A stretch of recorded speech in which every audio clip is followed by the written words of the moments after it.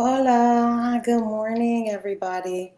I think I might be in here by myself, but good morning. If you're watching this on the replay, my name is Sandra, and welcome to my channel, From Lack to Legacy. On this channel, we're all things abundance, investing, and mindset.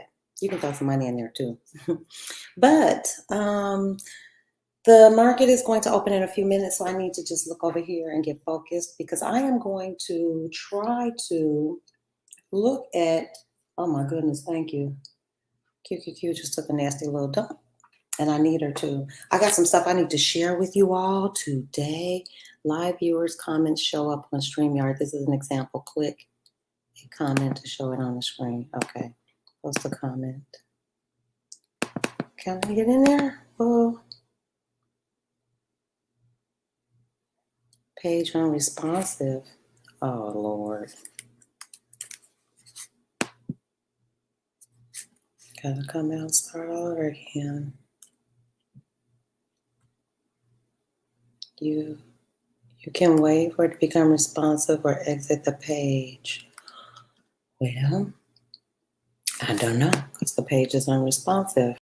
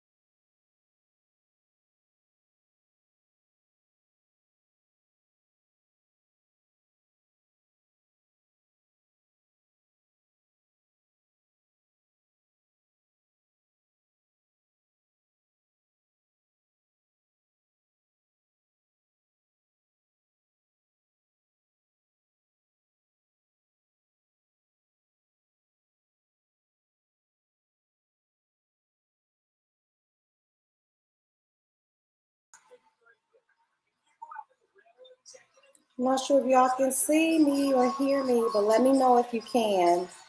Hola, Miss Vice. Screen went black. I hope we're back up. Hola, Elle. Hola, Chloe. I think we're back.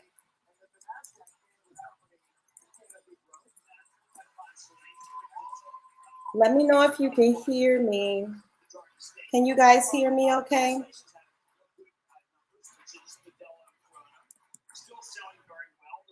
I see you, I hear you. Yes. Lord, I've been working all morning trying to get the screens worked out so I can share a screen. I think I got it, but I cannot share the audio. So I will work on that today because that's important. You need to see that. Hey, Shauna, thank you all. Thank you all. So the opening bell just happened. And of course, I'm watching QQQ, and it's up and down this morning, which is nothing unusual. That's the way it usually goes. So, all right. How was everybody's weekend? Let me do a little intro for the people who come in on the replay. Hello, my name is Sandra, and welcome to my channel, From Lack to Legacy. On this channel, we're all things money, investing, mindset, all that stuff, abundance, count us in. We want all of that stuff here. So if that sounds like something that you're interested in, you have found your tribe. If you are new, welcome. If you are returning, I'm so glad y'all come back. I am so glad that you all come back. It feels so good not to be doing this alone. Hey, Deborah. Welcome. I'm not sure I met Deborah before. Hey, I love it. Miss Vice, Shauna, Deborah, Elle, Chloe. I'm so glad you guys are here. I hope everybody had a great weekend. If you ever can't hear me, just drop it down in the chat, because today I'm going to keep it really simple. The setup is the old setup. I am broadcasting on my old Mac, and I have Thinkorswim up on my new Mac. So I will play again today. You know, after we're done with our stuff today, I'll play around and see if I can't figure out how to share the screen. I can share the screen. I figured that part out, but I can't figure out how to share the audio. So I'll keep working on that. Y'all know I've got my tea. I hope y'all have some tea or something, whatever it is, coffee, tea, water, tequila, whatever it is you do. I got tea. Good morning, Marilyn.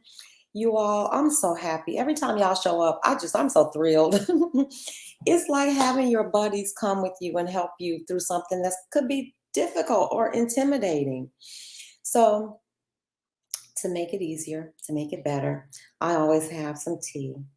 This morning, I've got this antiviral tea. There's nothing wrong with me, but I like this tea by McCormick. I've got a little peppermint tea in here, a little ginger, a little enibri. Hey, Pent Up Wanderlust. So glad to see you. Of course, I got my candle going. This is Japanese cherry blossom. Can you see? I have to have that. I have to take a breath and just kind of watch. But I got so much stuff I want to share with you all. Well, I learned some stuff over the weekend. Shauna, coffee. I used to be a coffee drinker. I used to drink coffee. It was every day. I could drink 3 cups of coffee a day. And I got a cough.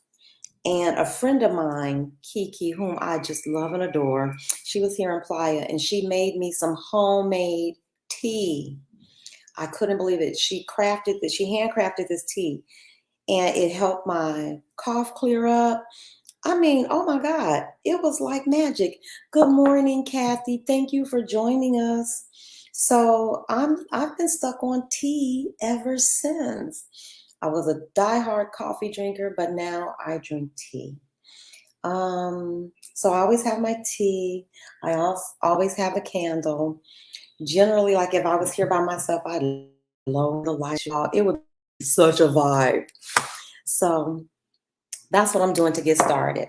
Well, I hope you guys are tuned in to the market. I don't know if everybody has their Thinkorswim up, but please, if you can, pull your Thinkorswim up. I'm not in paper trading today. I'm actually in live trading today. And I think I have everything covered up. I got my tape to cover up that little account information that's still up at the top. So I'll just, put that tape on there just to be safe, because there's a privacy button, if you guys don't know, and you should probably always have it on, but it's under account information. And as soon as I cover this up, I'll turn it around so you guys can see. And you all gonna have to forgive me. Kathy is an old pro at broadcasting lives. Kathy, you're our pro in the group. I don't know how to share a screen with audio. So for today, until I figure it out, I'm going to have to do our old little ratchety kind of setup where I flip my screen around so you can see it. But in case anyone doesn't know, and I recommend that you do this, that you always keep your screen, like your account information, blacked out, just for you don't need to see it. I mean, unless you need to see it, you can untoggle it. But if you're out, if you're ever look at your account when you're at a coffee house, or if you look at your screen just anywhere out in public, like I made the mistake and flipped my screen. But I'm just going to show you guys that right up here where it says options buying power, if you hit that, there's a toggle button there. It might be in either one of these, but there are two little triangles here. And I'll even pull it closer so you guys can see. I hope this helps. But right here, there are two little triangles, 1 and 2. If you can hit those, there's a toggle switch there that will switch your account to private, and it will private out all your account information and your balances. Please do yourself a favor. Don't be like me. Don't forget to do it. Just keep it closed all the time. And unless you need to see it, then I would remove that. But if you don't need to see it, I would always keep that closed. And I hope you guys can see, of course, I always watch QQQ. And if you're new, I am not an expert. This is a learning community. It just happens to be an online learning community that I share from my kitchen with anyone who's interested in learning how to day trade, scalp, or swing trade. Personally, I'm just learning every day. And the more and more I learn, I am learning what I want to do with this and what I don't want. And guys, I'm telling you, I got to share some information with you all about swing trading and theta. Theta is not our friend. Theta is time decay. And I have a perfect example. I bought 3 contracts for QQQ last week, Wednesday, and I looked this morning and my theta is almost equal to my delta. And for those of you who aren't familiar with delta and theta, I'll give a really brief overview. I got to keep my eye on this too. Whoa, because I do need QQQ to drop just like it's doing, y'all. Okay, so you all give me just a couple of minutes. I'm looking at QQQ, drop, drop, drop. And later, I want to share with you guys what I found in my research over the weekend about theta. Everything I told you was true, that you want a very high delta because delta is responsive to the change in price. So for every dollar that this stock or ETF moves, that's what you earn. Whatever your delta is, that's what you earn. So if the stock goes up $1 and your delta's 0.25, you get $25. Yeah, it's 25 cents. You get 25 cents for every dollar that it goes up, and that's multiplied by your contracts. Don't be confused. We will take time to go over that, but I just wanted to get that out to you guys. Swing trading is where you would really be concerned about a theta because theta is time decay. If we are scalping, which is a quick in and out, which could have been like a morning trade, we're on the 5-minute. Let me go look at this really quickly. I'm going to switch it to the 3-minute, you guys, because we may be able to make a little money if we didn't miss. That's 10 minutes already. I'm going to switch to the 3-minute. And let's just look at what she's doing this morning. Yeah, that first 3 minutes was a little dicey, so we wouldn't have jumped in there. I wouldn't have anyway. And then we got this big red candle that came. So for the first 6 minutes of the day, I hope you guys can see this. The first 6 minutes of the day, I'll move it just a little closer. The first 6 minutes of the day, because each one of these candles represents 3 minutes, I have my Think Through Swim chart set on the 3-minute time frame. So every candle that you see represents 3 minutes.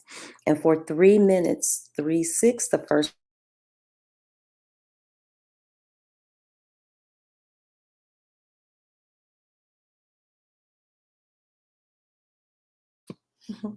Sorry about that, y'all. I just hit the mute button. But for the first 3 to 6 minutes of the day, 3/6, QQQ was going up. And you see that by these big green candles. And again, I hope that you can see this. I hope that you're watching at home. And in order for you to watch at home, all you have to do is log into your Think Through Swim. And in this box right here, you're going to put the letters QQQ and hit chart. and you will follow along. You'll be able to see exactly what we're seeing too. And I'll just go over it again briefly. For the first 6 minutes of the day, 3 minutes, 3 minutes, QQQ's price went up. For the next 3 minutes, it really shot down. She's down to 281. 83, and it looks like we have another green candle coming in. So this is that morning chop that we talked about. I usually do not jump in first thing in the morning because she does this really crazy kind of buying, selling, very choppy action. And you don't want to buy into that. That's not what we're doing. I am a trend trader, which means I look for a trend. I'm looking to see a sustained either downward move or an upward move. But whatever it is, it has to be a sustained move and give us time to get in and get out and make some money. And so right now, probably not so much. So what I'm going to do also is come over to Market Watch. You guys know I love Market Watch. It's up at the top of the screen. Right next to chart is the next tab. And if you hit Market Watch, you can pull up a heat map that will kind of show you, what the day could look like. So this is on my watch list. I'm going to go to the indices because I trade QQQ, which is an ETF that's heavy in tech stocks, and it follows the NASDAQ. So it's right here.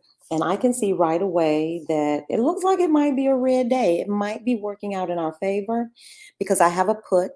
And my thesis is that QQQ will continue to fall. Its price will continue to fall. And so that's what I'm looking for. I'm looking for red. Red means that it is a down day.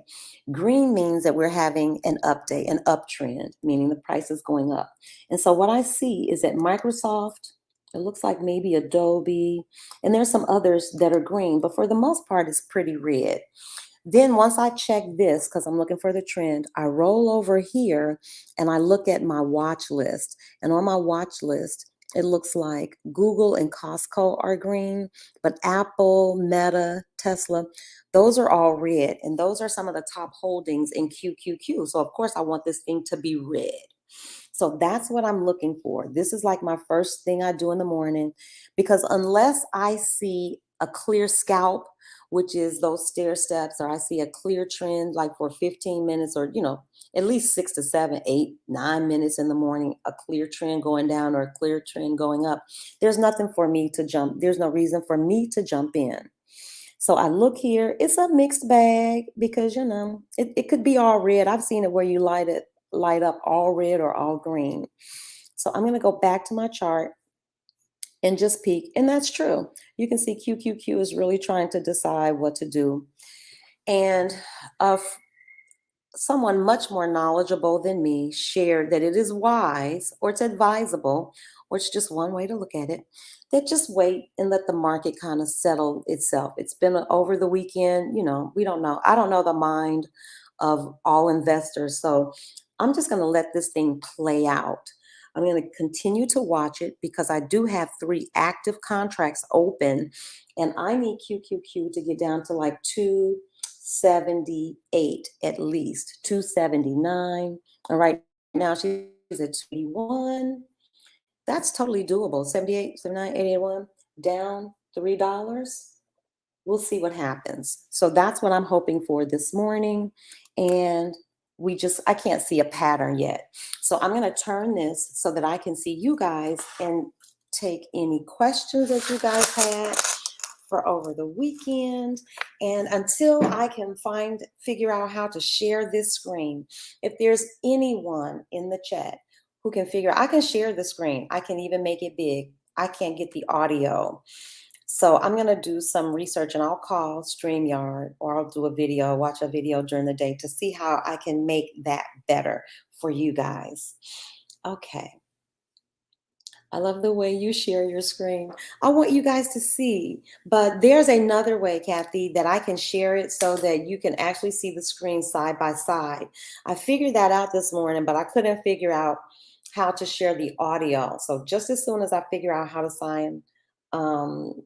get the audio to play, then I'll do it. Because you guys, it's so much easier if I can just share my screen and use my cursor to guide you around. Miss Vice says, I just signed up for Thinkorswim this weekend, so I'm starting from square one. Yes. All you got to do is get signed up. If you try to figure it out on your own, trust me, there are videos and everything out there that can help you get signed up, get logged in, and get all your things put on your chart. If you have trouble, Miss Vice, hit me up. We can schedule a time. It takes about an hour, but even if it takes longer, I'm more than happy to roll through it with you so that you can get your screen and your charts set up so that you know what you're doing. Get your watch list needs to be set up and just overall walk you through that. So there's usually a link in the description box. So if you need that, let me know. Okay, looking good. Took me a minute. Hey, Jackie. Oh my gosh, this is my dear, dear, dear travel sister that I met. She's living in Merida, Mexico. And when I tell you we had the time of our lives like little kids, we played. Sisterhood is where it's at, y'all. Sisterhood and community is what sustains me. And that's why we're here today. Because I started on this trading journey about 4 months ago and it was lonely. It was so lonely. But I found that once I connected with other people who were interested in learning and sharing this skill, it just feels a little less intimidating. I don't mind sharing my mistakes. I want to share my mistakes with you guys so that you don't make the same mistakes. And I have made some doozies. The most obvious one I've shared time and time again, and you all are all my old friends here. So I'll only share it. I think there's only one new person here. Hey, Bumpy, thanks for coming. Thank you. Thank you. Yes, I'm telling y'all, sisterhood is great. I'm telling you, it has sustained me. And we got some brothers in here too. So community for me is where it's at. Just having a community of learners who want to learn the same skill and we can share our frustrations. So I shared my biggest loss with you all. And this is how you don't trade. I was trading in a hurry on my phone at lunch in between appointments, and I had two big mojitos. This is what you don't want to do. That is not how you trade. I picked a terrible contract. I wasn't present, and I lost my biggest loss that way. So don't trade with mojitos. Don't trade. Just, this is serious because it is your money. So that's the first thing I say is don't trade with mojitos. And then the second thing I tell everybody, if you're just starting, please, please, please paper trade. Paper trade. When people told me that, I was like, oh, I think I'm smart. I'm a teacher. How hard could it be? It's not that it's hard, but you're learning all the intricacies. And so you want to paper trade. So, Lord, can I just share this with you all? This is why you paper trade. Look at this. Can you all see this big, huge green candle just shoot in here? But when I see candles like that, you guys, let me move this out the way. And I pray that you're following along on your own Think Through Swim account. I pray that you can pull QQQ up. Just place it up here in right under charts. You place the ticker QQQ, or that's the ticker symbol. And when you hit enter, this chart will come up.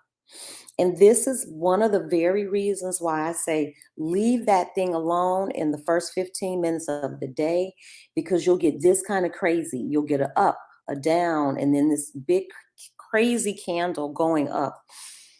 I just don't even want to look at it. And look at it, and it's going, and it's going, and it's going. But generally, when that happens, you'll see a correction. That's big money. That big green candle is some institution. It's some big whale, because that's a lot of money, you guys. I can't even tell you. That's millions of dollars, that big candle. And retail investors like you and I, we don't make candles like that. What we do is try to follow big money. So another tip that I have is that we try to follow big money. I am not trying to guess at this. I am trying to read the chart, simply read what is there, and then make the best entry and exit to make a profit. That's it. That's all. So I'm going to keep this Think Through Swim up over here. And if you guys could in the chat, just let me know how many people actually have their Thinkorswim up and you're logged in. If you have your Thinkorswim logged in, just give me L for logged in. And then that way I'll know that you're on Think Through Swim. I just need to know who's in and who isn't. And then that will help me kind of shape how we do this morning.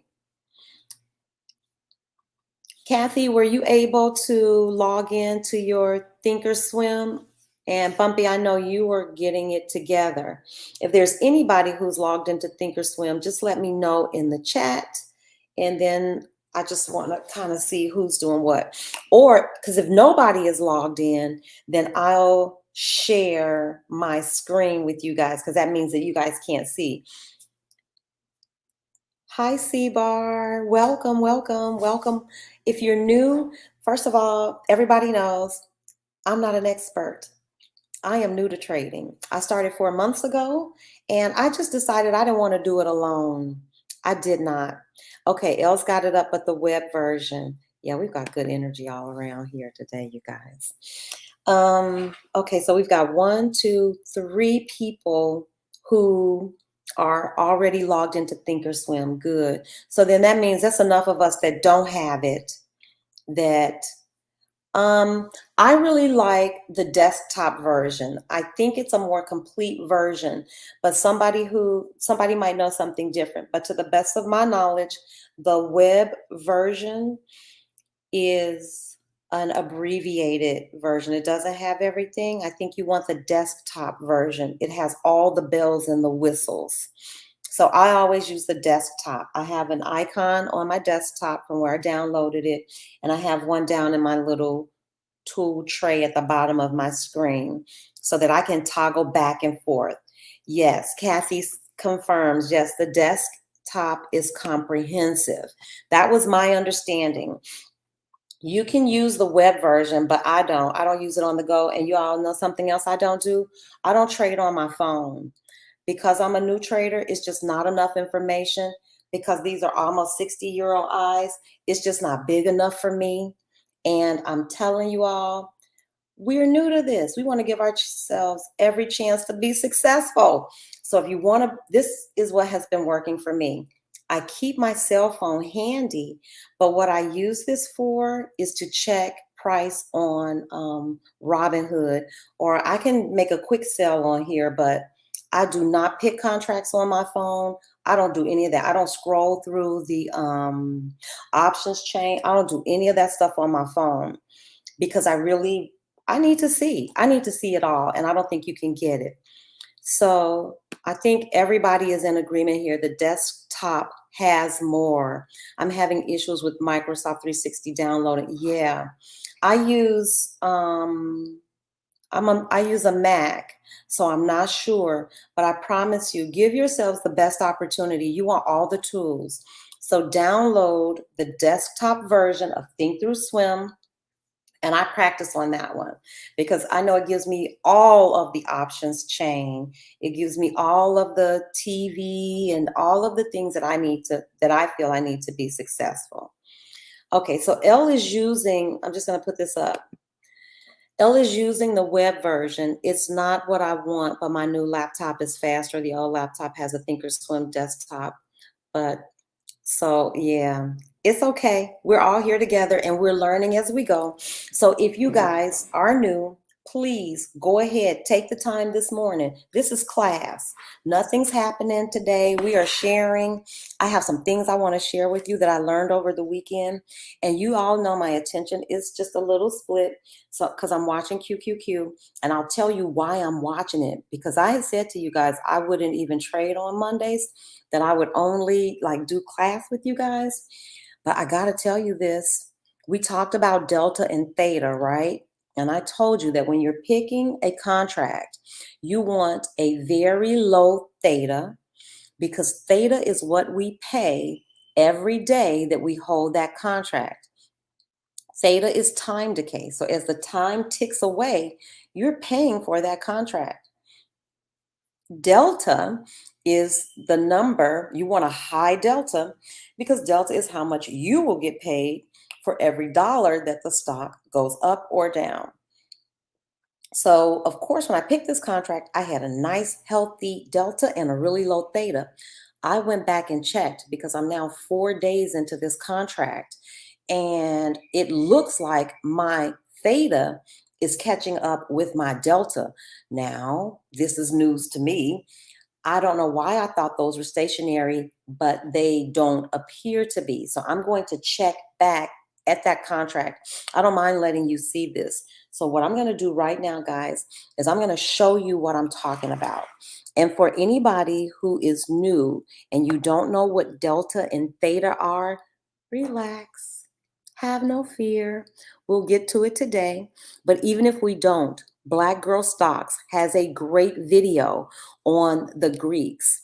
Her video is called The Options Greeks. So if you are not clear about what the Greeks are and what they do, watch that video. I will try to give you an overview. But right now, I'm going to go over to my own contract and show you exactly what I'm talking about. And why is that important? Because if my theta is equal to my delta, what it means is I'm paying each day as much as I'm making for every dollar that thing goes up. So now this thing has to take a really deep dive and quickly. So this is why I have come to the conclusion that I don't want to swing trade. This is only important if you're holding a contract overnight, and I don't advise it. This is my advice to anybody who is new: day trade. Get in, get out. We need to work on mastering entry and exit. Get in, get out. This is not, you don't want to be playing around with theta and holding contracts over a week. If you do, you want to make sure that you purchase plenty of time. And that's where I made a mistake. Because if I was going to swing it, I would have probably done myself a favor by putting my expiration date out a little bit more. So let me switch over really quickly. I'm going to go to this trade tab right up at the top. I hope you guys can see that. I'm going to go right over here to the trade tab and click it. That's going to open up my options chain. Can you guys see that? And you'll see this little green mark right here, that little green rectangle. It tells you where your option, the one that you've purchased. So I'm going to make that go down, open it. And I'm going to show you the contract that I actually purchased. Everyone knows on this side we have calls. On this side we have puts. So I purchased 3 puts, and it's right here. And I don't know if you guys can see it, but I'm going to read it to you. And this is just, my delta is 66. My theta has jumped up to 59. So I'm actually paying $59, if I'm not mistaken, a day, but I'm only earning 60, well, now it's 67. I'm earning 67 cents for every dollar, that first dollar initially, that this contract goes down. So y'all don't get caught up in it. Here's what I'm telling you. Don't swing trade yet. Don't swing trade. And if you decide to swing trade, and by swing trade, I mean you keep your contract overnight. You're just giving it time to work itself out. There's no problem with that. But if you do swing trade, give yourselves plenty of time so that theta isn't chasing down your delta, that theta's going up over time. So I would say if you plan to swing trade, buy that contract out as far in the future as you can. If there's anyone here who knows some information that's contrary to that, please share it. Please share, please share, please share. So let me go back over here to the chart and let's just keep up with this price. So now it looks like QQQ is just in some little consolidation. And by consolidation, I mean she's just trading right here. It's neither up, it's neither down, it's not up, it's not down. She's at 282.63, 282.63. And I think she opened up near 282.20. So QQQ isn't doing much of anything. It looks like it's going into an uptrend. Um, I'll go over what we're looking at. I'm going to take a peek at the chat just to see. It says, Ms. Vice says, yes, that is correct. The longer you hold a contract, the greater the time delay. Let me hit that. Ms. Vice, thank you. And that's what I love about this. You all know I'm not the expert. I just opened up my kitchen so we could share together. Miss Vice, thank you. Tell us how long you've been working with options, because I've been doing it for about 4 months. In class, I'm constantly studying. But that is true. So if you're going to swing trade, and I would say start out just day trading, you guys.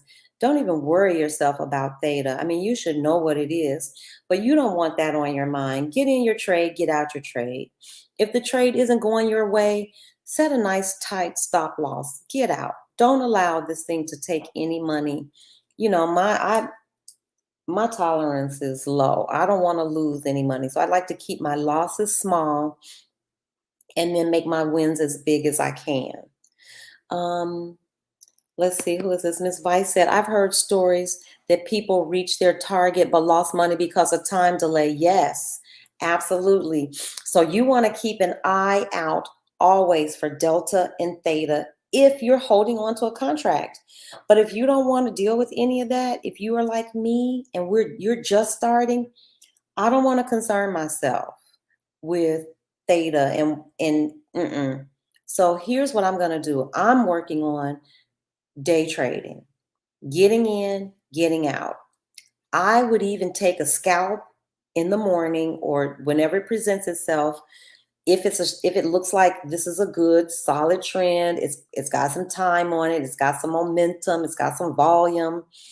I would even scalp before I would talk about swing trading, y'all, because that theta thing blew me. When I looked, I was like, what? I know for a fact I would never have picked a contract where the delta and the theta were that close together. So that thing moves, it changes, and it can be tricky. So my novice advice is, you all, we should focus on just day trades.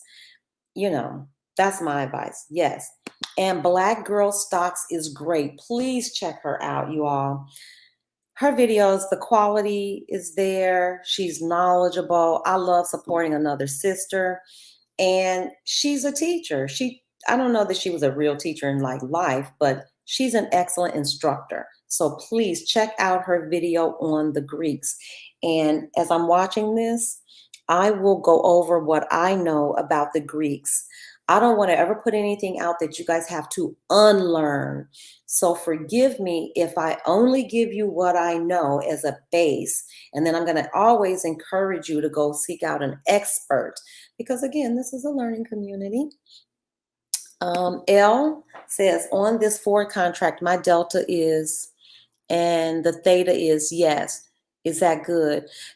L, I would have to see it because that's pretty high for a delta. And the theta, that theta looks about right, but that delta looks a little wonky to me. So I'm going to go over it. L, if you drop down in the chat exactly the contract that you got, and by that, I mean, I need to know the strike price and I need to know the expiration date. And then I can go in and pull that exact forward contract up and we can look at the theta and the delta together. Let's see. Those are numbers on Thinkorswim's position tabs. Yeah, Go to your options chart. And remember how I showed you? I'm going to go to my options chart. And remember how I showed you that little green box? It's like a little green tab that will say, oh, here's where this is the contract that you own. See if you can find that, L. Go back over to the trade tab. Make sure that you have forward up here. And see if you can locate this green box. What does it say? I don't even know. Oh, it looks like it says position. But what I want you to do is, if you can tell me your strike price, put it in the chat and give me your expiration date. I can go and look at that and tell you what the delta and the theta are. As soon as you drop that in the chat, L, I'll go back and look for it. Miss Vice says, I don't do options. I trade shares, but I follow a channel that trades a lot of options. Yes. Shares are so much easier. Shares also, when the market is moving up, that's almost like, y'all, that's a no-brainer because you don't have to worry about any of this. You don't have to worry about data, expiration dates, any of that stuff.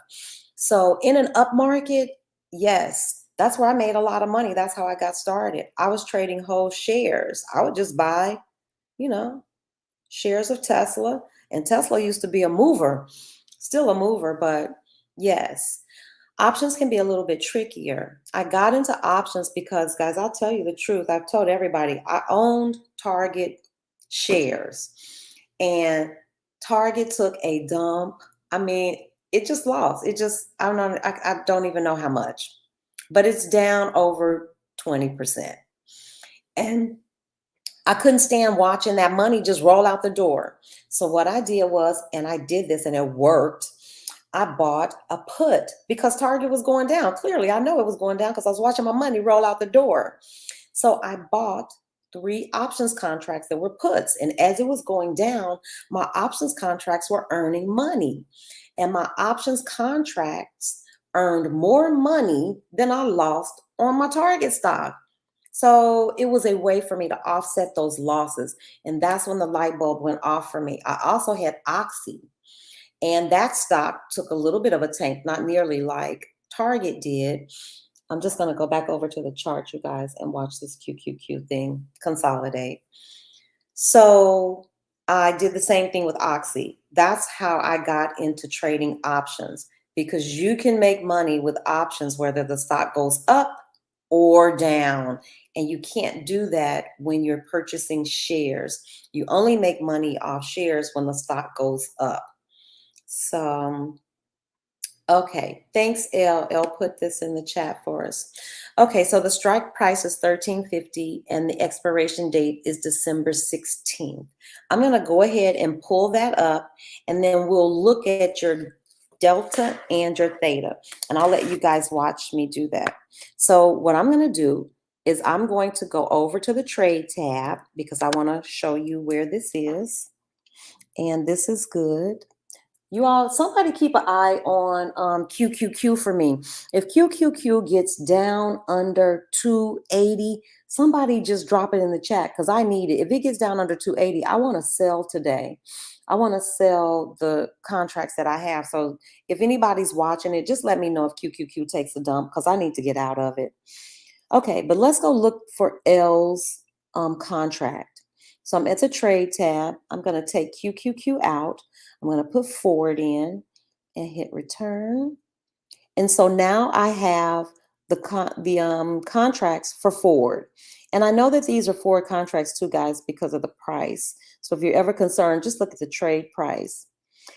At the top, we went over this before. You'll see it says underlying, and then it gives you the price of the stock.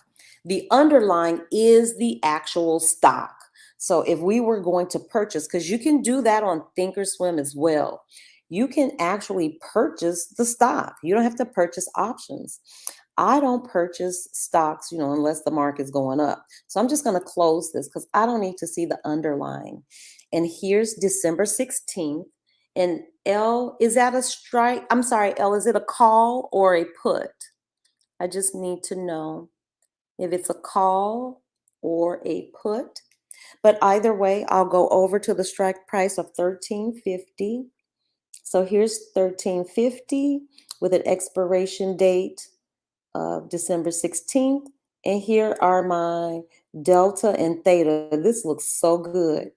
If she has a put, the delta is 0.66 and the theta is 0.03. That's excellent. That's excellent, because what that says is that you're paying $3 a day, but for every dollar that Ford goes up, you're making 66 cents. So that's perfect. Now let's look over here at $13.50. If it's $13.50 over here, you're out of the money. But if you're $13.50 and you have a call, let's see, your delta is 0.34 and your theta again is 0.03. So it's not very expensive to hold these Ford contracts. I'm telling y'all, that's why I love Ford. Ford is so affordable. It is such an easy stock to break into if you want to trade. You can't really hurt yourself. So you guys, I'm going to do two things. I'm going back to paper trading. Once I close out these 3 contracts that I have with QQQ, I'm going back. Okay, L, it's a call. Okay, so L, can you look along with me? So we've got a call on the call side, and here's the strike price. L strike price is 13.50. So you see me coming down this middle part. There's 13, there's 13.5, that's 13.50. We're on the call side, so I'm going to slide right over here. This call is slightly out of the money. I usually buy contracts that are in the money, but it could have been in the money when you purchased it. And these things can fluctuate. That's why I try to get way up in the options chain. So let's go right here. Here's theta. Here's delta. So for your delta, it's 0.35, which means that you're earning 35 cents for every dollar that it goes up, and you're paying actually $3 a day to hold that contract. That's not too bad. Is there anyone here who knows anything any different from what I just said? If I have said anything that you can clarify or add to, please feel free. We are talking with each other. So L, I would say for me, that's pretty legit. If I were, let's see how much did that contract cost? And it couldn't have cost much. Let's just click on it. Let's confirm and see. We're going to let's look at one of these contracts. So just so you guys, if you're new, just so you can have some idea what you could get into a Ford contract for. That contract is $17. So for $17, I'm telling you, you can't hurt yourself with Ford. You cannot hurt yourself. Another thing, I think the contracts are probably cheaper. Those calls are cheaper because it's a down, most folks are over there purchasing puts. So I'm going to just close this out. L, I hope that's right. Did we get it? Are you looking at it? Yep, it's a call. Okay. So let me just go right back over. Is there anybody else out there who is in a trade and you want us to look at your trade with you? Let's go back and look at Ford. Oh, here's the chart so we can look to see what Ford is doing today. Okay, I'm gonna make it a little smaller. So far, this is what Ford looks like this morning. Elle has a call, and her call, what she's saying is that she's expecting Ford's price to go up. Ford is currently trading at $13.15. Elle has an expiration date of December 16th. Today's the 12th, so that's 4 days away. And what Elle is saying is that she expects that Ford will get up above and stay above 1350. So Ford has to go up approximately 35, about 40 cents, somewhere between 35 and 40 cents for L's contract to be profitable. And that's totally doable because we've seen Ford go up, but Ford doesn't move more than 50 cents in a day. Ford is not that stock that'll go up $1 typically in a day. That's just typically. There's something called ATR, and I want to say that acronym stands for average true range. And you can figure that out for yourself. You could count the candles. I could show you guys how to do it. Or it's located, I want to say the range is located in one of those boxes up there. You guys, that's something that we can study. But just from my experience, I know that Ford is not one of those stocks that will move $2 in a day. That's not how Ford moves.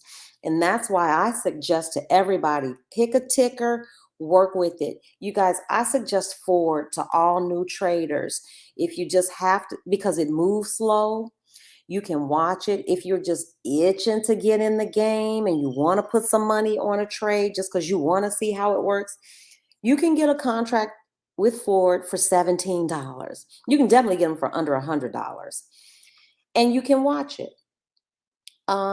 That's legit. I mean, because you can't, at the max you can lose is what your premium is what you pay. So the max L could lose on that contract. That's if it just went to put, just went to the dogs. The max she could lose on that one contract would be $17. And you don't mind paying $17 for a class. For a whole week, she gets to watch that contract go up and down and pay attention to, how the theta for $17, you all, you can't get it. Just class doesn't get any cheaper than that. And so for that reason alone, I would say either paper trade. That's my first advice. Please paper trade. And if you just can't paper trade, you're just itching to get in the game, please try to purchase maybe just one contract of Ford, and you can watch in real time if you just got to put some money on the table.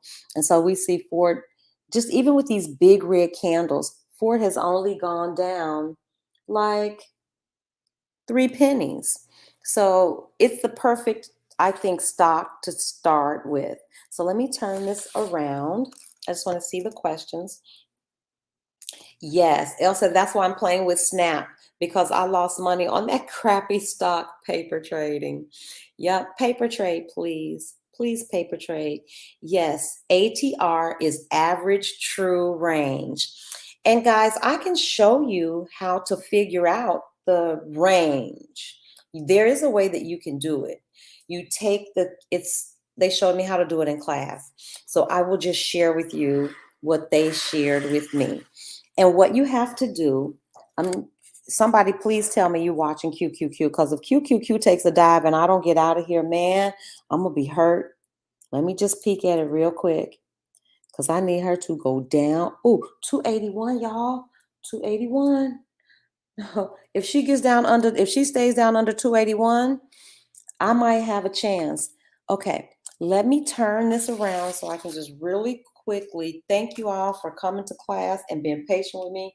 Let me just look over here at my money and what QQQ is doing, because it was giving me the absolute blues. Okay, I have made $39 today on those puts, which isn't nearly enough to make up for the deficit I was in. But if QQQ keeps dropping, and QQQ can hit the ground. If it goes to 278, we're going to celebrate. Y'all will see me celebrate. But until then, I'm going to go over to my chart and set it up.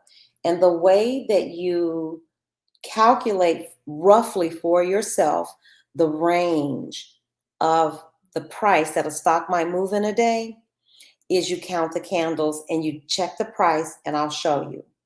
Why would anybody want to know the price range of a stock in a day?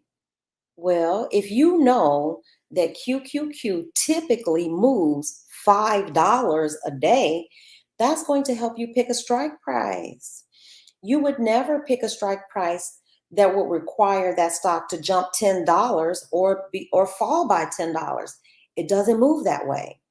That's even with picking a Ford contract, knowing that Ford only moves typically at max 50 cents a day. Then when you pick your strike price, you're not going to pick a strike price that would require that stock to move $2 for you to get profitable.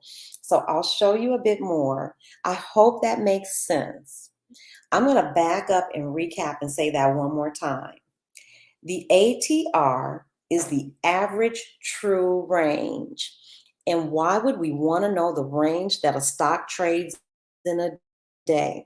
I want to know if Tesla has the potential to jump up $40 in a day. That's a real mover. And Tesla used to move like that. I made so much money on Tesla just like that, because I knew she could jump up or down $40 in a day. So I could potentially purchase a contract as long as it wasn't $50. I knew I had a shot at her making that move. You don't want to purchase a contract with a strike price that's so high, particularly if it's a call, that that stock is never going to shimmy up $2 in a day. That's just tossing your money out the window. If that makes sense to you, put a yes. If that doesn't make sense to you, you know what I'm going to do. I'll explain it again a different way, and then I'm going to, I guess, suggest that you find a video on average true range and why you need to, why you need to know what the average true range is. So I'm going to switch my QQQ over to a daily chart. And by daily, I mean every candlestick that shows up on my chart will represent one day. And the reason I'm doing that is because I want to go through and I'm going to count these candles, how much they either went up or down in a day. And then I'm going to take the average of that. So I'll do it over, I'll count maybe, just for the sake of time, I'm going to look at 10 candles because 10 is an easy number to find an average for. So let me turn this around. I'm going to make it big and I'm going to show you how you can find out for yourself how much a stock moves on average each day. So I'm going to make it big too so you guys can see it. So let's blow. This is QQQ. And I'm going to take my fib lines off because they're, well, I'll leave them. I just won't count those days. I'll count the other days. Okay, so I hope you can see this. I'll blow it up one more time. Perfect. Okay. And so what we're looking at is we're looking at this ETF QQQ. Each one of these candles that you see here represents one full day of trading activity and how the price changed over the day. So all I'm going to do is hit it at the bottom, and it opened up at 285 and it closed around 289. So that was $4, a change of $4 that day. So then I'm going to go here and look at this one. I'm not going to bother that wick. I'm just going to look at the body. It opened around 282.49 and it went up to 286.51. That's almost $4 too. So for these 2 days, that stock had an average price change of $4. I'm going to look at the red ones. The ones that I don't count are the big ones. It's just like any time you're taking an average, you would never use the outliers. So if you see a really huge candle, because these are kind of big, these candles really move like this. If I see a really big one, I'm not going to count that in because for me, that would be like an outlier. That was an unusual day. So let's look at this red candle. Open. Red candles open at the top and close at the bottom in case you guys forgot. Let's see. It opened at about 283, 284, and when it closed, 281. So that's about $3. Okay, let's look at this one. The next day, it opened, it's 288, and it closed at 280. It looks more like 284, 88. 82, kind of like 285. So that was only $3. Okay. That day, the stock only changed $3. I'll look at the green one. Green candles open at the bottom and close at the top. So let's see. It opened around 280.59 and it closed at 284.61. Again, that's about $4. If I'm doing my math wrong, if y'all hear me doing something wrong, call it out, please. But I think you can see the pattern here. I know that QQQ moves on average about $3 or $4 a day. So that makes perfect sense for me. This is at 282 now, you guys. I need QQQ to shimmy on down to 278, 78, 79, 80, 81, 82. That's $4. That's totally doable. It is very reasonable for me to expect that QQQ can go up by $4 or down by $4 in a day. That's what this average true range. So let's count a few more because I only did 1, 2, 3, 4, 5 candles. Let's just pick this one. Um, I'm going to skip that one. I'm going to go to this green one. Green candles again open at the bottom and then they close at the top. So it opened at 282.13. That's where I'm getting this number from. Because as I slide, I don't know if you guys know this, but this cursor here has this slide. It's the price level. So I can slide it right underneath that candle. And if I roll right over here, I can see what that price level is. So that's what I'm doing to figure out the price. So it opened at 282 and some change. I'm just going to use round numbers. Opened at 282. It closed, and see, this is a big one. It closed at 288. So that was $6. Remember, I told you those big ones, those are kind of like outliers. I don't like to include those, but I'll include that one. Let's look at the red. Red candles open at the top and close at the bottom. And so this one opened up at 268 and closed at 263. That moved $5. So let's see, we got 1, 2, 3, 4, 5, 6, 7. I need to look at 3 more candles. I'm going to look at this one here because I'm going to leave those big ones and these little ones, all those that look a little unusual, we're not going to fool with those. I'm going to take this one, opens at 2, this looks like 278. Opened up at 278. It closed at 283, 78, 79, 80, 182, 83, $5. Okay. And let's see how many I have. 1, 2, 3, 4, 5, 6, 7, 8. I need 2 more candles. But I think you guys see what I'm saying. This is how you can find out the true range without having to do all the math. You can go through and just look at each candle on your daily chart and see, does this stock move 50 cents a day on average? Does it move $10 a day? Because if we went over and looked at Tesla, totally different movement. Tesla moves way more than $3, but that's a lot of volatility too. You can make a lot of money, but you can lose some money too fooling around. So I like QQQ. It's, she does what I need her to do. She gets moving, she moves every day, but it's not so volatile. It can be, but so on average, this is what I would say. You can go through and figure out the average true range on your own. You just put your time frame on the daily, which means that every candle that you see represents the price change over one full day. I would take 10 days because 10 is just a great sample. And what I came up with for mine is 4, 4, 3, 3, 3. I had 4, let's see, 2 threes, 1, 2, 3 fours, a couple 5s and 6s. So you could even say maybe QQQ moves about $4.50 a day, because that would be somewhere between that 3 and 6. 450 would be somewhere about right in the middle, which is so true. QQQ moves about $4 a day. So when I go to pick my strike price, QQQ is trading right now today at 282.21. 282. Let's just say 282.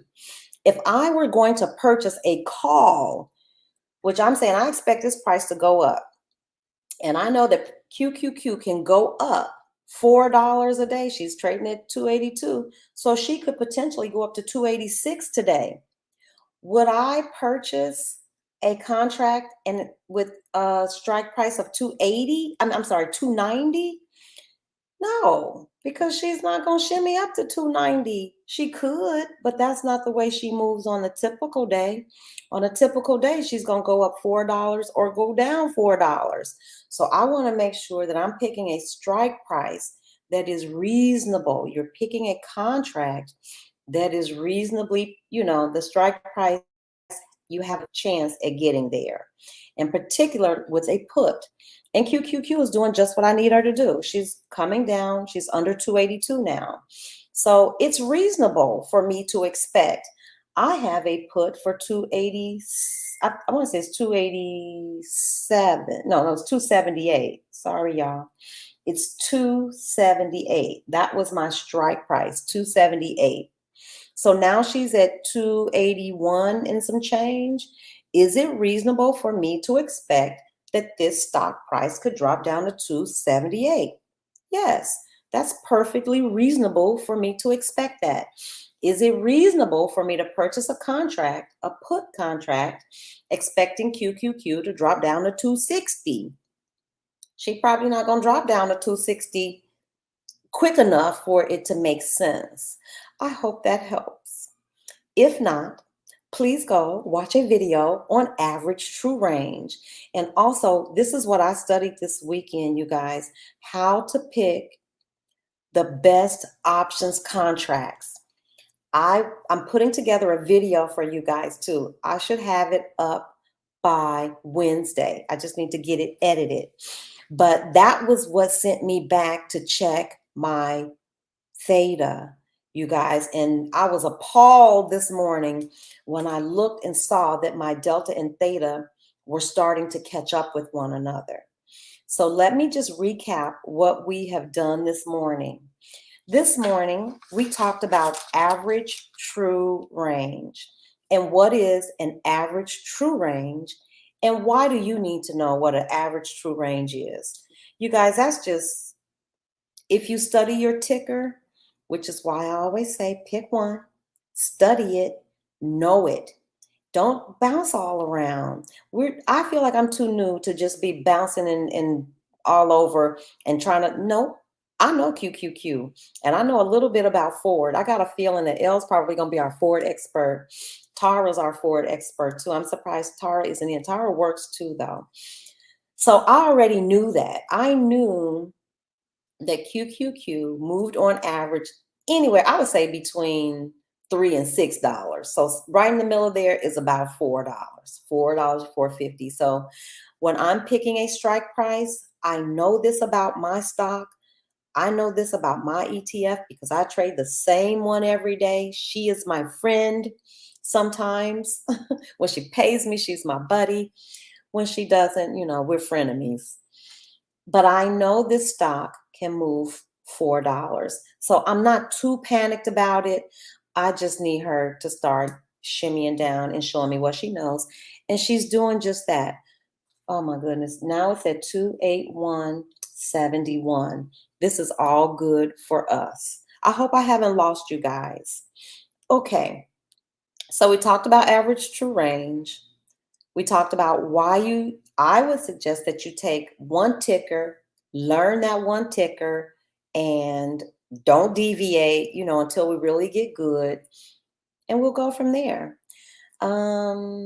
Is there anything else I need to share with the group? Anybody here? Anything I need to share? Anybody want me to take a look at a ticker? Okay. If not, if you do, drop it in the chat. I'm going to sip my tea that has gotten cold.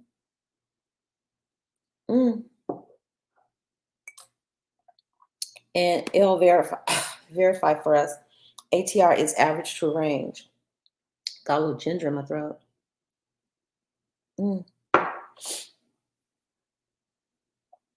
Okay, and QQQ continues to go down to 8165.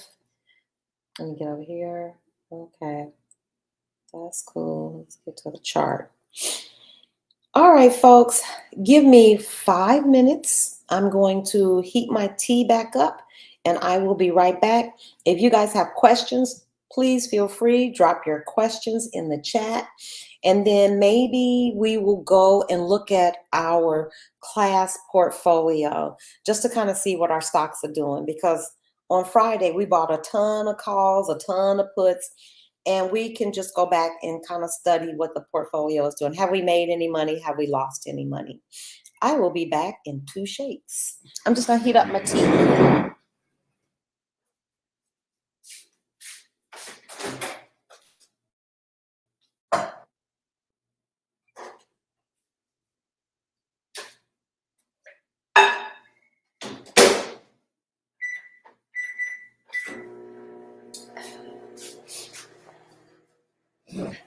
I hope I didn't jump in too deep, you all, this morning, but I hope you guys are taking notes too. because all of these things, all these little pieces will help you, and it'll come together, I promise you. As you get more of the little pieces together, don't worry, it will come together. I can remember the first 60 days, I was so frustrated. I know I don't consider myself a rocket scientist or anything, but y'all, I can put together IKEA furniture. If you can put together IKEA furniture, you can do anything. You really can. So if you've ever put together one piece, anything from IKEA, I don't care if it was a tissue holder, if you put that thing together, you could trade options. Oh, yes, Elle, please take notes, please. Because ATR, you should know.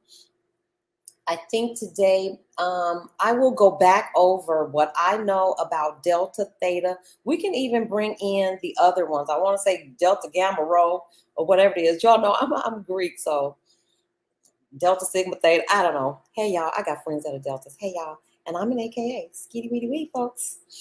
So, okay, let's see. 28195. She's going back up.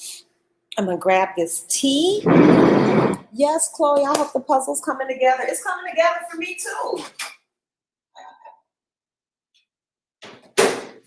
Every day I learn a little bit more.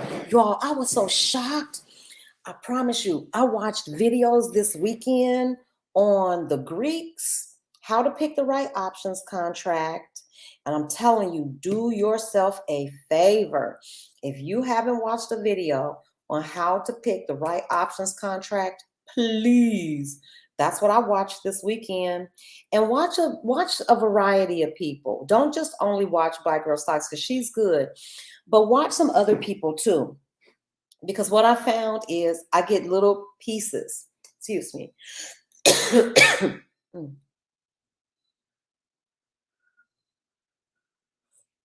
That's nice and hot. So yes, please, please, please, this is class. You all know I keep my pen and paper with me. I'm taking notes when you guys have something for me. I take notes too. I'm glad the puzzle's coming together. Okay, let's see. Deborah says, I'm on the desktop, but my chart looks different. Did you click any chart in studies for the candlesticks to look like yours? Okay, so Deborah, I'm going to turn my screen to you, and then I'm going to show you how to make your screen look like mine, okay? So if you're on the desktop version, it shouldn't, it should be okay. So if you go up to the top, along this bar, you'll see monitor, trade, analyze, scan, market watch, and chart. Make sure that you have chart checked and that you see these candlesticks coming in. If you've got that far, Deborah, if you're still with us, please give me a yes. Put a Y in the chat so that I know you are on charts for QQQ and you see candlesticks coming in. Because the next thing we need to check is that your time frame is the same as mine. Your candlesticks might not look like mine if we're on two different time frames. So let's make sure that we're looking at the same stock, which is QQQ. And then let's make sure that we're looking at the same time frame, okay? So I'm going to switch it over to the 3-minute, because if we're day trading and we're trying to look for an entry or trying to get out, you might want to come over to a smaller time frame. So, okay, now Deborah, go up to the top and make sure that you click the 3-minute. Let's do this. Don't do 3 minutes, Deborah, because 3 minutes is not, that would be a time frame you'd have to customize. Let's go to 5. 5 is automatically in your time drop down menu. And I'll go over how to customize that for you in just a second, because you should have a 3-minute. So now let's look at it. This even looks better on the 5-minute. So tell me if your screen now looks like this. You have the chart tab open, QQQ, and you have 5 minutes displayed up here in your time frame. And that is located between this little settings gear and style. At least that's how it is on mine. But make sure you have 5 minutes. And you should basically be able to count this, you guys, because these candles represent 5 minutes.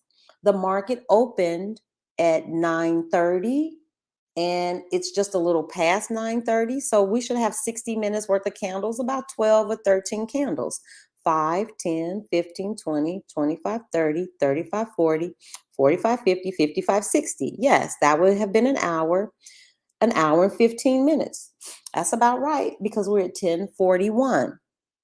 So, Deborah, does your screen now look like mine? Okay, I'm going to assume that you are now exactly where we are. Okay. Hopefully, if you guys are out there following along, you can see this too. And I'm just going to go over what we're looking at. So if you're new, this might be new information for you. And if you've been with us a while, you might want to dip out and watch a video on how to enter.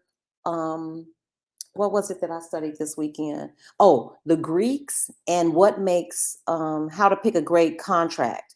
So, because I'm going to go over exactly what we're looking at for anybody who is joining us for the first time, or you are absolutely like brand spanking new to options trading or just trading, period.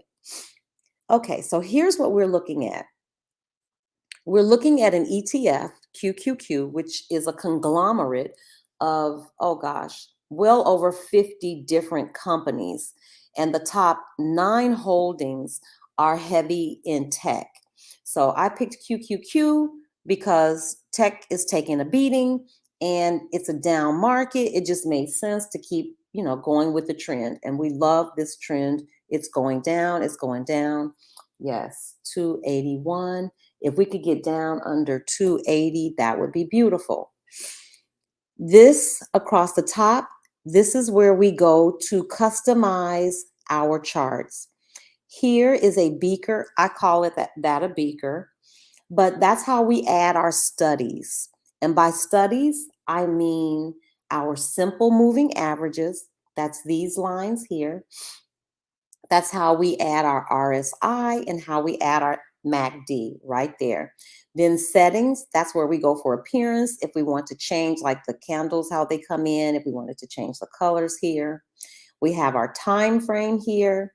And we look at different time frames depending on what our objective is. So if you want to look at this stock, like say over the last week, I could hit our weekly. And these candlesticks all represent 1 week. I like looking at it that way because it takes me all the way back to like April. I mean, a year and a half ago. So I can see the low, this stock. This is important stuff too. The lowest that this stock has been since, I want to say that's April of 2020, was 160, roughly $164 and some change, close to 165. The highest that this stock traded was 408. You guys, we are getting it under $300. So this is why you hear people talking about, when is a good time to get in the market and stocks are on sale. Yes, this is on sale. Because think about it, if there was a purse that you wanted and it was normally priced $408 and you could get it for $281, yeah, that's a bargain. But you also know that at one point it was as low as 164. So somebody like me who's expecting a little bit more downside, I'm not going to rush in right away and purchase long holds for QQQ. Not just yet, because I got a feeling this price is going to come down a little bit more. And why would I say that? Because let's look at QQQ. That was just over, we did the weekly. That was over 3 years. Let's look at QQQ over the course of 20 years. And this is what it looks like, you all. Look at that. For a while, I think from inception, all QQQ did, she took a little dip here. All it did was go up. Man, to have gotten in the market there and left your money, that's a long hold strategy. That's what you want. That's our goal. I'm not sure about you guys, but my goal with trading options is twofold. One, I use it to generate income. I mean, money, those are real dollars that I can go out and have lunch with. I also use it, well, I can say, yeah, it's threefold, really. I told you how I could use an options contract to make money to offset what my target stock lost. So that's another way that you can use options trading. And then also, the money that you get from these, is my intention to hold that money and buy long holds once everything has kind of bottomed out, add some more money into my long holds. Those are things that you hold for 5, 10 years. You're talking about building wealth to leave to your family, or, to live in retirement. So options can serve many purposes. But for today, let's look at why I'm so, not even put bias, but if you look from here, we're clearly in a downtrend. QQQ does this. It goes down and then it does a little pullback. So let me make this bigger so you can see, because this is what we are currently in. And so that's why I expect that we may go down a little bit more. This pink line here, if you can see it, that is my 50-day moving average. And this green one here is the 200-day moving average. And that represents the price of QQQ over the last 200 days. And you can see we're clearly trading under that. I'm going to pull this up a little bit closer too, so you can see just where we are now. So we're underneath the 200-day average.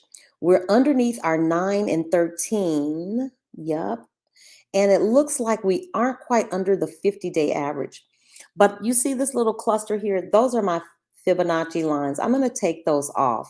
So I'm going to come up here to my drawing tools, and where it says remove drawing, I'm going to clear this drawing set because I want you to see those candles. Okay. So I'm going to blow it up even more. And remember, we're looking at the daily chart. So this is QQQ by days. And so she's under this 200-day moving average. And right now we're currently trading under the 9 and the 13. That's good. If this thing was shimmy underneath this 50, the 9 and 13 to the 50, that would be great. So if you're a swing trader, this is a good sign for you. But you just need time, because I think we talked about a move or a setup that I've seen work itself out time and time again. And I'll show you what I mean by a setup. If I were a swing trader and I saw this, I'm okay with this, because what this says is here's the 9 and the 13, and this is the 50. Here's the move. I've told it to you guys before. It says, can you go over how to set up the studies? Hold on one second. Okay, so 9 to 13 to the 50 is a legitimate move, folks. It's a setup. When you see this red thing, these red candlesticks inching their way down to this 50-day moving average, that's a legitimate setup. That's a legitimate thesis. Someone might say, well, listen, I'm going to hold on. I don't know how many days it's going to take her to get there, but I know that that is a real possibility. Another thing that would make me, as a swing trader, say, hold on, I might hold on to this, is look at my RSI. My RSI isn't overbought, it isn't oversold, and it looks like it might be sliding down slightly. I'm going to come down here to my MACD. Here's the crossover, and you can see that the MACD looks like these bars are getting bigger, and these are clearly pointing down. So it's not the strongest trend I've ever seen. I've seen taller, bigger bars. I've seen these two spread apart even further, and I've even seen it pointing down further. But it gives me some hope that over the next few days, I still have time for these candlesticks to work their way down to this 50-day moving average, which is currently sitting at 277. If it would go ahead and make that move over the next couple of days, I would be a happy camper. So that's a move there, guys. Let me flip around. I want to check the questions just to see. I want to get caught up. Yeah. I'm just gonna go back into the comments. Elle says, yes, I figured you were an AKA, you like pink and green. Yes, I have pink and green indicators on my chart. It's a dead giveaway. Marilyn says, I'm taking it step by step. Please do, Marilyn. Don't fret. I promise you. 60 days in, and I was in a paid class with with people who knew what they were doing. I felt so like, oh my God, is this ever gonna make any sense? I mean, I heard the information, but the pieces they didn't come together. I would say around the 90-day mark, after I had seen it enough and practiced enough, I was like, oh, now I get it. And that's when I figured I need to share this, because it's not rocket science, you guys. I promise it's not. Let's see. Okay, who is this? Elle says, I finally gotten my old PC to pull up think-throughs from desktop. Yes, it only took 30 minutes. I will tell you this too. If you're using a VPN, try loading it up with your VPN off first. Let it get loaded up. And before you put your password in, just before you put your password in, turn on your VPN. But let it load up. Did it give you the message updating or something like that? If it is, it probably has to do with a VPN. So be careful with your VPN. Okay, so we got Deborah through. Bumpy says, those Greeks are awesome. Yes, they are. You need to know them, and it's so easy. I promise you, delta, think dollars. The delta has to do with how your dollars are calculated. Theta is time, TT. Theta is time decay. I would suggest to y'all, don't even fool with it. Don't, learn them. But I personally am going to stick to day trading. I'm going to get in and get out. And I will be knowledgeable of theta, but I'm not going to be fooling with theta too much, because that thing can be vicious. Ms. Weiss, can you go over how to set up the studies? I do that in a class in the link. If you click that link, you can set up a time with me and I'll go through, we can set them up, either your simple moving, because it takes a little bit of time, your simple moving averages. We can even do exponential moving averages. And I do want to go over the difference between those two. But in order to set them up, Ms. Weiss, please feel free, hit that link. I'll help you set all your studies up. We can set up as many as you like, as few as you like. We can change the colors. We can do all of that stuff, but it does take a little bit of time. Bumpy says, am I looking at the volume also? Yes, always. You always want, volume has to do with how many people are trading. I don't trade anything with low volume. No, that's a slow death. You will be there all day watching that thing tick one bit at a time. No volume, no. I don't do open interest is important. That's how many people are currently in that contract. And volume is how many sales, how much activity. You want those things to be high. You want a lot of open interest. You want a lot of people in there, as many as possible. So that when you get ready to sell it, you got to have somebody sell it to you. You don't want to purchase a contract and there's only 2 people in there. So look at your open interest. But again, yeah, open interest is important and volume is important. That's how much activity is going on in a day. Bumpy say you speak straight facts. Yes. Marilyn says you make it easy to understand. Marilyn, I promise you. Let me tell you what's going to make it so easy, you guys. Day trade.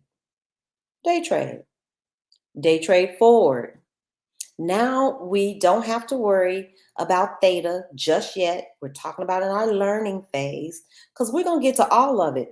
Do you think I'm going to learn to trade options and not learn about an iron condor and all of that other stuff?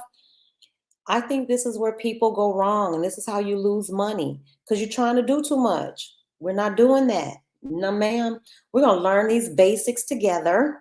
And once we learn the basics together and we get one good move, I'm telling y'all, that 9 to 13 to the 50 is a move. I didn't make that up. It happens. And it's really kind of predictable. Once you learn that, then we can scale up and we can do all those other things. I love what Bumpy said. Bumpy said that you can think of theta as the rent. Yes. You're purchasing a contract with your premium, but that theta is what you pay every day. You want the very lowest theta you could possibly get, and you want to keep an eye on it. But theta is for swing traders. Theta only comes into play if you keep that contract overnight. So if we don't keep any contracts overnight, y'all, we winning. We winning. We don't have that to worry about. Okay, I'm looking at QQQ. Is anybody watching my money for me while I'm over here talking? Okay. QQQ is 281.67. 281. Okay, the lowest I've seen today is 281.52. I need her to shimmy on down. I'm going back to the 3 minutes so I can peek and see. Okay. So, yep, theta is time decay. I like that because we can think of theta begins with a T, time begins with a T. Time is not on your side. As time lingers, you're paying every day. We don't want to pay. So I would say let's start out. Even swing trading, the only thing about swing trading is you got to get it right and you got to be fast. And since we're kind of new, why the pressure? Study this stuff. Take the day, but make sure that you get out of the contracts, or if you can at the end of the day, then you don't even have to worry about theta. Bumpy says, thank you so much for sharing that. This is a challenge I have with the nanos in some cases. Yes, it's always going to be a challenge because we're learning. Yeah. And we don't want to get greedy. Eyes get too big for your stomach. Nope. We're not greedy yet, y'all. Don't get greedy. And I'm telling you, there's no place for greed in trading. Greed will get you in trouble. I've been greedy, chasing, and I should have took profits. Don't get greedy. Here's another piece of wisdom that I have learned by losing my own money and making mistakes, and people had already told me that. So take it from me. Don't do this. Make your losses small and your wins bigger. As long as your wins are bigger than your losses, you'll come out on top. Let's say you take 4 trades, right? 4 trades in a week. And 3 of your trades were losers. But because we already discussed this, we're going to keep our losses small. Let's say you lost $30 on one, $40, and $30. Let's say you lost $100 on 3 trades. But on that 4th trade, you made $400.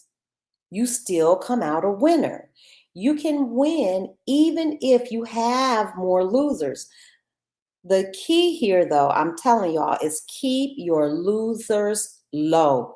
So when you jump in a trade, this is what I'm doing. This is what I'm adopting moving forward. If I see that trade isn't going my way, I'm cutting my losses real quick. It's not them, it's me. Either I didn't time it right, my thesis was wrong. So I'm going to be quick to get out now, just for now, because we're so new. And we want to keep those losses small because you can always get back in a trade, or you can always come back tomorrow. But what we want to do is be as accurate as possible and make our wins really count. So that means we're only going to wait for good setups. That means I see the move. It's right here in front of me. It's time to move. It's a good move. So we're not going to be jumping at everything. If you jump at everything, you'll be in and out. You'll have a ton of little losses. Nope. Here's what I think is a winning formula.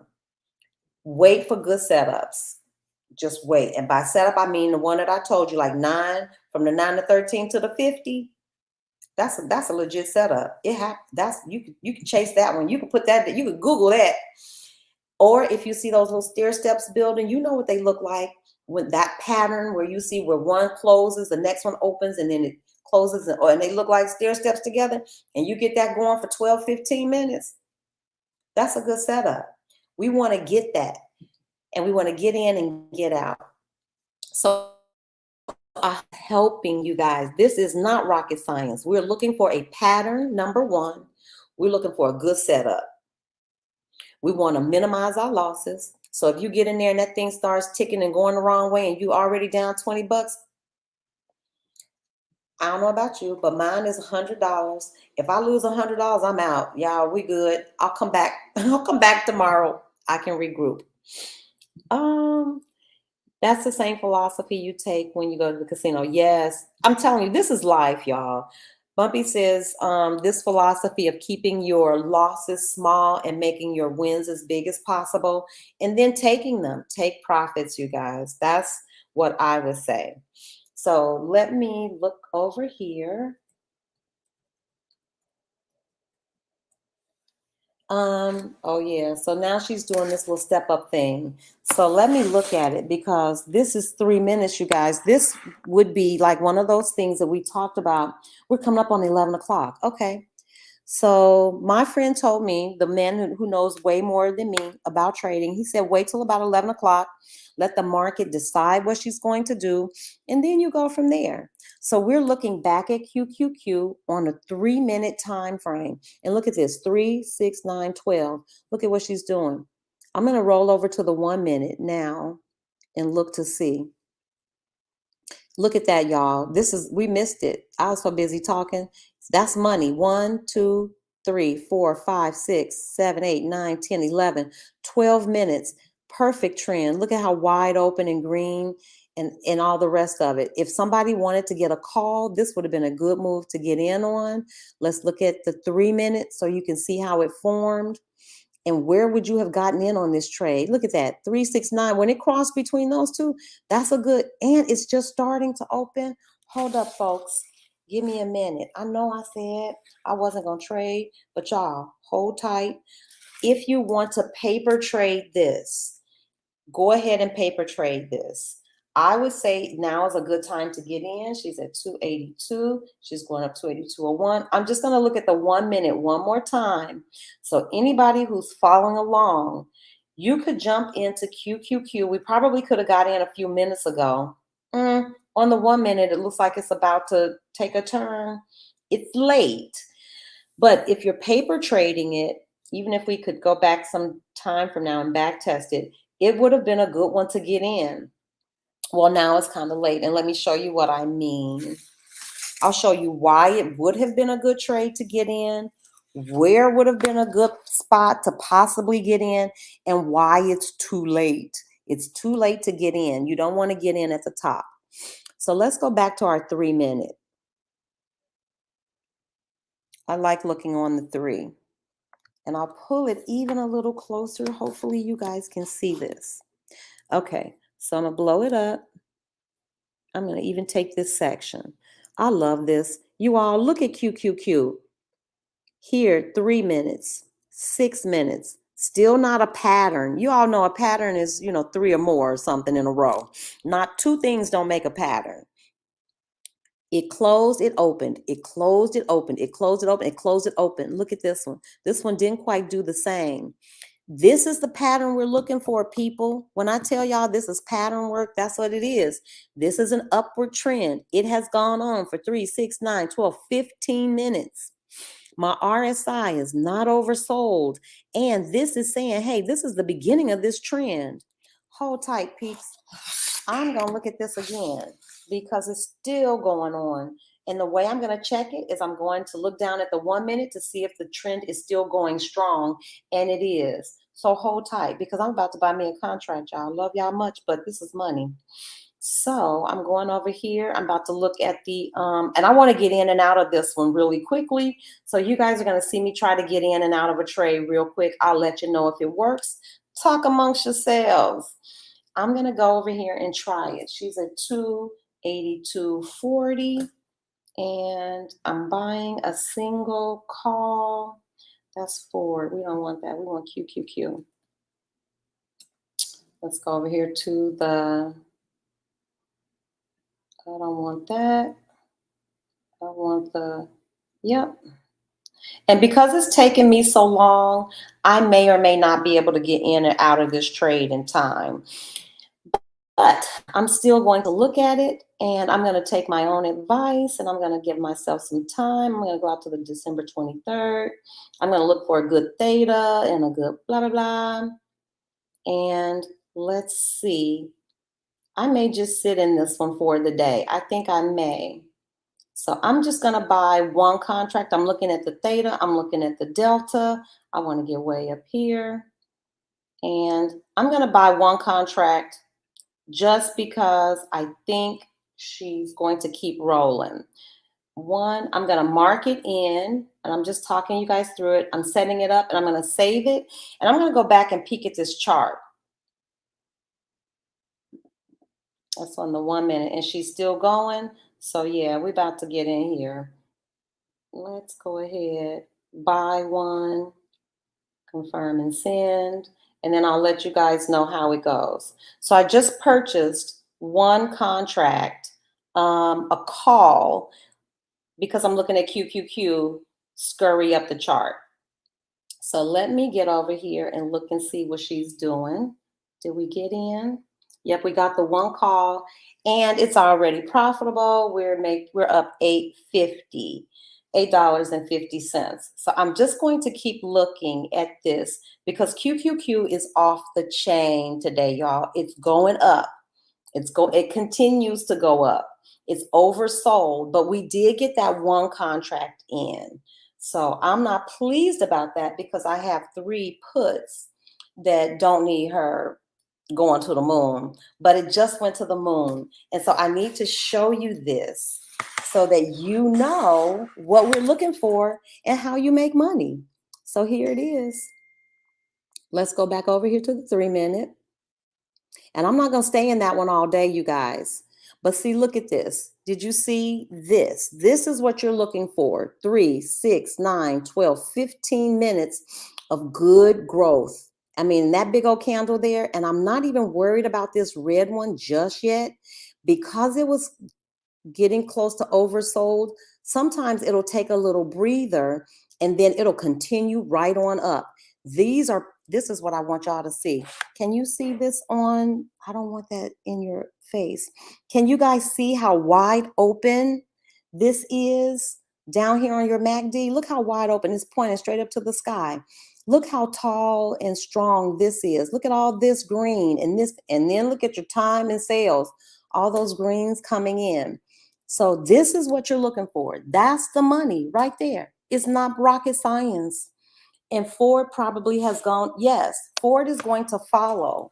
You'll notice QQQ, SPY, all of them, they kind of follow one another. So y'all, I'm gonna peek over here again because I probably should have bought some more contracts, but I wanted to be conservative. I just wanted to show you, I just got in, I'm going to watch it. And as long as she continues to go up, I'll stay in this trade. If it starts to go down, then I'll come out. So we're at 282.79, and I'm just watching. What am I watching? I'm watching the candlesticks, how they come in. I'm watching my RSI. I want to make sure that it doesn't get oversold, because once it's oversold, you know it's definitely going to be coming down.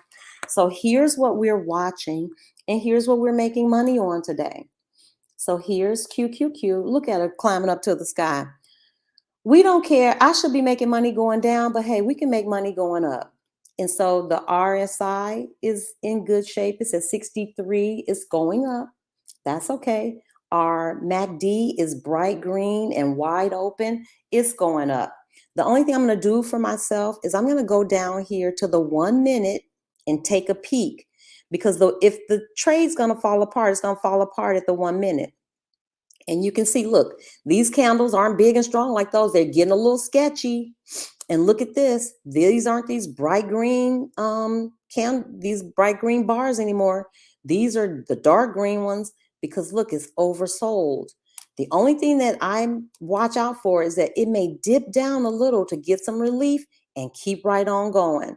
So as long as it doesn't give back too much, I'm going to hang in here and see how much we can make on QQQ, that little run up today. I wish I had seen it. I could have got in that. I could have told somebody who was brave enough to get in on that trade. She's at 282.71.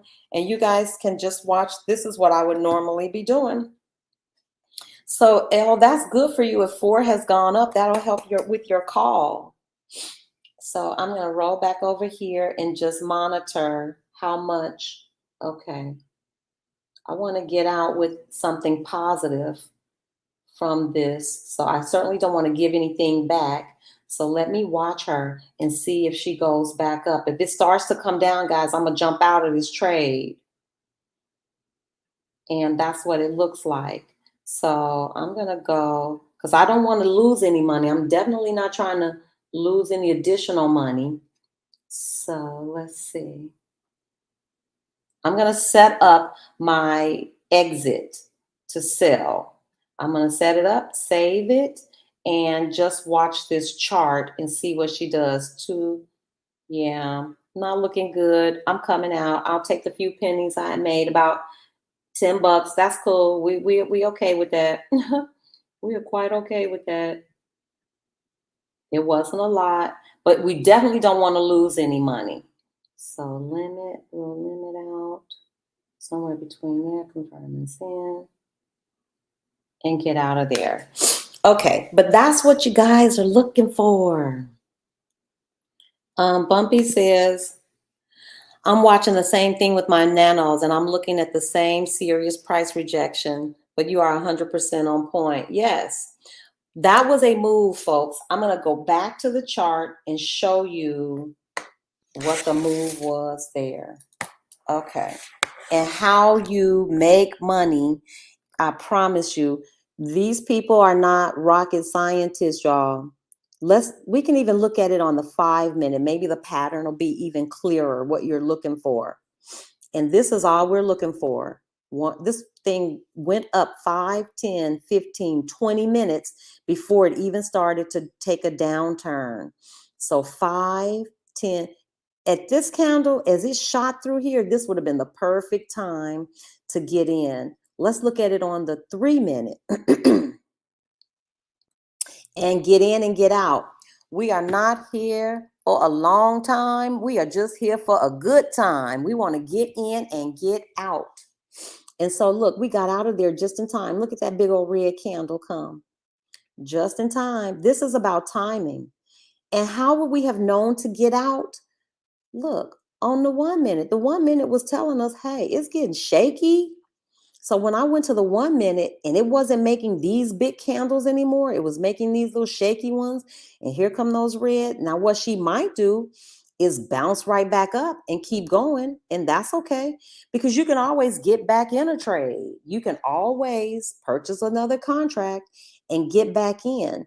But I wasn't going to risk it, because remember this move I told you about, the 9 to 13 to the 50, that's a real possibility. And when I saw this is oversold, and then this really is the most telling thing about why I was ready to get out of that trade. Look here down at my MACD. Looks like we're about to go into a little crossover potentially. And these bars have gotten darker and smaller. My MACD values are decreasing. My RSI was decreasing. All of that information. Look at these, even the volume bars. This was the move. Big old tall volume bars. You see that? Man. So let's look at it on the 3-minute, because nobody trades on the 1. Let's look on the 3-minute. And here's the play. That was a clear play, smack dab in the middle of the day. The only thing that I can say is that maybe it might be a good idea to purchase some calls and hold them for the entire day. And how I would make that determination is I'm going to come over here to my market watch, and I'm looking to see if it's all green. And so here are all the publicly traded stocks. And y'all, that's pretty green. That's a pretty green day. Microsoft is green. Who else over here? I'm looking for the NASDAQ down here. So a lot of these companies, but the NASDAQ is real. Look, Apple, I don't know. Microsoft is green. Chips, I don't know. I still can't tell. So I'm going to go back to the chart, because to me it's not clearly a red or green day. So I'm going to go over here and look at my watch list really quickly. And I'm going to look at the top holdings in, yeah, that's what we call a great scalping moment. Wasn't that a great scalping moment? I'm just saying, just for y'all, just for the record, that was a great scalping moment. Now, I'm gonna have to say this to y'all because I haven't made any money. I haven't made any money. I can't, the two of these together, that was money. So from now on, y'all, when I see money like that, I'm gonna have to say, hold tight, because that was clearly an opportunity that I missed because I'm over here running off at the mouth. So I am going to keep this screen turned toward me. Marilyn, yes, that was a simple. Let me put this up. Chloe says that was what we call a great scalping moment. Yes, it was. It was so clear. It doesn't get any better than that, you guys. I cannot explain to you any better than what you saw. It is just us looking at a pattern. Chloe knows it's as simple as that. So when you think that these traders are out here and they're doing calculations, no, those are the big guys. The big guys are the market movers. They set the trend. We're trying to follow them. But retail traders, they don't have any more tricks than we have, you all. And what you need to do is be able to recognize this. And when it crosses through a key point like these 9 and 13, that's a go. That's clearly a go signal. And we could have been in that trade for 3, 6, 9 minutes of growth. Hey, all these things here say this is a go. Tall, green. This is volume. This is how many people are actually participating in the market. These are the buyers. How many buyers? That's a lot of folks buying. And these aren't just people, you guys. These are institutions. These big candles are not made by me and you. These big candles, so some big money somewhere decided to drop all that money in the market. We just want to follow these people. Here, our RSI was perfectly positioned. It was not oversold. It wasn't overbought. You could see it was on the rise. And then right here, we have this little crossover.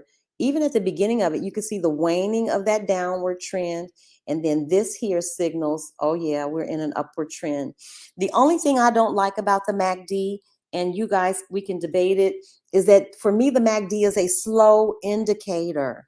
And by slow, look how late it signaled the change in this uptrend. The trend was halfway done by the time we saw this crossover, by the time we saw these green. So the MACD is a good indicator, but it's a slow indicator. So that's why I don't rely on just my MACD. I'm looking at my RSI. This is the relative strength indicator. This is telling me how strong, how strong or where this trend is. Is it, near oversold, overbought? And I'm telling you, these bars, it doesn't get no prettier than that. It doesn't get any more beautiful. It doesn't get any simpler than that. Take a picture of this, people. When you see these stair steps, this one closed, this one opened exactly where it closed. This candlestick closed. This one opened when they do that heel to toe thing, get ready. Get your contracts and stuff, get your orders ready. So I wasn't ready because number one, at the beginning of the day, I usually load up my calls and puts. So I'm going to do that. I'm going to take the time and then I'll show you all how I'm doing it and what I'm picking. Because right now, it looks like QQQ did that little pop-up and she's coming back down here. So what I'm going to be looking for now is she about to do this hop on top of the 9 and the 13? Is she going to stay on top of those? Because if she's going to stay on top of, and right now she's trading above the 9, the 13, the 200, and the 50, that's clearly indicating that she may want to go in an upward trend. Because when she's trading below all of those moving averages, and that makes sense, her price is lower than all of those, that's a signal that she could be in a downward trend. So it looks like she's hopped up above them all. And if she bounces along on these things, we'll know what kind of, what kind of trend we're in. So I'm just peeking down on the one just to see. When I tell y'all that was money all day, somebody made money. Chloe, I hope you made money on that. It went on for 1, 2, 3, 4, 5, 6, 7, 8, 9, 10, 11, 12, 13, 14, 15.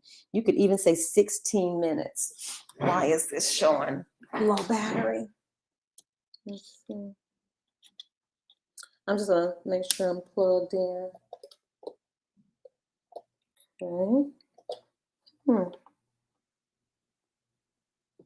Excuse me, guys. I'm gonna plug my computer up and charge. I don't know why it's saying low battery. It shouldn't be.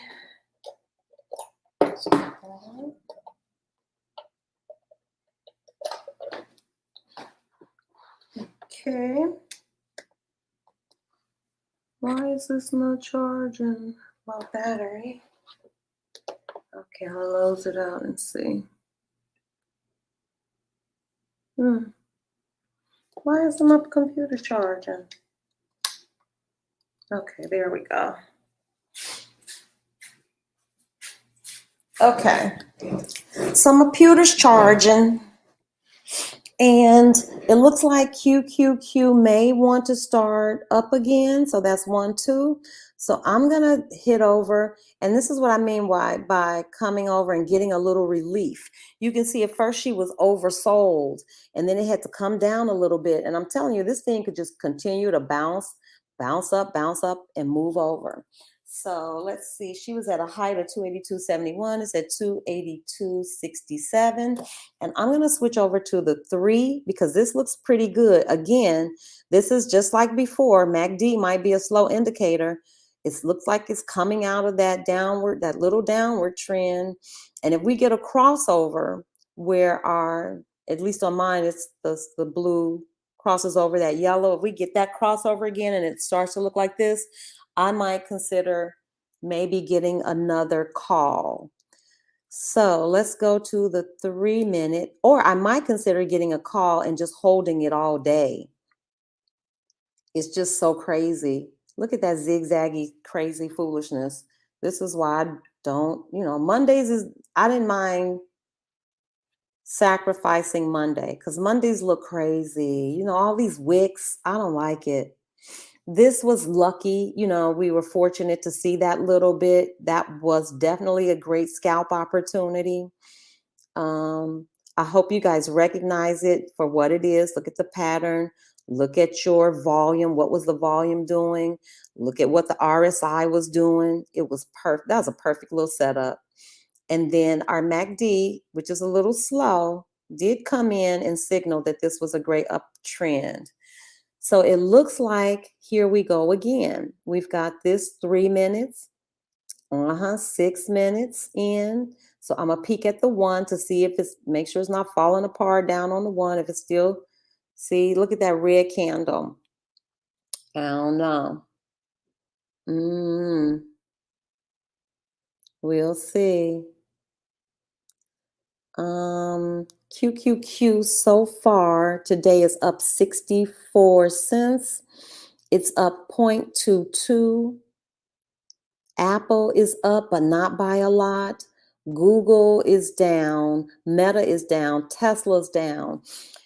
You guys, I'm going to hold on because if I did anything today, I would buy a couple of calls to hold on to for the whole day.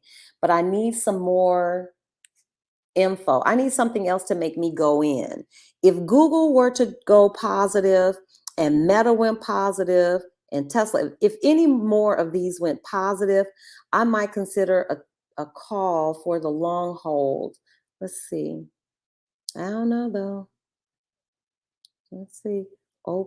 It opened at 282. Let's see. This morning it opened at 282.21. So far it's gone up 40 cents. That's not a lot. And I'm okay with that because I don't want it going up. And then she's coming down. So yeah, not enough evidence for me yet. I'll check my market watch again. It looks like it's getting greener. Microsoft is nice and bright, But this NASDAQ has me worried because Amazon is still red, Google is red, Tesla is still red. Do I have Amazon? I'm gonna put Amazon over here on my watch list. Okay, so you guys know where I am. Chloe, yep, you are a fast learner. It says, listen, handle your business. We ain't mad at you. Miss Vice.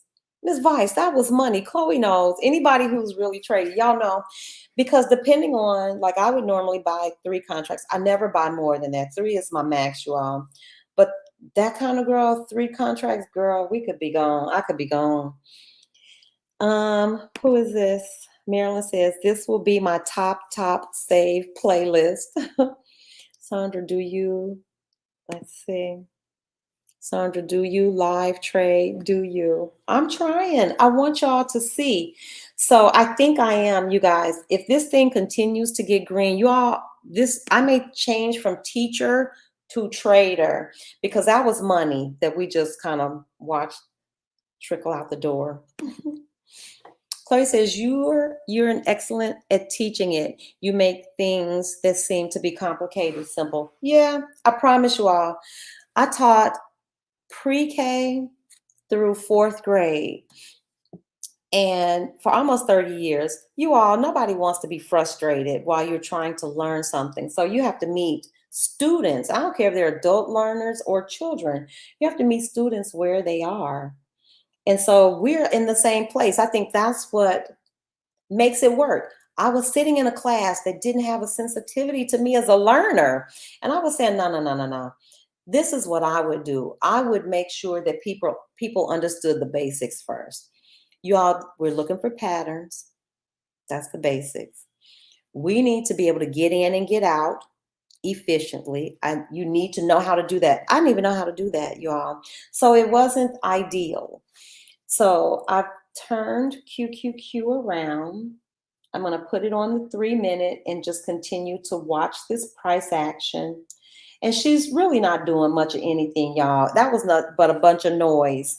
We could have made that money though, got in and got out. But overall, for me, like for my 3 puts, QQQ hasn't really changed much because it opened at 282, like 25, and it's at 282.50. So it's gone up like a quarter.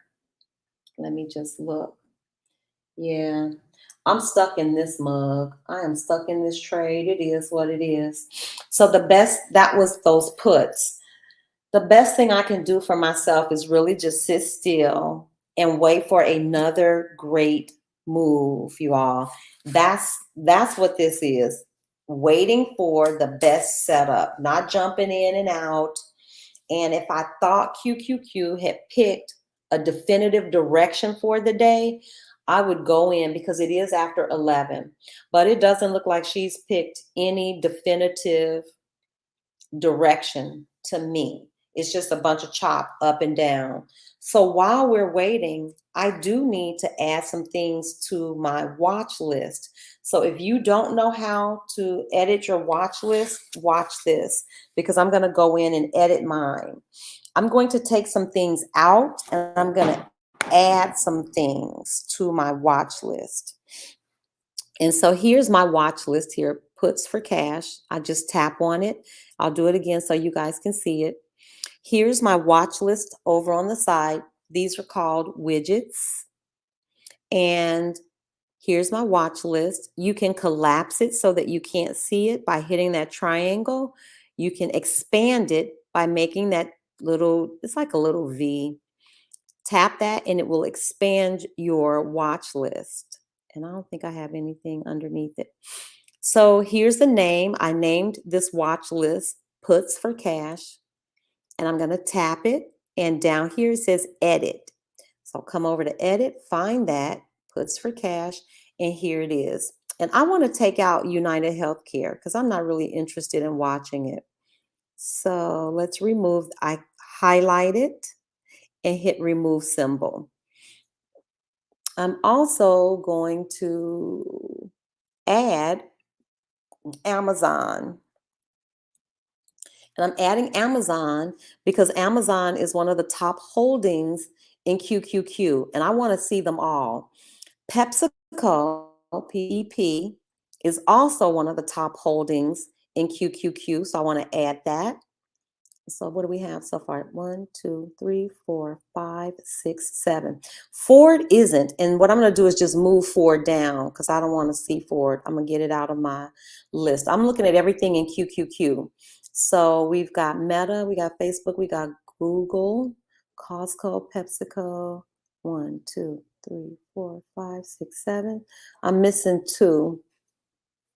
I have to think about it. NVIDIA, NVDA. I think that's NVIDIA. Is that NVIDIA? What's NVIDIA? Anybody know the call sign for NVIDIA? I thought it was NVDA. Let me see. NVDA. No, that's not NVIDIA. Oh, yeah, it is. Okay. NVIDIA is NVDA. So I'm putting NVIDIA up. And what I'm looking to see if are they still all in red? And if they're red, or green, really, I just want to see. That's going to help me decide if I'm buying a call or a put today.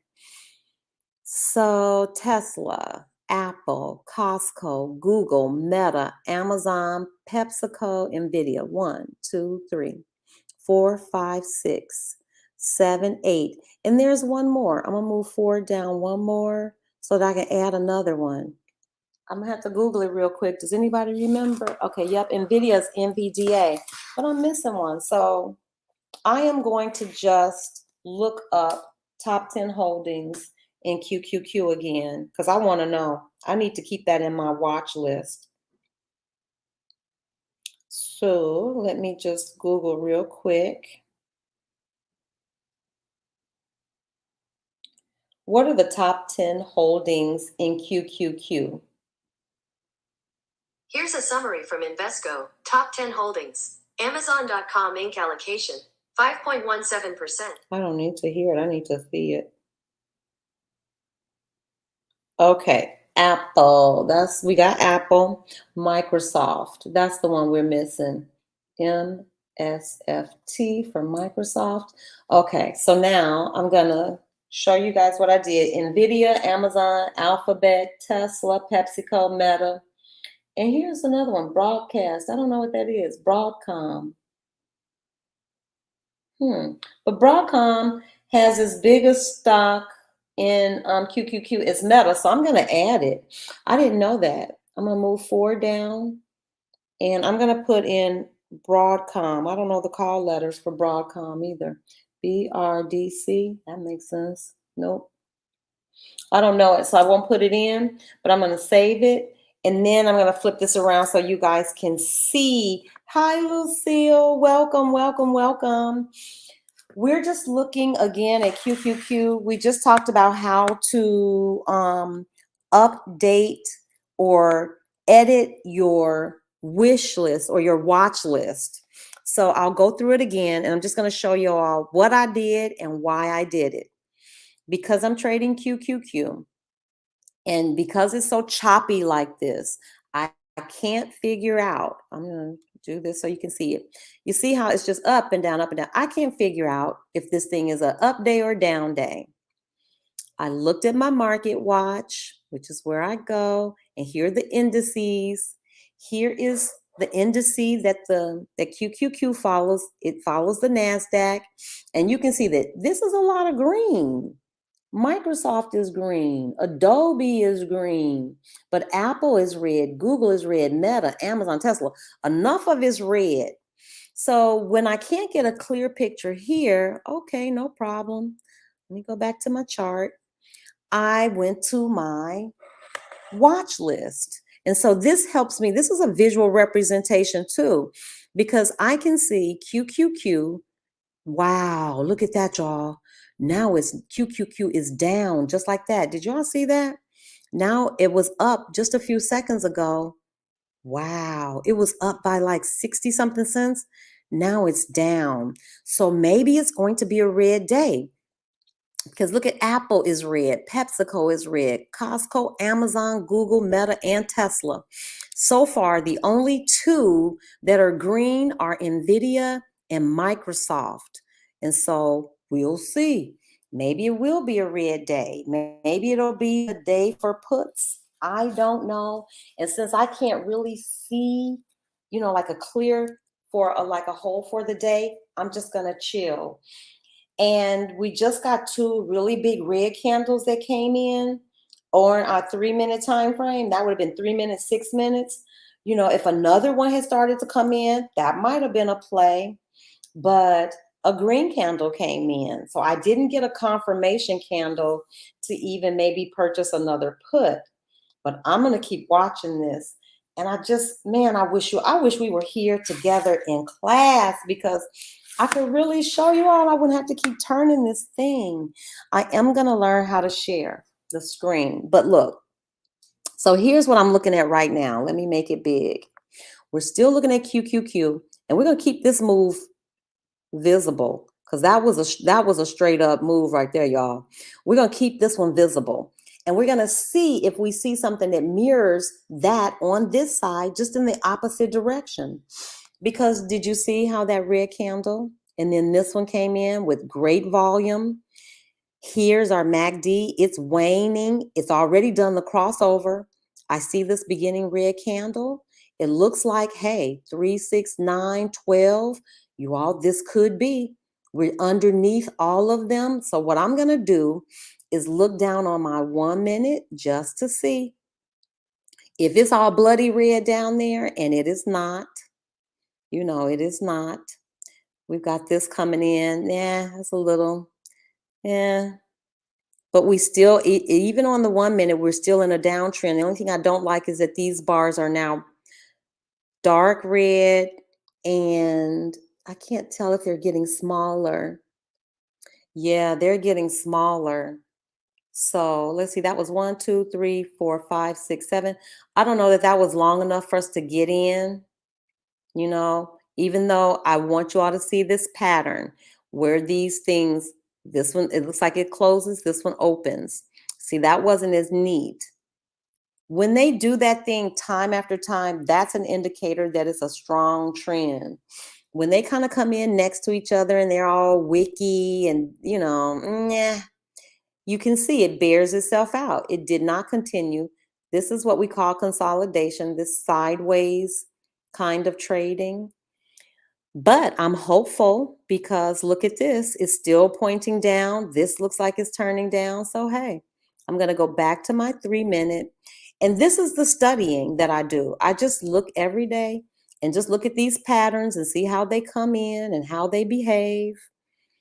That was money all day. Can't miss it. But let's look at this. See, this is very different from that pattern. This is sketchy. So I don't know.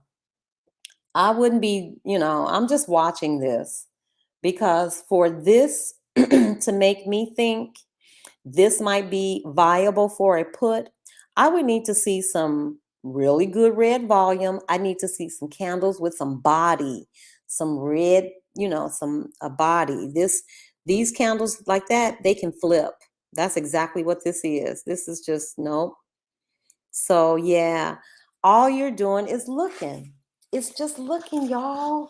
It's looking. We're looking. Oh, thank you, Marilyn.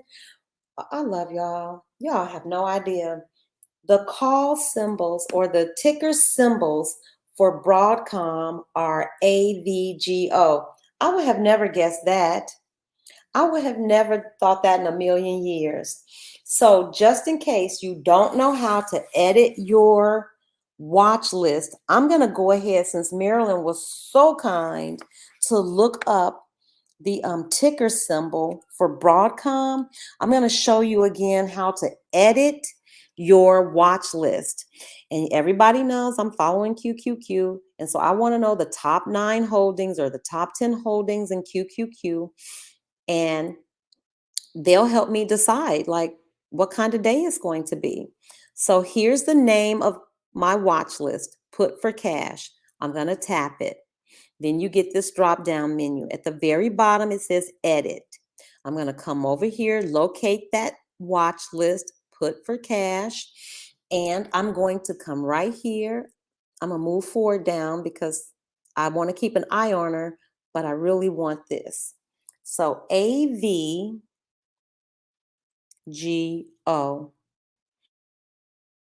I'm going to hit, and there it is. It pops up too. So let's save it. And now it has populated over here onto our watch list. And so here's what our watch list is telling me. Microsoft is up by almost 2 points. You all, that's good. Somebody needs to look at that because I don't know what the heck is happening with Microsoft. It might have been some news. It could have been anything. NVIDIA is up by 0.62%. You know, that can change. Fork should be down. And AVGO or Broadcom is up by less than 1%. See, all of that can change. This, but everybody down here is in the red. Tesla's down by 4%, Meta's down by 2%, Google's down by 1%. These aren't down by much. And so that is a little concerning because they could flip. You see, Apple is only down by 0.18%, by a quarter. That could flip easily. So that's why I see the day kind of split. 1, 2, 3. You got a really nice mover here. Microsoft is pretty green, up by 2%. You've got some really some ones that are in the red. It's just not a clear red or green day for me. So I'm not in any hurry to be jumping in. And if you'll notice, we're basically right back where we started from at the day. QQQ opened up at 282, about 20 something, and she's trading at 282.14. And that's why I don't care about, I won't say I don't care about Mondays, but Mondays can be full of chop. So we've been here an hour, almost 2 hours, and we haven't realized any real gain in the stock one way or the other. But it doesn't mean that there weren't opportunities to make money, because there were opportunities to make money. Here's one that was really clear. I want to say that if maybe you had gotten in here, this might have been a move to the downside. You'd had to sit through a little bit of choppiness, but let's look at it. I'm going to make this big and see if you had gotten, but see, nothing in my mind would have told me to purchase a put here. But had you purchased one, it was at 282 and it went all the way down to 281. I don't know. Nobody would have done that. I don't think anybody would have looked at that and said, oh, yeah, it's a buy signal for a put. It's just not there. And that's the kind of shaky foolishness. We don't want to jump in. We are not speculating. We are not guessing. We are reading this. And if this only happens once a day, guess what? It was only one good trade that day. Don't go in trying to make something happen. This looked like it could have been promising, didn't it? Like, nice big red candle, nice big red candle. Had a little volume. RSI was nice. Got ready for the crossover. And then look what happened. We didn't get a confirmation candle. So we don't go into that trade. Had we gotten another nice big red candle and another one started, okay, now we're talking. But ladies and gentlemen, I am telling you, this is not rocket science. You see you see how different this move looks than any of this other crazy. And that's what we're looking for. It can be red, it could be green, it can be long ones, it could be a bunch of these medium ones. But what we're looking for is volume. We had it. We had an RSI that was healthy. It wasn't oversold. It wasn't overbought. It was none of that stuff. And we had this slow MACD indicator telling us that it was a pretty strong trend. So I want you guys, if you could just study this portion of this and know that's what we're looking for. We are not trying to jump in here. We are not trying to do any of this. And the reason I wouldn't even purchase, say, a call or a put just to hold for the entire day is because there's nothing here telling me. This is all publicly traded companies. That's pretty green. But y'all, it's enough red in there too that makes me say, ugh. And since I want to be specific, I'm going to go and look only at the NASDAQ. And so here's the NASDAQ here. And it's half and half. And my watch list tells me the same thing. Half of these doggone stocks are green. Half of these doggone stocks in QQQ are red. So sorry, but there's nothing for me to move on right now. I hope that makes sense. There's nothing for me to move on. The only thing I can do is maybe look for some more scalping opportunities, because if you look here, that's 369, 1215, and she's cutting right up through that thing. So let me step away. I hope you guys are looking at this too. Oh, Lucille, money making Monday. You already know. Let's see. Let's see if we can make it a money making Monday, because she is going up, y'all. And so I'm going to turn my attention and just watch, because we've had 369, 12, 15 minutes, and she's going up 280, 248. But I know that QQQ sometimes has a hard time at 280 to 50. I know this because I trade QQQ all the time. So if she can't make it above two, it's really 282.57. If she can't make it above 282.57, it's nothing for me to discuss. But see, I wouldn't know that if I didn't trade QQQ every day. I trade QQQ every day for that very reason. I know it happens all the time. It's a strong support or resistance, but she just shot through 255, and I'm telling you, now she's at 253. If she can't get above 252.57 and hold it, it's no sense in me jumping in there. It's a good chance. And I learned that when I placed my Fibonacci lines, or if you had even just put your own support and resistance, you would see. And as true to character, QQQ is having trouble. It's at 282.51, 282.52. I need to see it hold above 282.50 for me to feel good that this is an upward trend that's sustainable, and I would go in for a call. And it just hasn't happened. Like now she's back down to 282.45. But again, I wouldn't have known that if I didn't have support and resistance, if I hadn't plotted those Fibonacci lines, the Fibonacci retracement, and if I didn't study this stock every day, somebody else could have looked at those candles and said, oh, it's a good time to get in. And I'm not saying it's still not, because look at her. She's fighting for it, but she just hasn't moved yet. Look, can you guys see that? Here it is, these three. And now this one is pushing through. This looks like good movement. And now we've got this. So let me go peek. Maybe she broke through. And maybe, just maybe, it might be an opportunity for a call. But I promise you, I have to see this candle completed. I'm going to look at the 1 minute. If anybody is following along, look down at the one. And it looks pretty strong, even on the 1 minute. So you guys, I'm going to try one more time. I'm going to try to purchase another call, or am I? It's going up. So let me see if we can get in again, and I'll let you know. I'm going there. Let's see. Q delta. Nice little theta. And I'm only going to purchase one because I'm not really fully present. Okay. And I'm going to save it. And I'm just going to go back and look at my chart to see what's happening. On the 1 minute, I don't know. It's up to 63. That looks green. Let me look on the 3 minute again. She's up to 282.60. 55.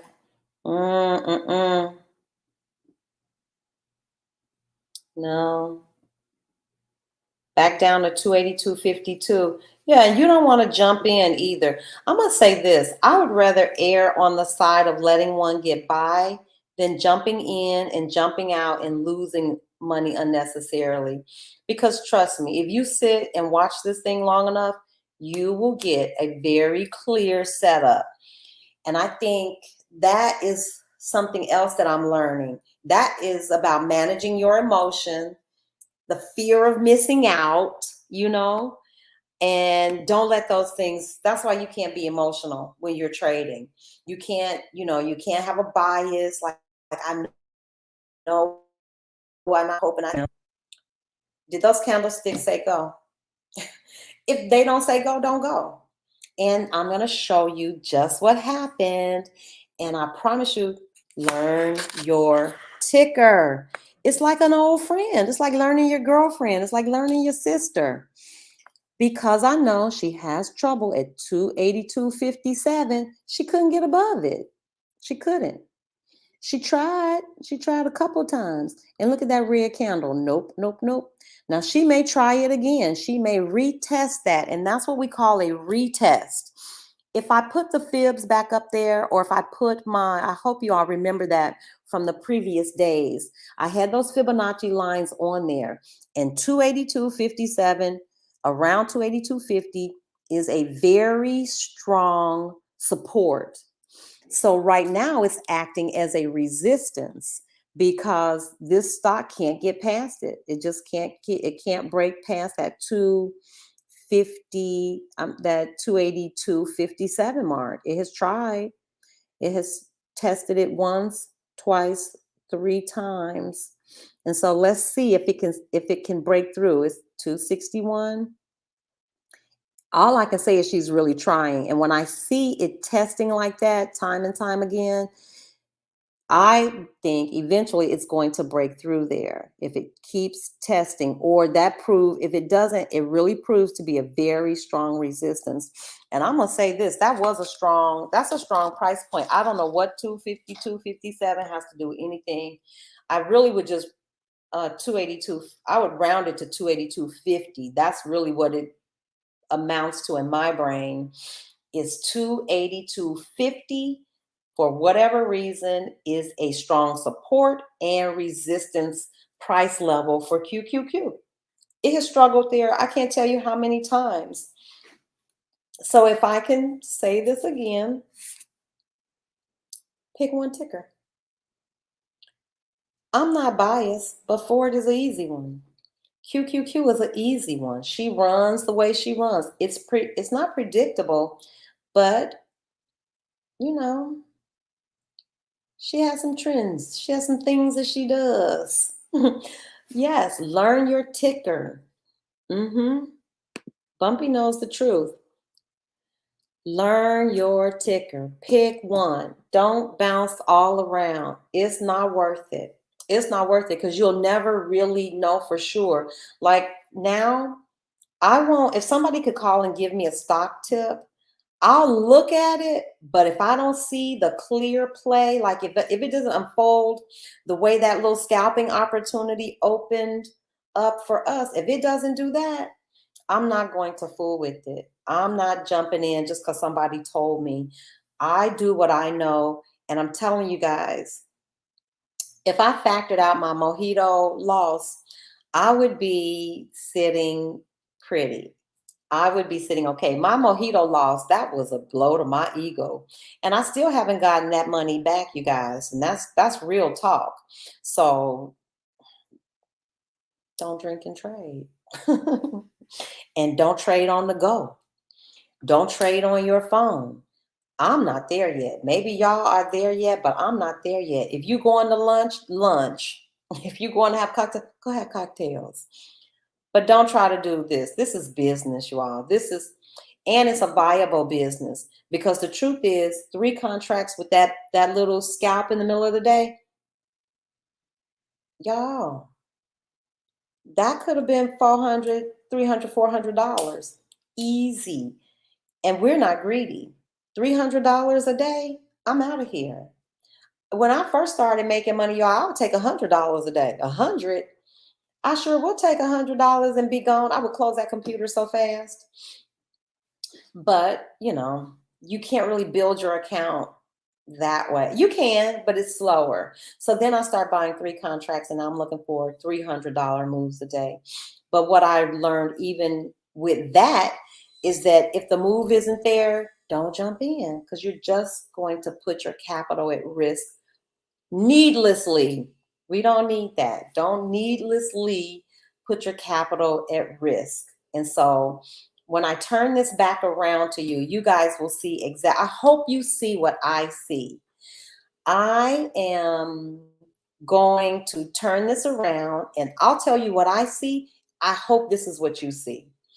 I see a crazy day that has done this. It hasn't gained or lost anything. We opened at around 282.20. We're at 282.47. QQQ has not been able to break above that resistance at 282.57. She tried it, she tested it, she got above it for a little bit and couldn't get it, y'all. She couldn't get it. So that makes me feel hopeful for a put, because here's what will probably happen. Either she's going to break out and break to the top, or she's going to break down, one of the two. Well, you know, she can always trade sideways in consolidation, but anytime it struggles and it can't break through that resistance, you all, maybe we get a breakdown. Maybe we get a breakdown. But all day, all morning, she has not been able to break above that resistance point. And the only money-making opportunity that I really saw for today was that scalp opportunity that happened. It kicked off at around 11 and it went till about 11:10. So I'm going to turn this around. I want to see if you guys can see exactly what I described, or maybe you see something different. So again, QQQ, I'm going to make it big so you can see. And then we can study another ticker too. I'll go over to Ford because it really does kind of mirror. So here we are. We watched it open. It opened at 282. I'll call it 282.20. And 282.57. I'm going to put it right here. This is about 282.57. You can see the number coming down. Okay.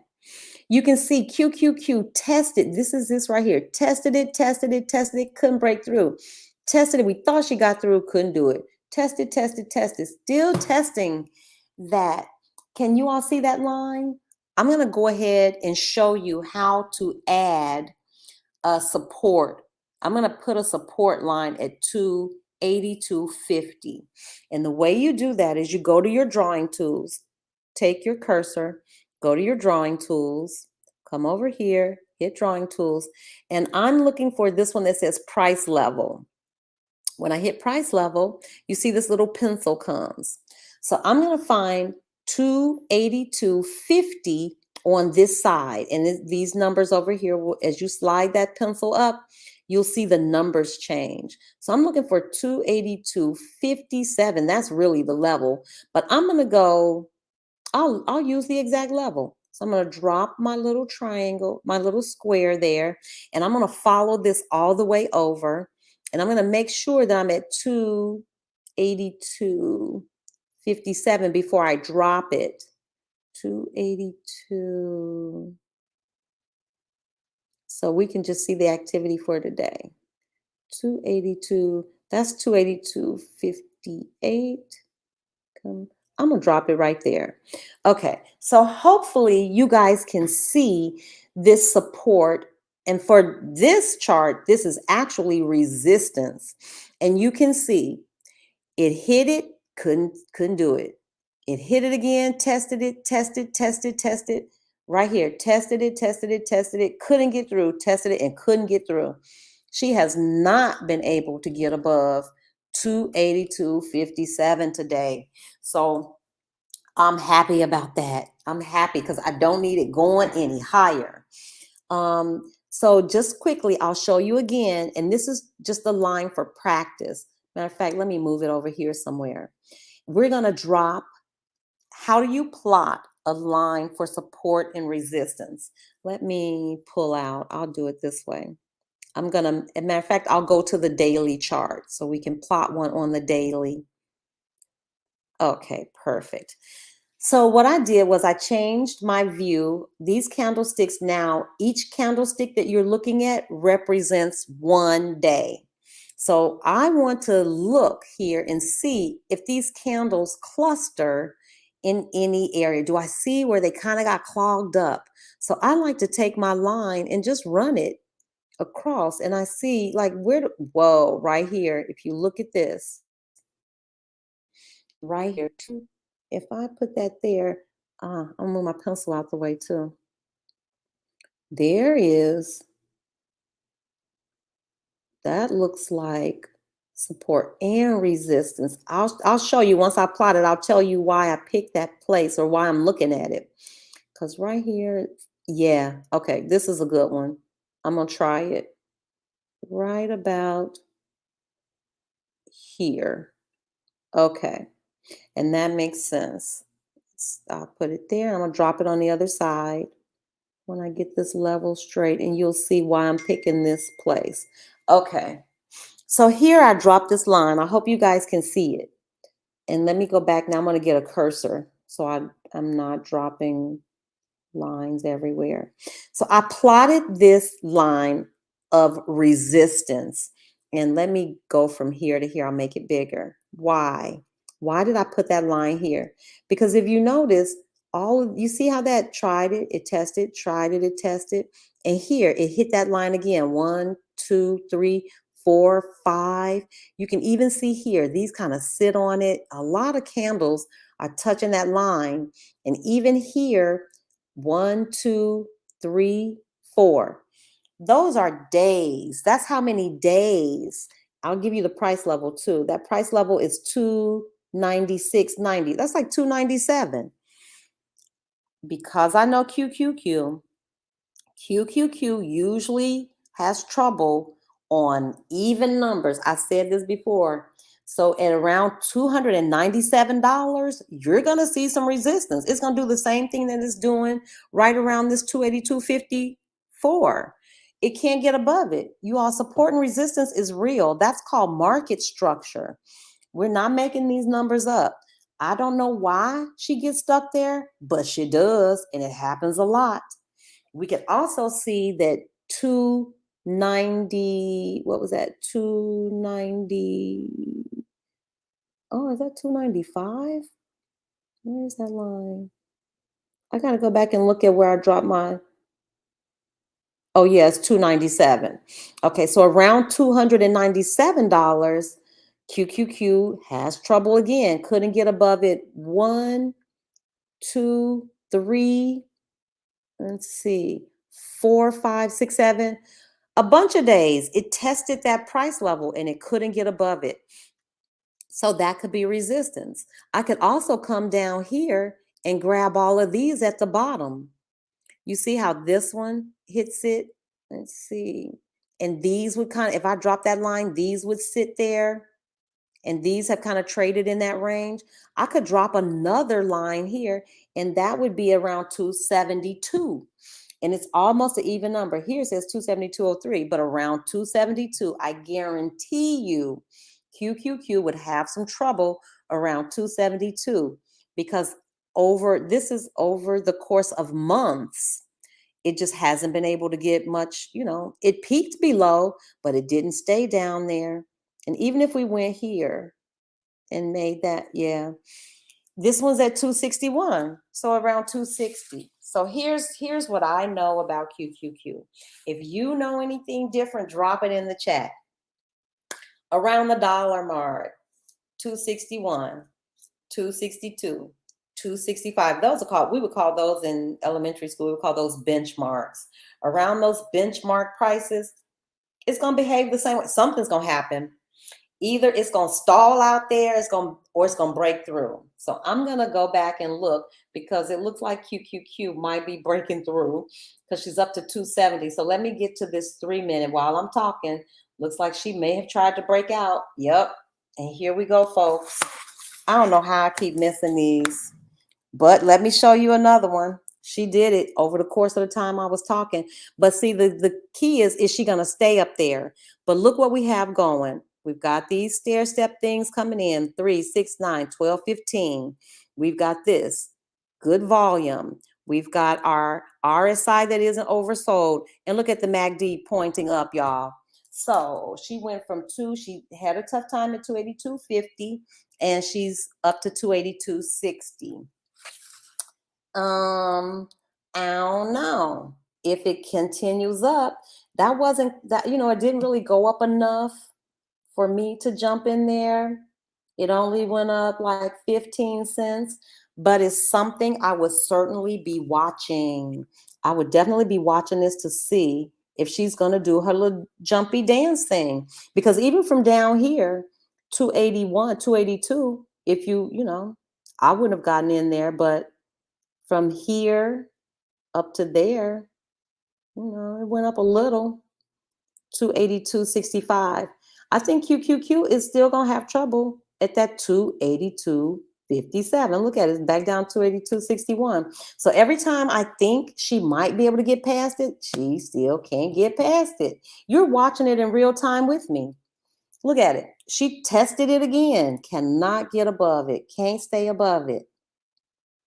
I wouldn't be surprised. 282.64. If she does stay above that, that might be time. This also, to me, and what I understand, would be a good place to make an entry if it gets above 282.57 and it stays above there. That might be a good entry for a call. And do y'all know why that would be a good entry for a call, right? Because if it has a hard time breaking through, it's probably gonna have a hard time breaking down. But nope, she can't do it. She can't get past it. Sorry. And this is all good for me. Look at it again, 282.50. Study your ticker. I know QQQ, and she has not today been able to get above that 282.50. Can't do it. I don't know why. I don't know why. I think I do know why, y'all, because we are in a serious downtrend, and that we may have some breakout little rally things, but that's not this time. That's not what this is. And anybody who thinks that this market is like trying to rebound and we're about to see some up. I think you can see it in spots, but overall, I just don't see it. I don't see it. I think that we are in an overall downtrend. Yep. Every day it keeps telling us that, y'all. And I don't know what the Fed is going to say in that meeting on Tuesday or Wednesday, but that would be a good day to be online, maybe with just one forward contract. Just get you one, just so you can see. Do not invest more than you're willing to lose. And we can do it together. I'll do it with you guys. I'll do one forward contract. But y'all, if that thing jump up real high, y'all know I'm going to get some QQQ, whatever, because that's just money. But I would say I have to look at the schedule again, because we had both days, Tuesday and Wednesday. I really, really only need to see the day that Chairman Powell speaks. That's the day that we probably see the most market movement.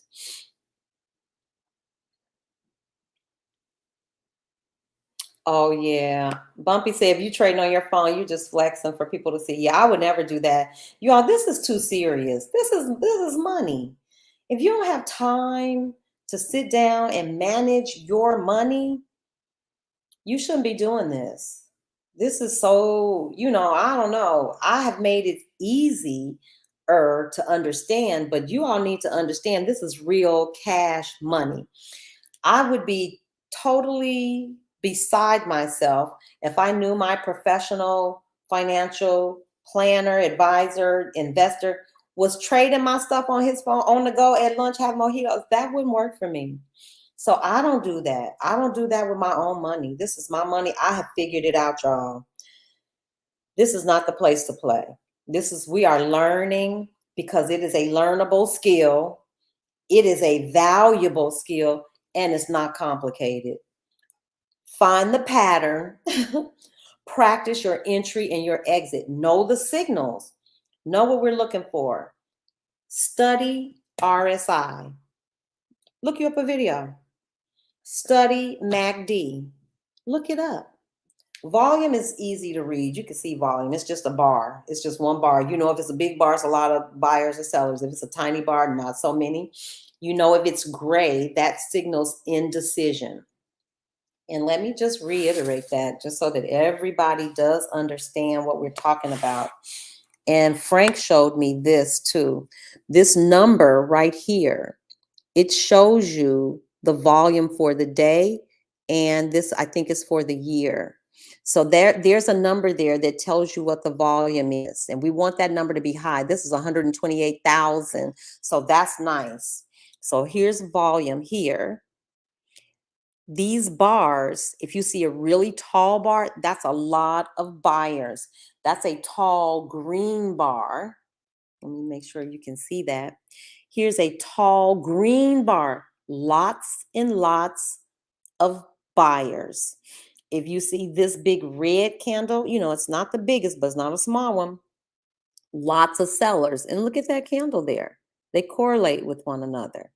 Here, these signify the number of buyers. And we want those candles big and strong, just like these were here. I can't tell you, this is just such a perfect study.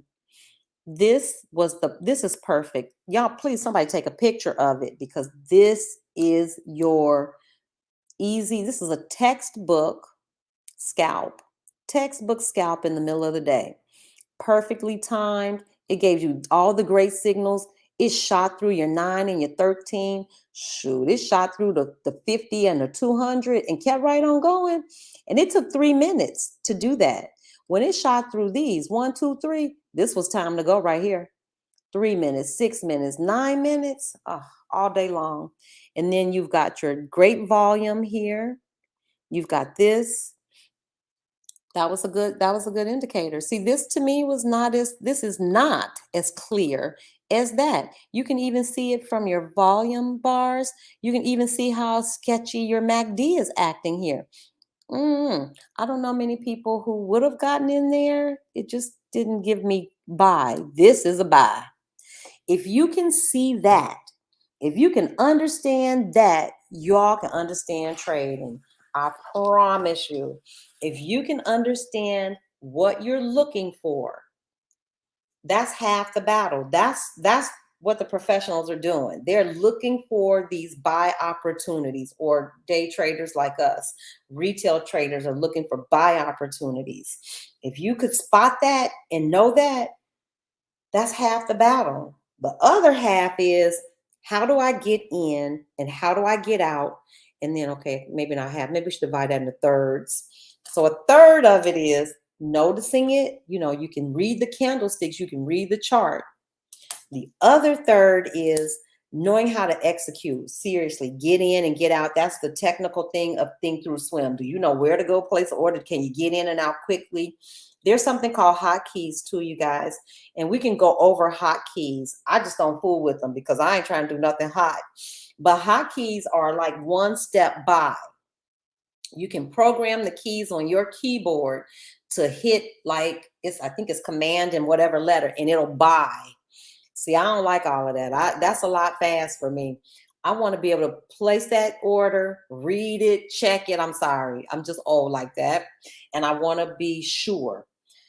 But there are hotkeys that we can program, and I'll show you how to do it if you want to. But a third of it is reading the chart, how to execute, get in and out on time. And then that other piece, did I lose my train of thought like that? The other third is how to pick the right contract. That's it. Because that can make or break you too. So that's why I like to pick my contracts in the morning, before there's stress, before candles are coming in.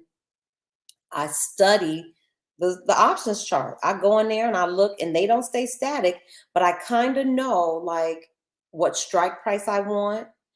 And I know the strike price because I know on average, QQQ can move anywhere from $3 to $6 a day.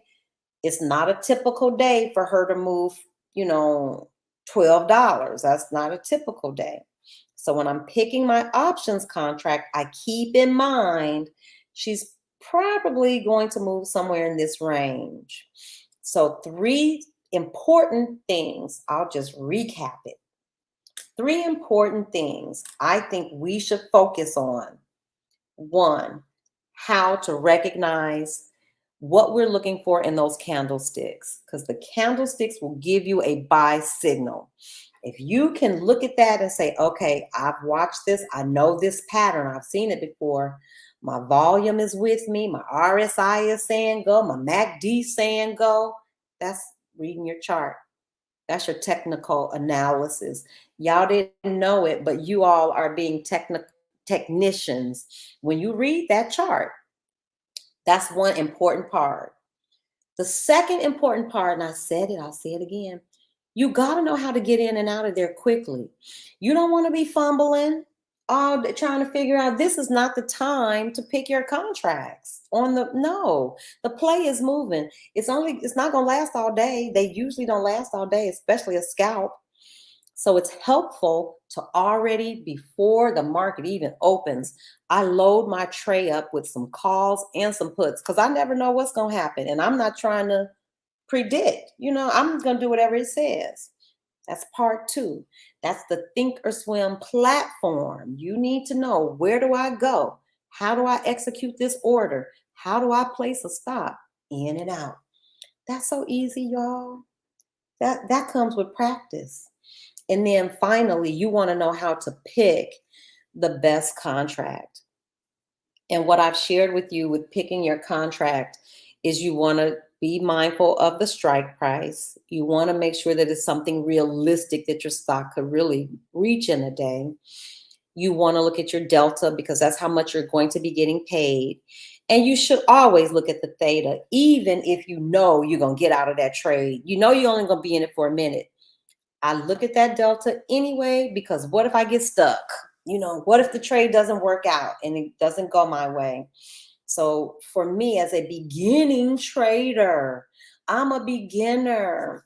This is not stock advice. This is not advice for anybody. This is a learning community. This is what I have learned, is that those are the three things that I'm going to focus on. How to read that chart, how to read, volume, my RSI, and my MACD. All I want to know is, what does it look like when it's time to go? I want to know it every time I see it, like, yep, that's a go. That's a no-go. That's important. Please practice, practice, practice paper trading so that you can get in and out of trades quickly. And then you should definitely watch a video on how to pick the best stock price, the best options contract. And I tell you, that's not rocket science either, you all. It's only a few things you need to look at. I think the toughest part of trading for me is managing your emotion. All that fear of missing out, you're gonna come face to face with yourself. I've come face to face with myself. And I'm this person. I can be vulnerable and tell y'all, I want to hit a home run. This ain't your game. This is not about hitting home runs. That'll get you in trouble. Nope. Slow and steady wins the race. Slow and steady. So if you thought this was a get rich quick scheme, or if you thought I'm gonna make I'm gonna take $100 and turn it to $5,000 in 2 days, no, you're going to get yourself in trouble. Nope, nope, nope, nope, nope. This is a nice, slow, when you do it right. This should be, you're going to experience some losses. You're going to try to manage those losses, keep them tight, keep them little, keep it cute. If it's not, a trade's not going your way, bail. Why rack up losses? Bail it. Whatever makes you comfortable. What's comfortable for me is anything over, like, you start getting into $90 losses, I gotta go. Because it's gonna take some to make that money back. So I don't want to put myself in that position. If that happens to me, I'm gonna go back and look at that trade because I didn't get something right. Either my thesis was off or my entry was jacked up. It wasn't timed properly, because that shouldn't happen. The object of this is to read it accurately, get in and get out of the move. If you get in there and the move ain't happening, get out. Don't wait, because now you're hoping and you're praying and you're going to lose money that way. So for me, trading is profitable when you're disciplined and knowledgeable. It can be done. Bumpy is funny. And do you look at the 1 day or larger time periods? Yes, yes, yes. Even though I think I really know QQQ, when I tell you I study, I look back. I have the 20 year. I know nobody looks at the 20, but I do because I want to know. I'm new to investing. So I really want to know, what did this stock start at? What did this ETF start at from inception? So I try to go back as far as I can. Yes, all traders look across time frames. You must look across time frames. But when I'm trading, like day trading, I am not so concerned about that daily. And I'll show you why, because it's just too slow. Things will have jumped off. So let me show you what the daily looks like. This is the daily time frame. You can't trade like a day trader with this, because here's the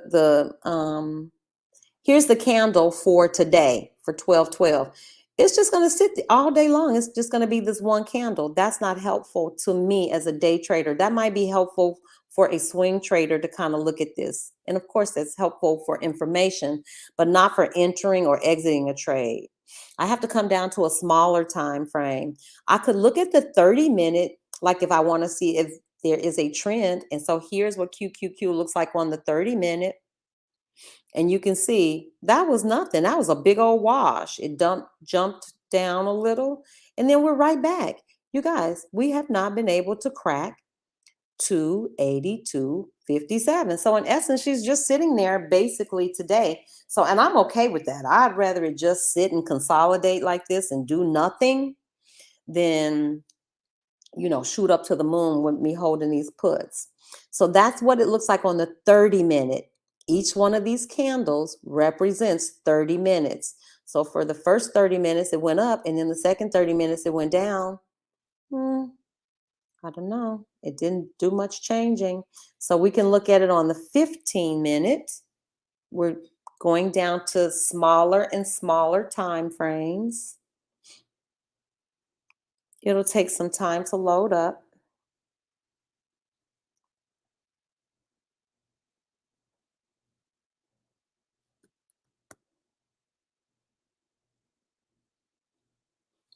I'm not sure. Let's see what happens if we go to the 3-minute or the 5-minute.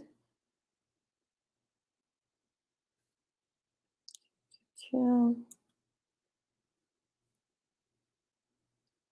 I'm not sure, but it's taking some time to load up. So I'll let it do what it has to do while I watch this price. Yeah, she's still stuck, 282.55, and I'm okay. The only thing I'm not okay about is that because I'm in a swing trade, theta. So I'm going to peek over at the theta real quick just to see what the theta is on this. Because the theta, I tell you, is not your friend. So I just want to see if theta's eating me up. And it only happens once a day, so it's not like it's going on all day. So yeah, it's still the same. My delta is 0.67 and my theta is up to 0.60. Everybody in the world knows I would have never picked a contract with a theta that high. So I can only assume that this thing fluctuates as well.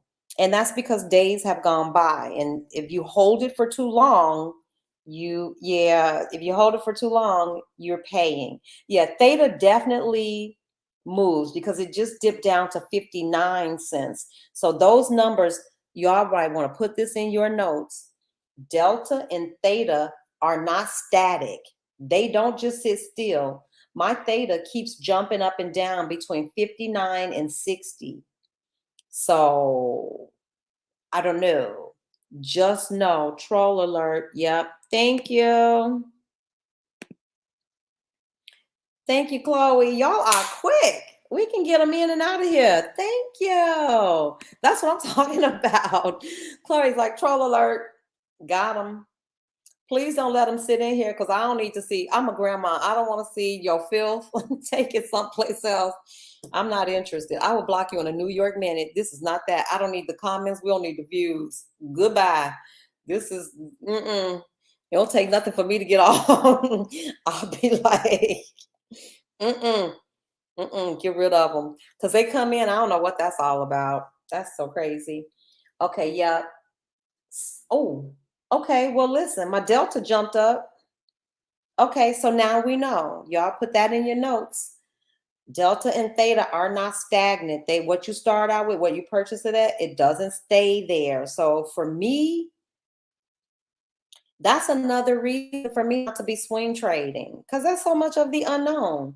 Here's what I say. I'll say it again. Learn a good setup. Learn what it looks like. Learn to get in and get out. Take your profits. Just take it, whatever it is, set it, and don't be greedy. And every day, y'all, it may not be a good day to trade. Every day might not be, it may not present. And so don't expect that you got to trade every day. QQQ down to 282.38. I don't know why she can't get above 282.50, but I'm happy about it. So there we have it. Is there anything you guys want us to go over while we're here together?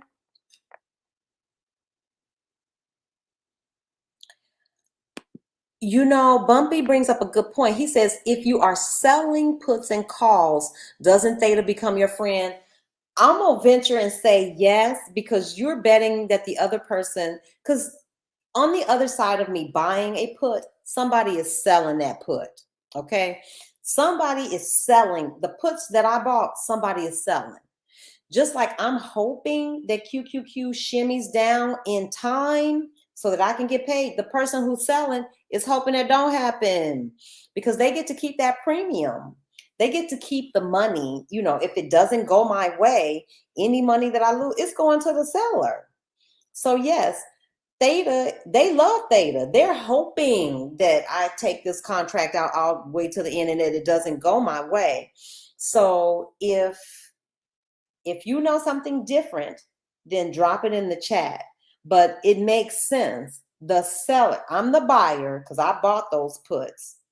I'm hoping that before December 16th, she shimmies down to the ground and theta don't eat me up so I can get out. Well, the person who's selling that, because it's somebody who sold it to me, you guys, they're hoping the exact opposite because they don't want me to win. Because when I win, they lose. They're hoping, okay, we're hoping that this stock or this ETF does not hit that price target in time because they get to keep the premium. So there you have it. And that's why we don't let these expire. You never let your contracts expire. It's better to sell it because then you get some of your money back. You don't lose all of your premium. Chloe says, can you elaborate more on the purpose of the wicks? Yes. I don't know, Chloe, I will share with you what I know about wicks. And they're a great wise trade. Let me just do this. Why trade and all of them. Anybody. I don't know if Black Girl Stocks has a great video on this one because I wouldn't go to her for this. But Wise Trade does a great one. And Rainer Teo both have great videos for explaining candlesticks, but I'll do my best. So let's take this green candle right here. And we're watching. I'm going to take, I want one with a top wick and a bottom wick. All right. Let's take this one because it's easy to see. Chloe, can you see this red candle right here? I'll put my cursor right under it. This red candle right here. Give me a yes, Chloe, if you can see this red candle. I'm talking about this one. It's got a little kind of thin bottom or body. That's called the body. And these top and bottom are called wicks. If you can see that, Chloe, just drop a yes in the chat and I'm going to keep going. But we talked about how candles open and how they close. So red candles open differently than the green candles. Let's take the green candle first. It opens at the bottom. The price starts low and it goes up. The price increases. Well, that makes sense. So it might open up here and say 281.75. And by the time that 5 minutes was over, this candle closed at 282. So you can see that clearly the price went from a low price to a high price. Well, red candles are the exact opposite. Red candles open at the top because this candle is telling us the price is going down. So they open at the top, where this candle, this red one, opened around, let me see, 282.37. And when it closed at 282.28. So that makes sense. The price started high, but it went down, so it had to close at a lower price. So red candles open at the top and close at the bottom. They start at a higher price and they end up at a lower price. That makes sense because red candles show us downward movement, while green candles show us upward movement. Again, a green candle opens at the bottom. And for kicks, let's just say this was 280. And by the time it closed at, just for kicks, these are not numbers, it closes at 285. Open, close. Red candles are the opposite because this is telling us the price went down. They open at the top. Let's say it opened at 285 and it closed at 282. So they open differently. But what the wicks are telling us, and we can come right back here to our candle that we were studying, is that at one time in this 5-minute interval, this price got this low. It also got this high. So this is the range. This candle tells us so much. It tells us exactly what happened in 5 minutes. It tells us where this candle opened. It tells us where it closed. And sometime in that 5 minutes, this candle price got all the way down here. Let's say that's 282.11. And at some point in that 5-minute interval, the price got this high. It got up to 282.57, or, that's our 282.57 line. So let's say 282.60. So this candle gives us a lot of information. You get the open and the close. You also get the high and the low. So every candle shows you that. The green candle shows you the same thing, where it opened, where it closed, what the high price was in that 5 minutes, and what the lowest price was in that 5 minutes. Now, I hope that helps, Chloe. If that does not, you know what I'm gonna tell you. Go get a video, and what's a good one? I promise you, Wise Trade got the best. Wise Trade has great candlestick videos. I like Trading View. Trading View because they do the little illustrations. I'm sorry, I'm a visual learner. I have to touch it and do it. I was that kid. I gotta have it all. Show me a picture, let me draw a picture, and then let's walk through it and do it together and talk about it. I need all of that. I think that's probably what helps me as a teacher, because I need all of that. I was that kid. You couldn't just tell me something or say, go read it. That's not enough for me. That's not enough. I need to be able to see it, do it, touch it, interact with it, and all of that. And so that's what I try to do. And if you don't explain it to me and I don't get it the first time, don't tell me the same thing twice. Tell me from a different angle, because that first time you told me I didn't get it that way. So Chloe, if you still don't get it, let me know and I can explain it to you a different way. Maybe we can use a different visual, but that should be something that you should definitely understand, that those cards that Bumpy told you to get, those, even though they show patterns, you'll at least be able to have a physical representation in your hands so that you can see it. Are you a visual learner? Yes. Visual learners need to see it. It doesn't hurt for them to hear it, but that's not how they take in information primarily. You can tell them something and they'll still, this is me, my eyes will be rolling in the back of my head trying to make it make sense. But if you show me a picture and tell me, and then let me talk with you about it, I can ask clarifying questions. Chloe, do you need to ask any clarifying questions? Is there any part of that that you don't understand about how those candles are formed? It's important that you know that too, that they open and close differently. So when you're looking at them, but yeah, the wicks, and that's why, Chloe, that's why those wicks are so telling, because the wicks are telling you if they're really long, that's a lot of volatility. You mean to tell me the price was way up here and it dropped way down here and it settled somewhere in the middle? That is not saying the same thing. I need to see it and see it and see it again. Yes, ma'am. I'm with my people. I'm with my people. Because you can't just tell me something and then be like, okay, you got it. To me, that's not good teaching. I'm sorry I said what I said. And I'm going to tell this too. That's the kind of class I was in, y'all. Just because you know something don't mean you could teach it. I said what I said. That's true. Any teacher in the world will tell you that. Just because you know it, it does not make you a good teacher. A good teacher, you can tell a good teacher because the student leaves knowing more. It's nothing for me to be up here and I know it and I'm blah, blah, blah, and you still leave and you don't know. That was a good talker. That was not a good teacher. That's a good talker. Yes. Oh, here it is. I'm telling y'all, Tio, go to my boyfriend, Rainer Teo. He will break it down for you. And he's got a whole video. I want to say it's about an hour, it might be 3. It's everything you ever want to know about candlesticks. Do yourself a favor. Go listen to him. He's gonna tell you the same thing. He's gonna show you, but he'll show you a better picture. I think he's got better, because he's got visuals. He's got better visuals. And do yourself a favor, get over there to Trading View. That's the name of it. Yeah, I'll look it up. But y'all, there's a video that I put out. It's called 10 YouTubers You Need to Watch. Just go watch the video. Put those 10 YouTubers in your thing because they are the truth. But yeah, so we got those candlesticks. We got that out of the way. The wicks are so telling. That's why I don't like a wiki day. So let me pull out so you can see what I saw this morning on the 3-minute time frame, which made me say, no, ma'am, I'm not going in there because look at all these wicks. Look at it.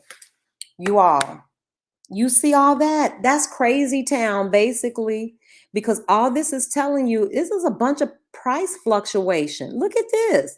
The price was up here, then way down there, and it opened and closed right about the same place. That's volatility. That's a lot.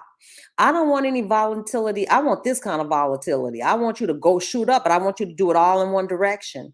And I want you to give me, you see how these candles barely have wicks? That's what we're looking for. We're looking for nice, strong, consistent candles end to end that don't have a lot of wicks. When I see this kind of stuff, look at this. This candle doesn't even barely have a body. What the heck? And look at that. It's white. That's indecision. And it's probably right in here. We call this a doji candle. And I'm sure right in there is the body because it opened and closed so close to the same price. You can't even see the body because it's caught up in our 9 and 13, these SMAs here. I'm sure that's what the body is. But this is all nothing but volatility. Look at that. Price up and down. Can't make up its mind. Same thing. Price all crazy up and down. Nope. Just today is a learning day. We just gonna leave it alone until we see another opportunity like this. But I do like to pull out and look at QQQ. Look at that. She does this little hoppy thing. You all see that? The green and the red, the green, the red, greener. That little hoppy. I call it hopping. Let's see. So she's kind of hopping and just stuck. This is all consolidation. It makes so much sense. Okay, so here we got a little bump up, y'all. A little bump up. But again, she can't get it, can't stay. She bumped up to 270. Cannot do it. I cannot explain that. But I know it's true. 282.57. Cannot beat it. Can't get above it. So you guys, please find a ticker. You don't have to do QQQ. And I would be out of QQQ. I won't always teach from QQQ, but I got money tied up in QQQ. So I have to teach and I have to study. I got to keep an eye on the ball and I got to do both because if it gets too out of order either way, then I need to, I might need to move. I'm not going to sell. No, jeepers, creepers, I wish. I have to introduce this other concept to you guys because I only have 4 days left on this contract. It expires on the 16th. And because I'm not really willing to take a loss, I think what I'm going to do with those 3 QQQ contracts, and this is something that you can do, you can extend. It's called a rollover. I don't suggest this to anybody. I'm going to call TD Ameritrade today. When I tell you those people are helpful, they want you to win. When I tell you that, it is the truth.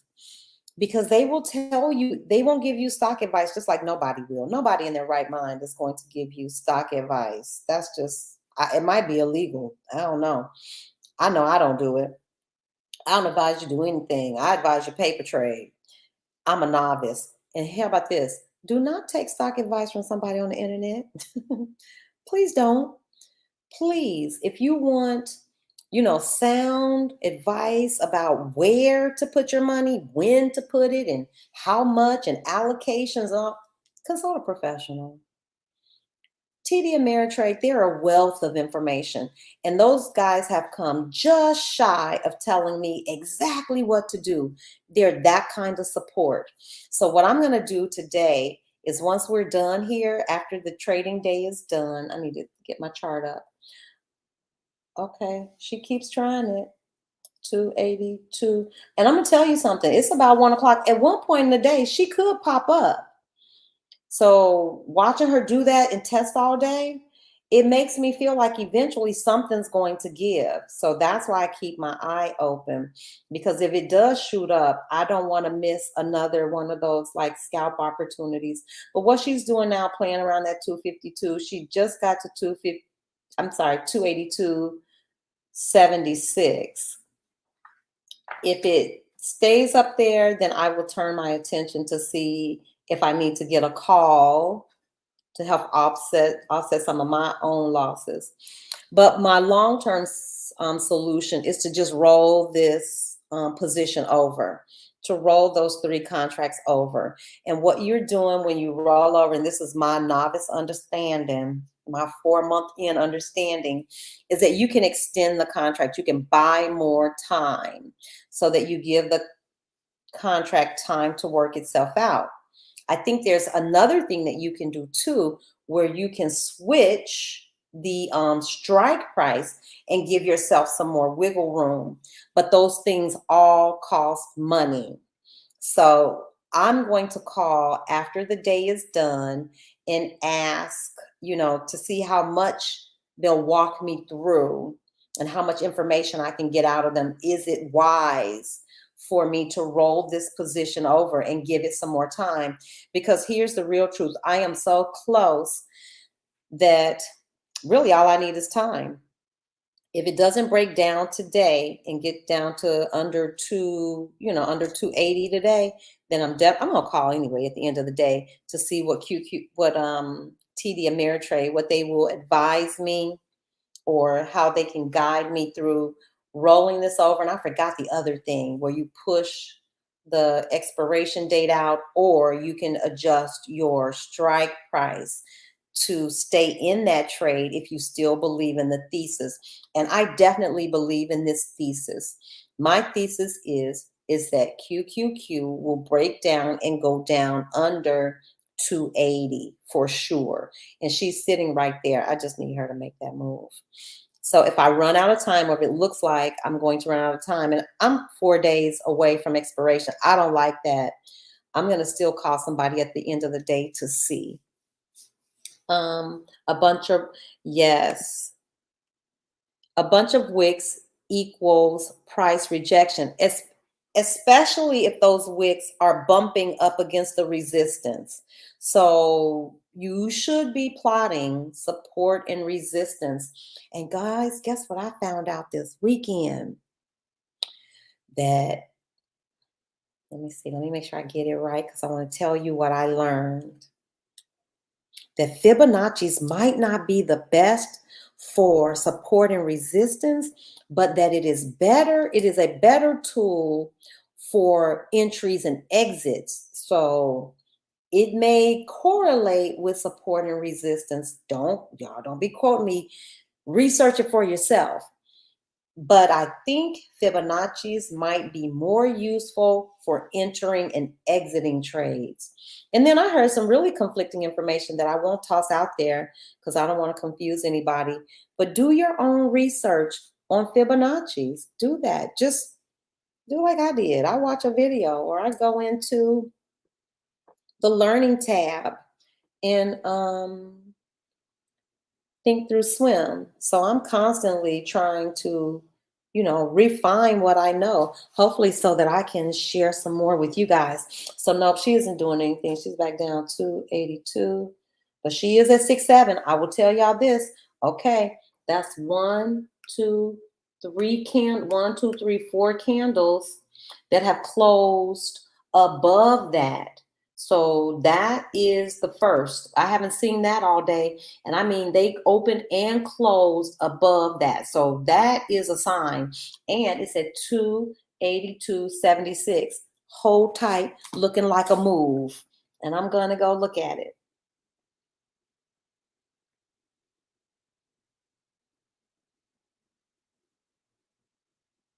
So what made this look different to me than anything I've seen so far is that, just like Bumpy said, those wicks have been bumping from under the bottom like resistance.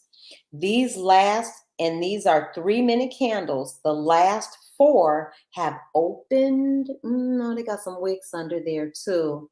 But their bodies, I've got 4 full bodies opened and closed above that 282.57, and we've been holding at 282.70 for a few minutes.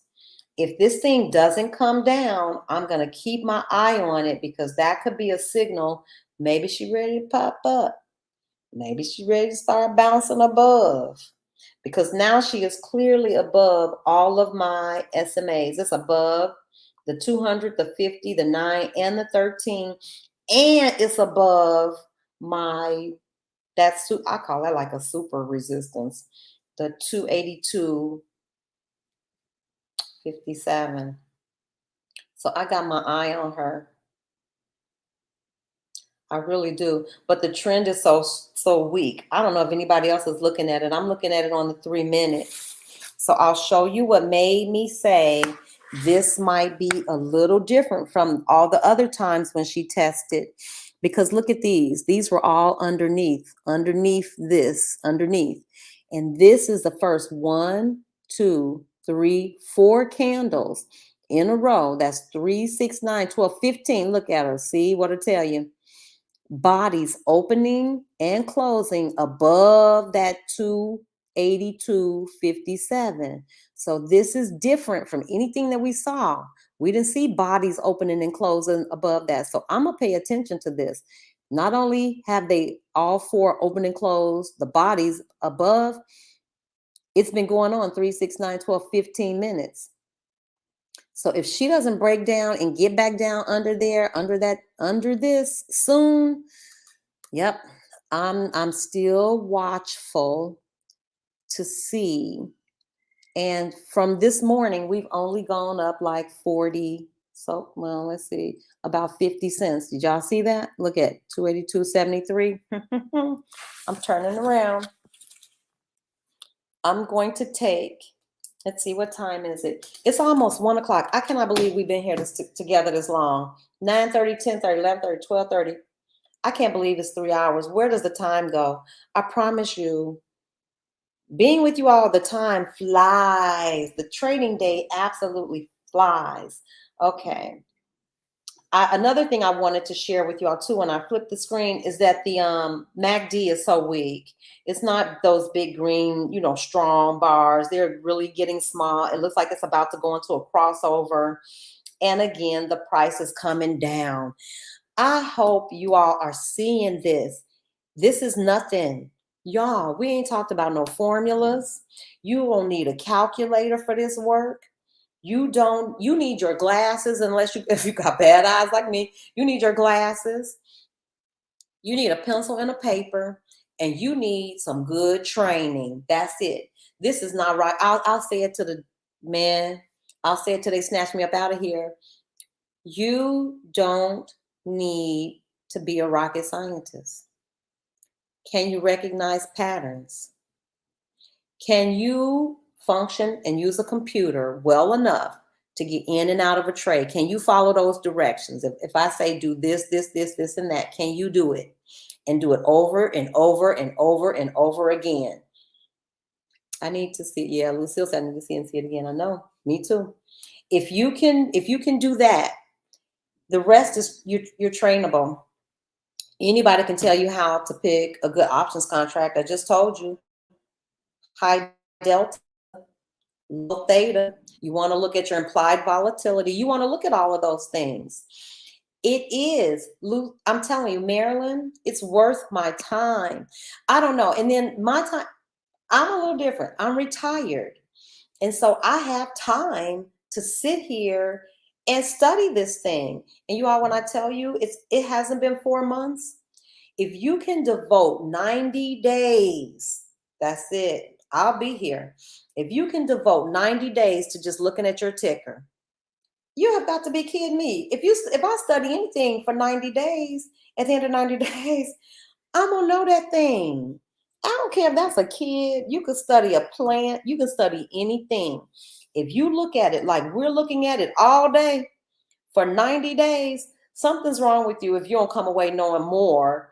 Something you weren't trying hard, because this is nothing. I'm not going to be able to tell you anything tomorrow that is going to make this more complicated. Find the pattern. Practice on your Thinkorswim app.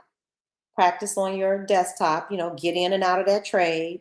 Learn how to pick a good contract. I dare somebody to tell me that you really need to do more than that. No, you need to learn how to read that chart. Now, that's no easy feat because it's a lot of stuff in there. Get your cards. Get your little flashcards. Know what each one of those candles have names, like that doji. We can go over that one day. We could do a whole candlestick lesson. Yep, Marilyn is retired. Marilyn and we got time on our hands. We can sit here and watch little candles. So let me go over the candles right now that I know. And Steve, you need to jump in here because Steve has the hi.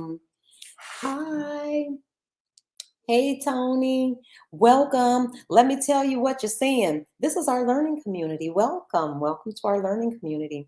Here we're all beginning options traders, or we're interested in learning how to trade options. So that's what you've stumbled upon, a study group.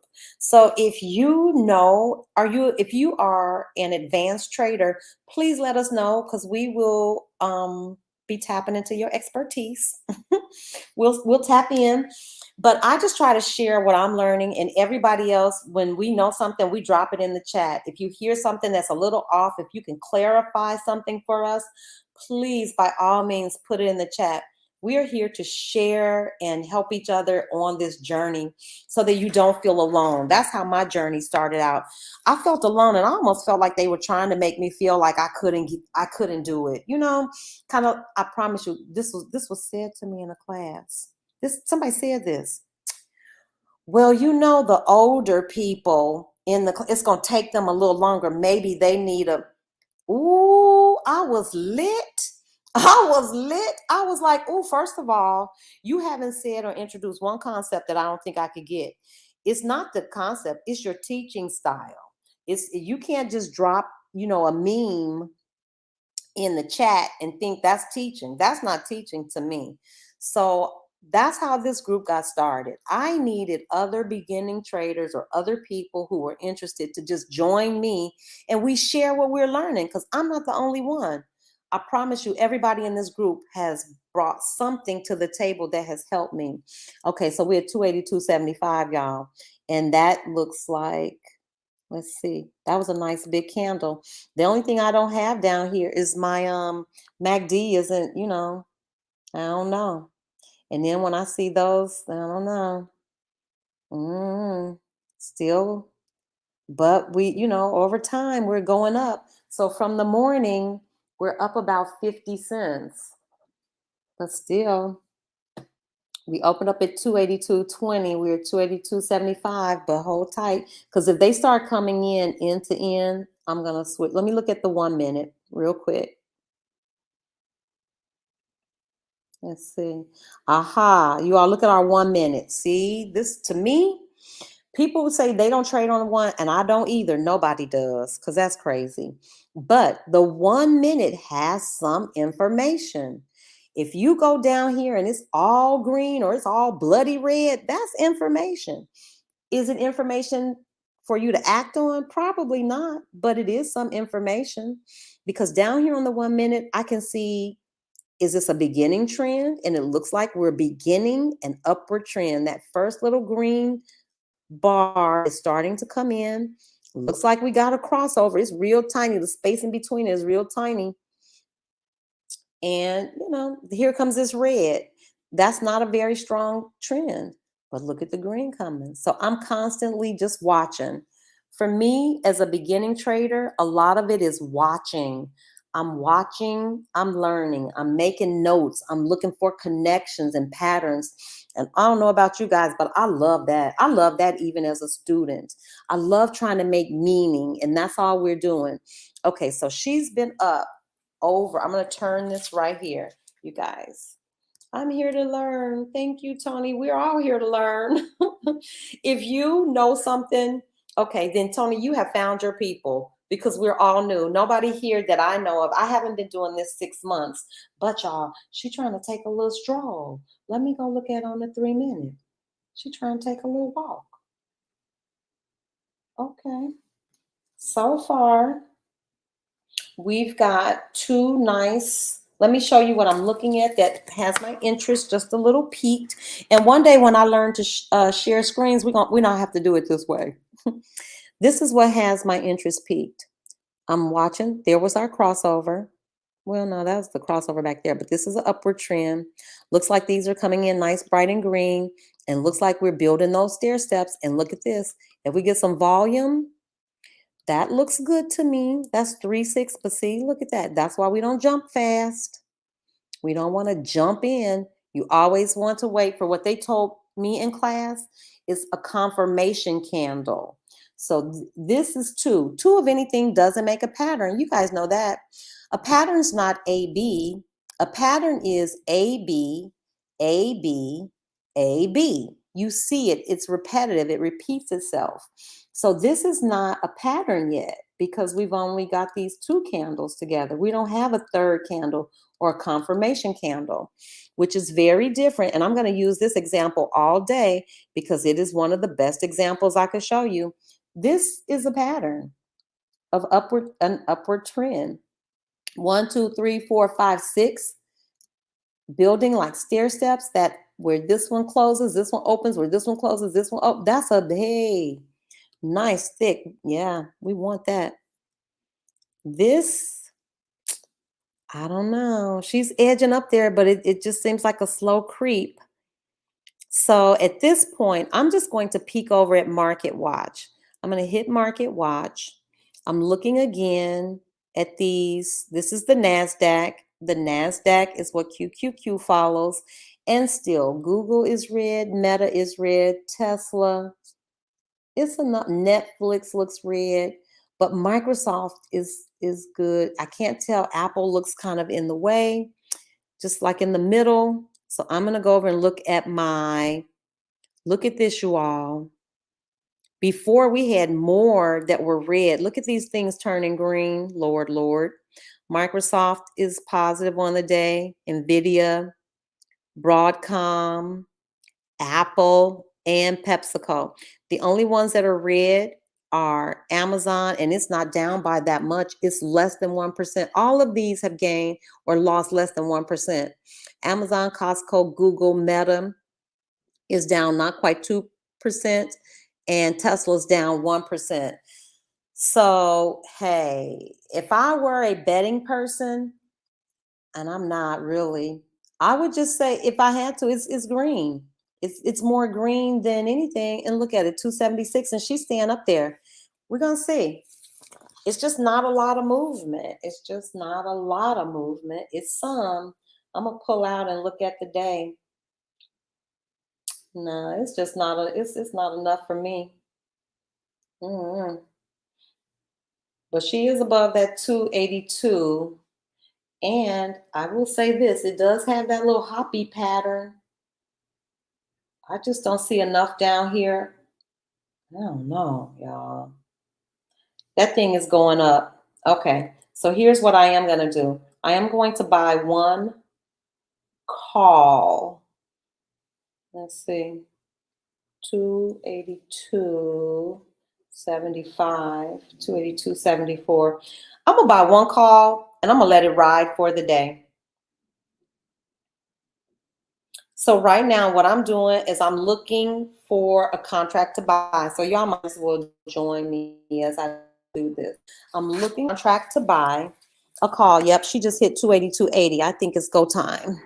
So I'm looking at my delta, my theta, and all that stuff. Everybody knows I like ooh, look at those shucks. Phew, look at them deltas. Look at them thetas. Ew, phew. Ugh. Yikes. That's a lot. So I'm going to just go in, and this is how you place an order. I'm going to go in here and get one contract. So you guys saw, let me push this down so you can see. Here's the contract that I selected because the theta is like at 39 and the delta's 87. That's way up there in that options chain, folks. But I just want to, and what date is that? December 16th. I may not get in here, y'all. Oh, did that thing? It done shot the heck up, y'all. Let me get my butt in here real quick. So send, because it shot up to 283 while I was sitting there running off at the mouth. And drop two. Did you all see it? Look. It's doing its thing. Chloe was asking about those wicks, and Chloe, this is why the wicks scare me. Look at all that volatility. Look at that.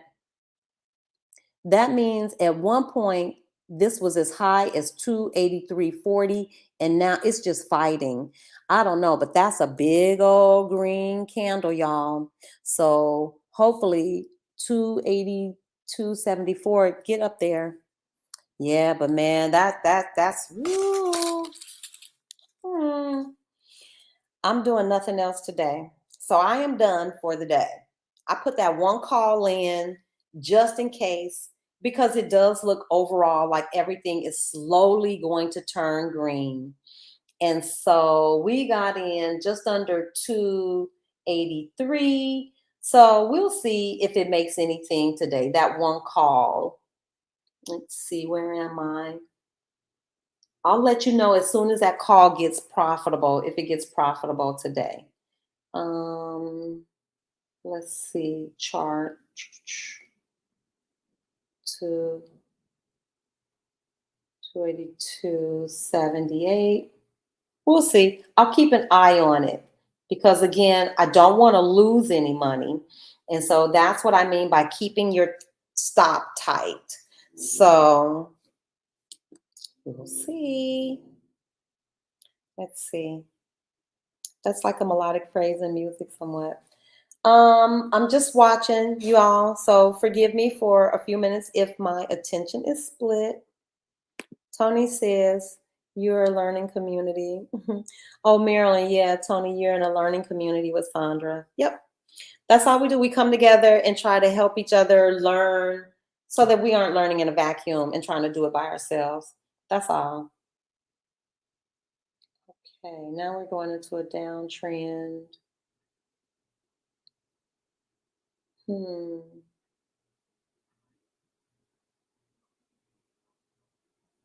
I'm watching something, y'all. Give me like 30 seconds. I just want to see what she's doing. Back down to 253. Lord, help us all. Mm-mm.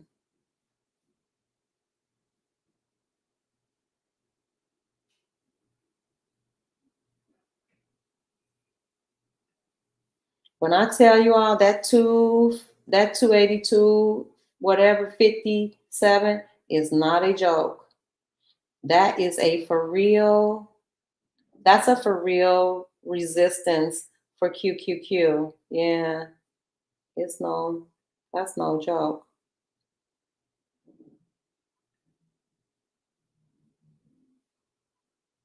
I'm coming out of that trade really quickly because I don't want to lose any money.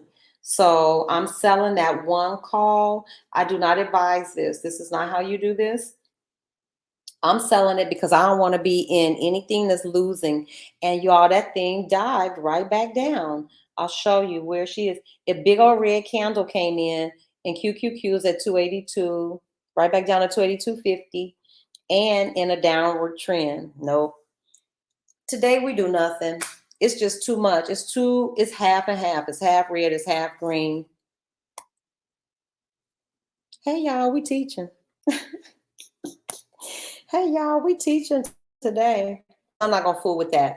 But Chloe, let me show you why these wicks are important. And had I seen that big old wick, Chloe, I probably would have held off. Look at this nonsense here. Chloe, this does not happen. This is not good. What this says is right here. This candle opened at 282.76 and it closed at 282.73. Only 3 cents change. But in the course of 3 minutes, it shot all the way up to 283.39 and it got as low as 282.59. That's too much. That's a danger sign if ever there was. This is volatility. This is not a trend. Stay out. This is hollering, screaming, stay out. It's trouble here. This is not what you want. And you can see that it's all kind of consolidated in between these. You see this? Stay out. Y'all, that's chop. Stay out. Be smart. Don't be like me. Be smart. Don't even go in, because there's nothing there. It's nothing happening. Here was our move for the day. This thing is right back to where it started this morning, 282.42. So I'm just gonna chill for the rest of the day. You all help me. I need my community to help me. I need y'all to help me. Unless it's a serious move. Didn't I just tell you all that? Unless it's a real, stay out. Stay out. I have to take my own advice. Do you all see why? I need y'all. I take my own advice. It's not moving. It's just consolidating. It's staying there. So, yes, teamwork. This is Bumpy saying. He tells me this all the time. Teamwork makes the dream work. And that's real right there. Yep. So if I tell you all again that I'm going to buy something, just say, don't do it, Sandra. Don't do it. Because there has been only that one scalp opportunity in the whole day. This thing has done nothing but fight around that. Y'all can look at it on your own computers for yourself. Please. It's doing nothing. And if I haven't shown you what consolidation is, let me show you what consolidation is. And nobody trades in consolidation. I hope you can see it. It's so clear. This is called consolidation. Yep. Even with that crazy wick, this is consolidation. It's not going up. It's not going down. It's just been trading like this since 11:45, almost an hour and something. Just right here in this little range. It go up and down. It's not doing anything. It's not even going up and down. It's really just vacillating right between really our 200 and that I call this like a super resistance because it has proved to be so powerful. Cannot get above it. That 250. I'm sorry, I don't know why I keep saying 250. It's 28257. 28257. All morning, it's been doing the same thing. Stay out. Don't go in. This is nothing. This is nothing. And the fact that I was even willing to jump when that thing went in, it was maybe because it was on the heels of this, but still, no confirmation candle, not a good move. None of these things down here. Do you all see the difference? I hope you see this. I need you to see the difference. I know you can. Let me show you the difference again. Look at the MACD over here. Look at all them big old green bars. Look at that. That's a move. That wasn't present over here. Look at this. It lacks, it doesn't have the same volume. It doesn't have the same consistency. The MACD, nothing was saying go in. Nothing was saying go in. Y'all want me to share with you what that is? What's making me do that? It's because I got puts that are in the red. I got puts. And so I'm looking for an opportunity to offset it. No. Take what the market gives you. The market gave us that one good scalp opportunity for the day. That might be all you're getting on this Monday. So that might be it. So I think I'm just gonna chill. We 282.49. We right back where we started from.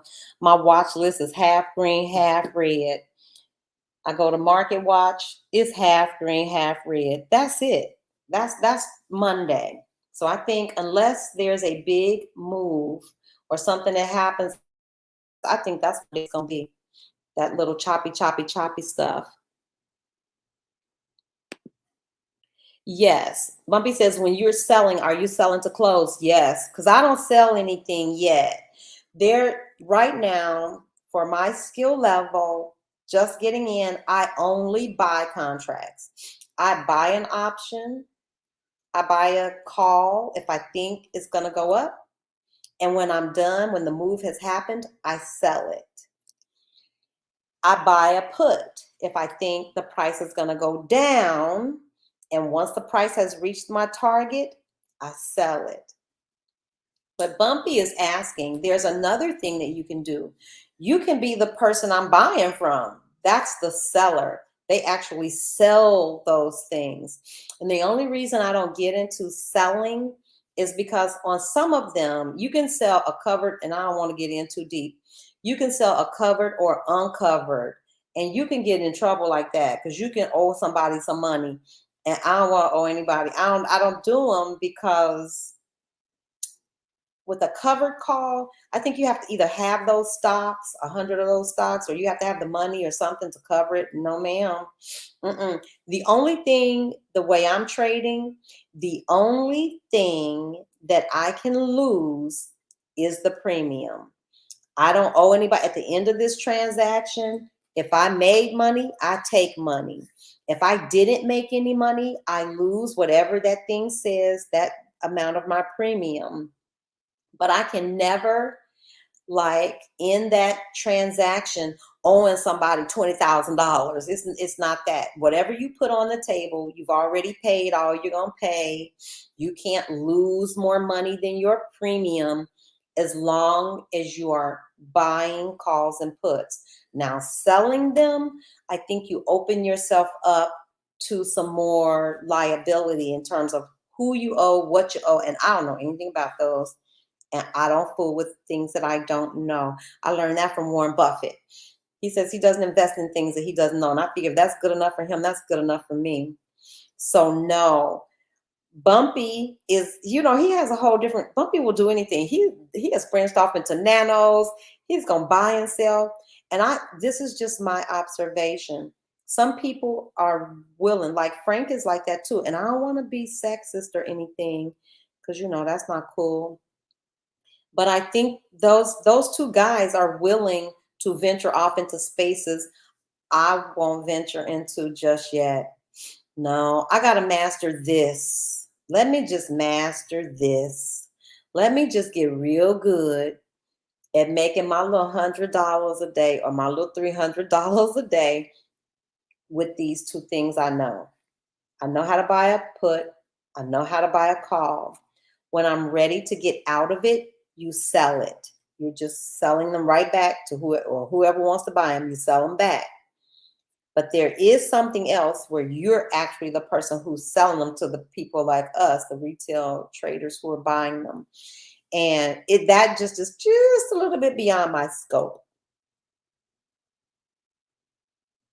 I'm going to, Bumpy says, they're not even bars. Them things is like toothpicks. Yeah, that's volatility. All those wicks and things, that's volatility. And we don't want to go into that. Volatility in the morning when it's doing that thing like this, you don't want to go in there.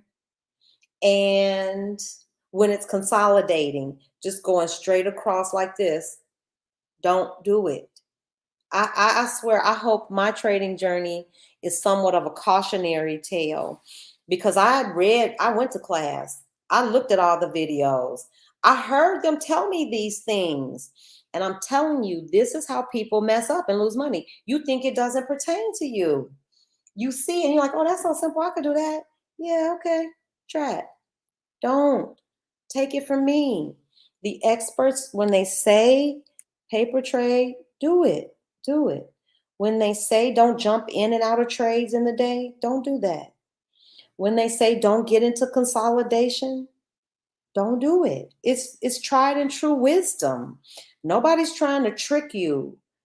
I haven't found anybody out here. Now, there might be people who are not knowledgeable, but I haven't found anybody out here that was trying to trick, like give you some misinformation intentionally. Nope. And when all the experts say the same thing, that's credence. You should listen to that. And that's what I learned in my first 90 days. I'm no different. You are not different. When them people say, follow the rules, follow the rules. And for if you're new, I promise you, if you do not have a trading journal, get you a trading journal. My dear friend Sonia of Sonia Unapologetic, y'all can look her up on YouTube. You can look up on Instagram, or I think she's have Facebook. All of her stuff is Sonia Unapologetic. You can find her trading journals. They're very inexpensive. I want to say they're under $10. Get yourself a trading journal. If even if you don't have a trading journal, have something handy where you can write down, important things. Like, we're in a learning community. So somebody, I would hope in their notes today, I hope we got ATR. We went over average true range. We learned a new ticker symbol today. Just those little things. Just keep adding to your little kitty of things that you're learning.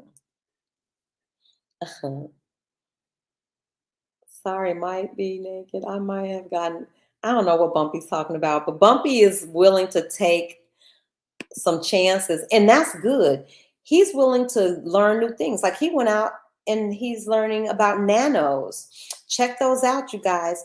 And he teases me, but I haven't had time to take it in, because generally when I get off from trading in the day, I'm trying to figure out, okay, what did I learn today? What do I need to recap? And it's always something I need to study just about these two concepts.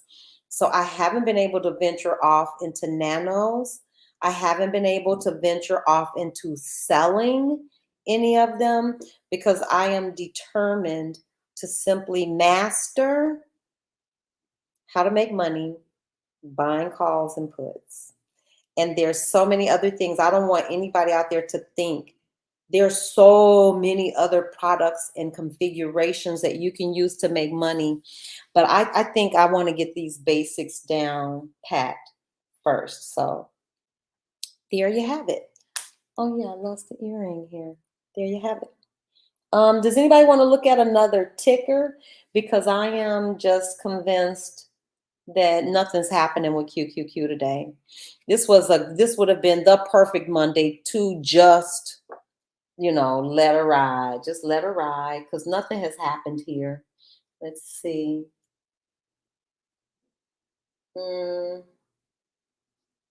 Yeah, nothing's going on. 40, 20.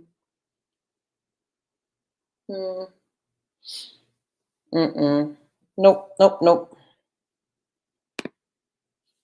She now has journals and merch on Amazon. Yes.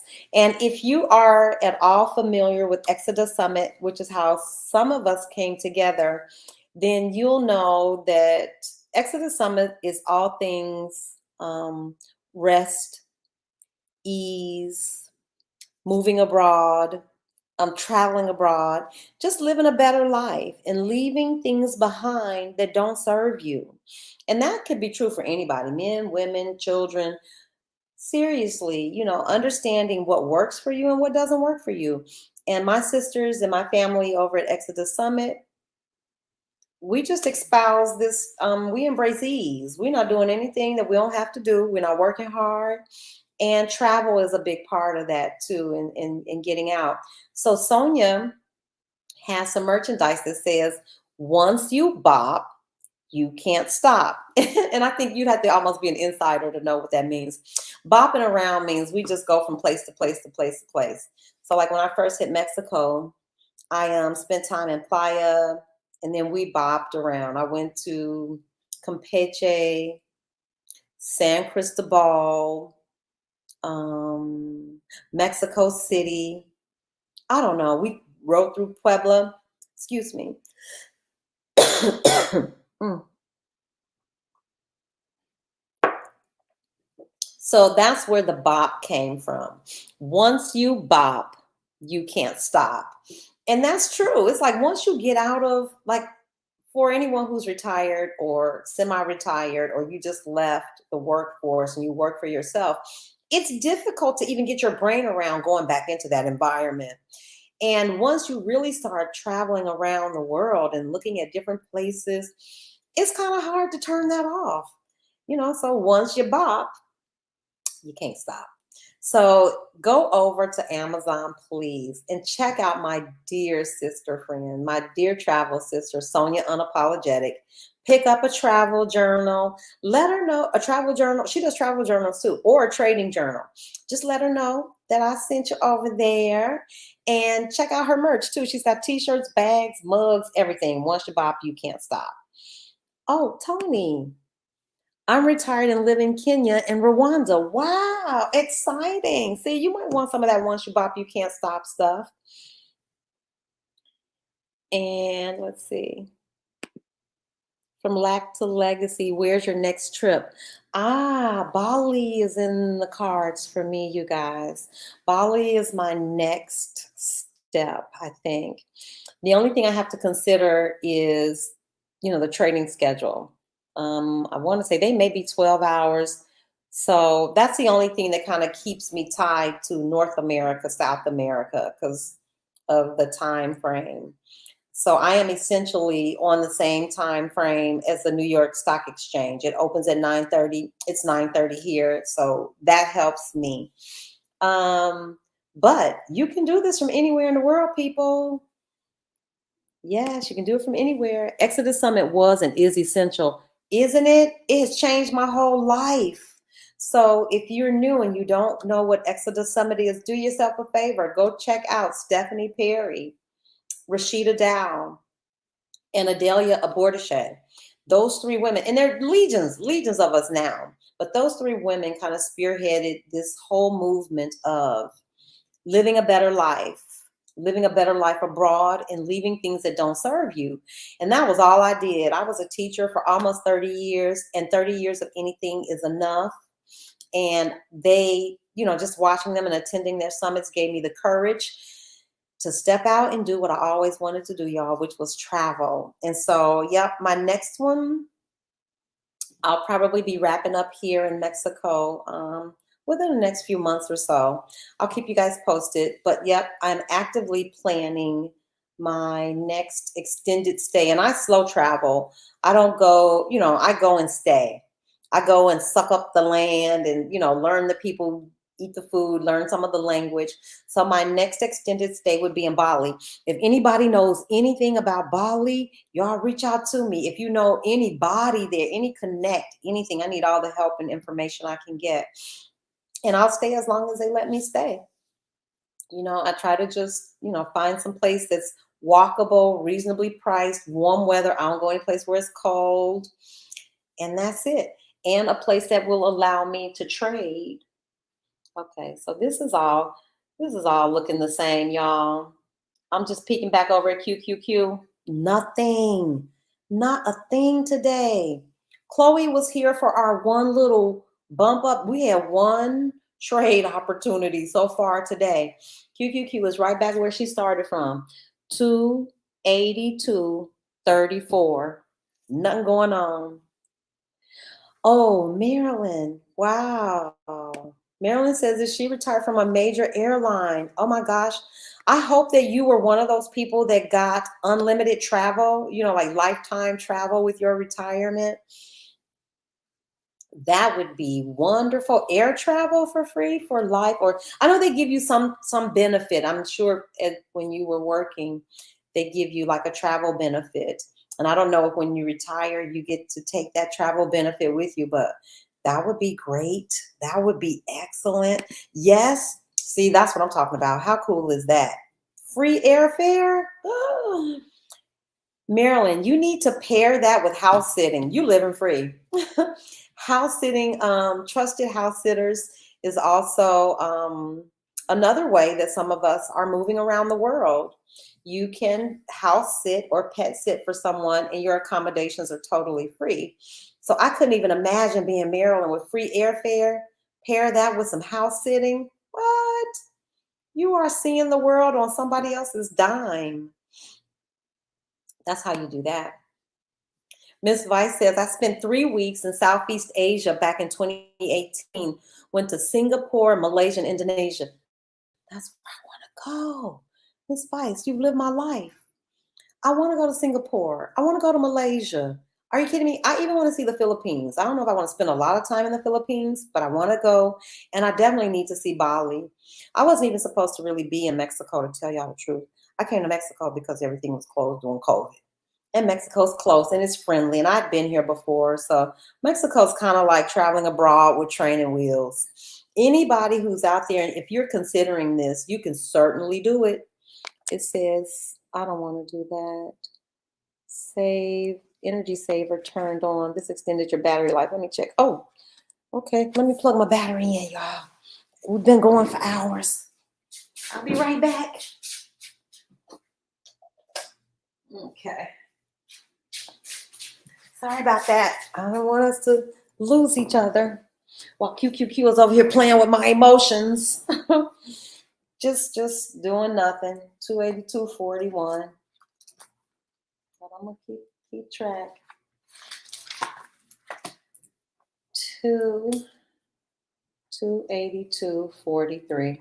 So nothing. And Ford has gone up 4 cents. So Ford, I guess that I'm pretty sure that chart probably looks a lot like QQQ's chart. It's just this. Oh, Ford had a nice little morning move. I'm sorry. Ford went from 13.11 up to 13.29. L, how did your calls do? But you'd have had to get out because it went down some, but you should have made a little something on your calls today, or you could have. L, were your calls swing trades? Had you held them before? Because if you got in this morning at its lowest, it was like 13.10, and it shot up to 13.30. That would have been a 20 cent, increase, but you would have had to get out of them too, because since then, let's see, it's gone up about 10 cents. But that's a very good move for Ford. That's a very strong move.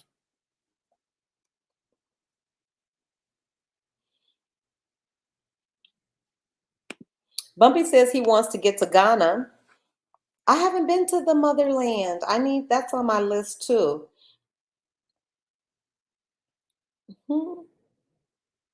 Let's see. I slowed when the pandemic hit. However, I've made up for it. I slowed down too. I was out there, you guys. I went to Spain, and in the middle of the pandemic, nobody wants to travel. It was horrible. It was terrible trying to get from one place to the other. Now Ford is on a little downtrend. She's doing a little walk down.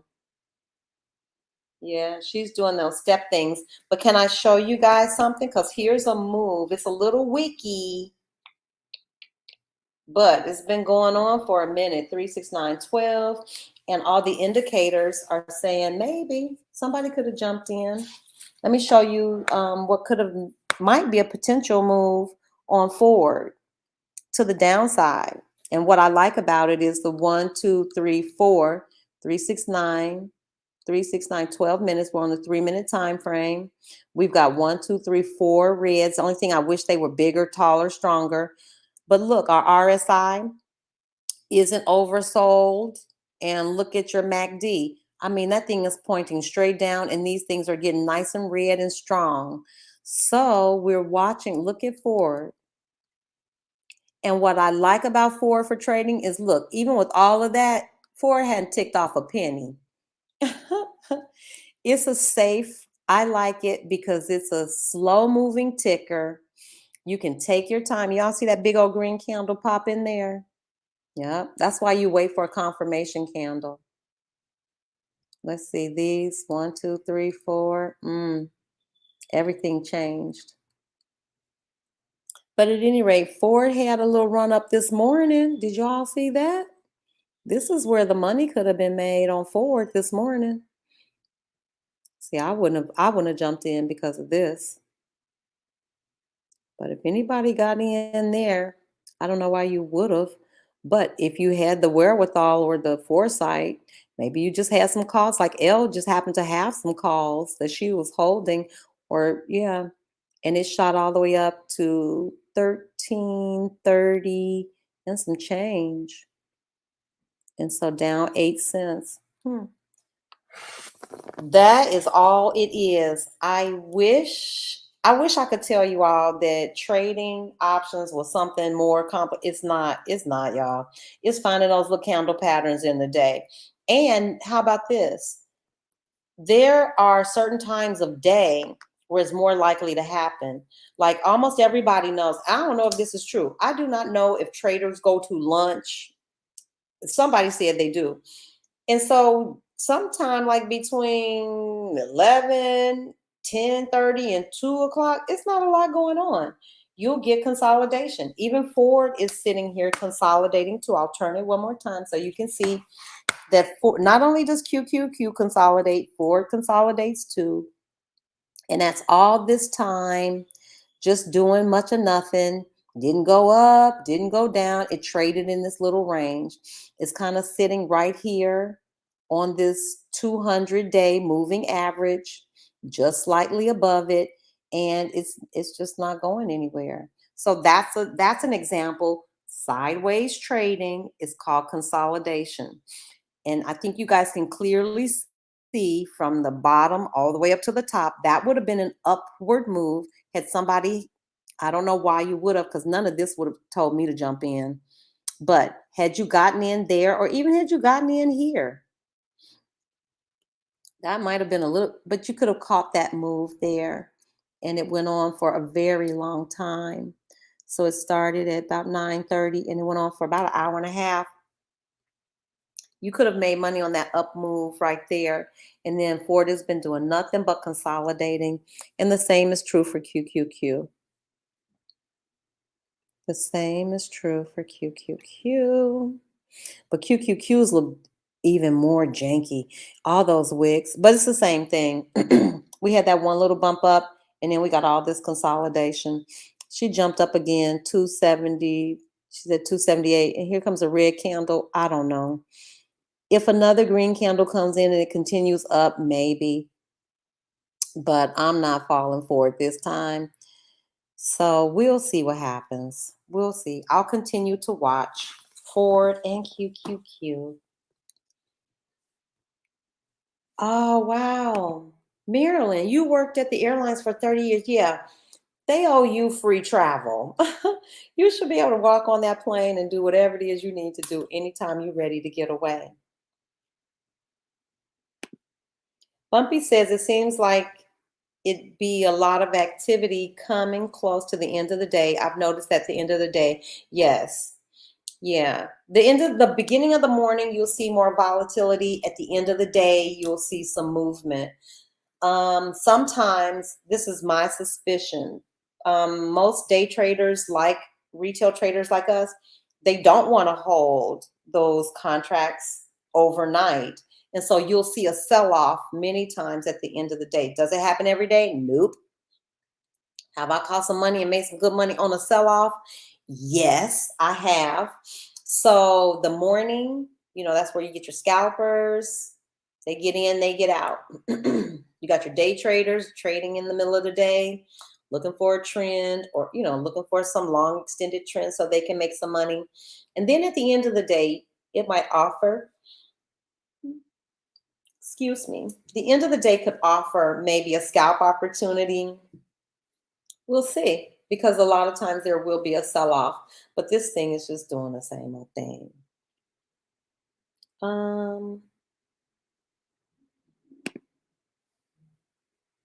Yes, I think they refer to the last hour of the day as power hour. Yes, and I love me a power hour. I like to be honest with you, I have just gotten myself into these contracts, but once I get out of them, you guys, I am not a swing trader. I don't like it. It's not that I don't like swing trading. I don't like swing trading now because the market is too volatile. I don't like what it subjects me to overnight because that thing could shoot up, down. It's doing all kind of crazy. So at this time, I don't like swing trading. So as soon as I wrap up these 3 positions with QQQ, I'm gonna go back to looking for scalping opportunities because I swear to you, I just want to get in and get out. That's how I started. Scalping and maybe some day trading where I can see a trend, ride it, and get out of there, y'all. This swing trading is not for me. Swing trading involves a different perspective. You got to be willing to wait overnight. You need to consider theta. I don't want to consider any of that. Nope, nope, nope. I want to get in here, find that pattern. I want to get out. I want to make me some money, get in, get out, and go home. That's it. I want to teach. I want to talk and play with y'all on Mondays. I want to trade on Fridays. And that's it. I don't want to spend my day, monitoring a trade. I don't. And you don't have to really. You can set your stops and be in and out of there. But again, this is my learning time. So let's see. Lumpy says, Sandra, do you look at movement and volatility as 2 different things or one and the same? See, I don't know that anybody uses the word movement. I think they use momentum. And momentum means how fast, that trade is happening. You know what I mean? When those big old candles shoot in, that's momentum because it's a move that happens, it's definitive, and it happens quickly. So this I would consider momentum. I'll show you that trade that we looked at today, the very same one. I'll keep referring back to that. I would consider this momentum. Like when that big candle shot through in those 3 minutes, that's a lot happening in a very short period of time. 3, 6, 9, 12, 15, 18 minutes. That's momentum. A big spike up, short period of time. So I wouldn't use the word movement. I would use momentum.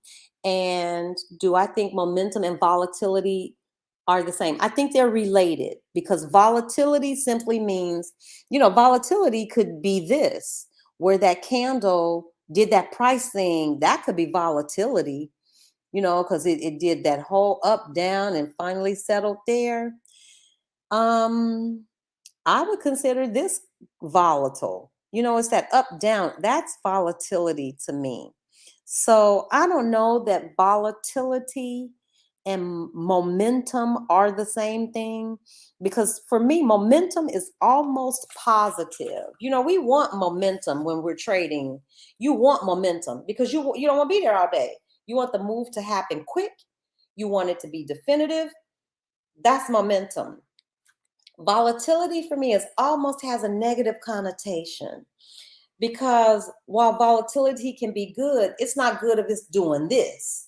If it's going up and down, because you can't get in there, you can't make a trade.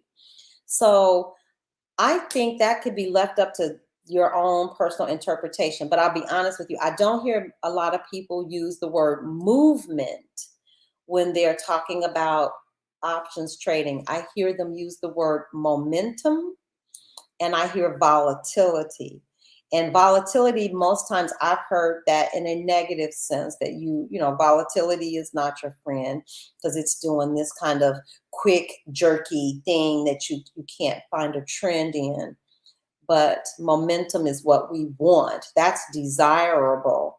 We just want it going all in one direction, and we want that momentum sustained, if that makes any sense. I hope that helps.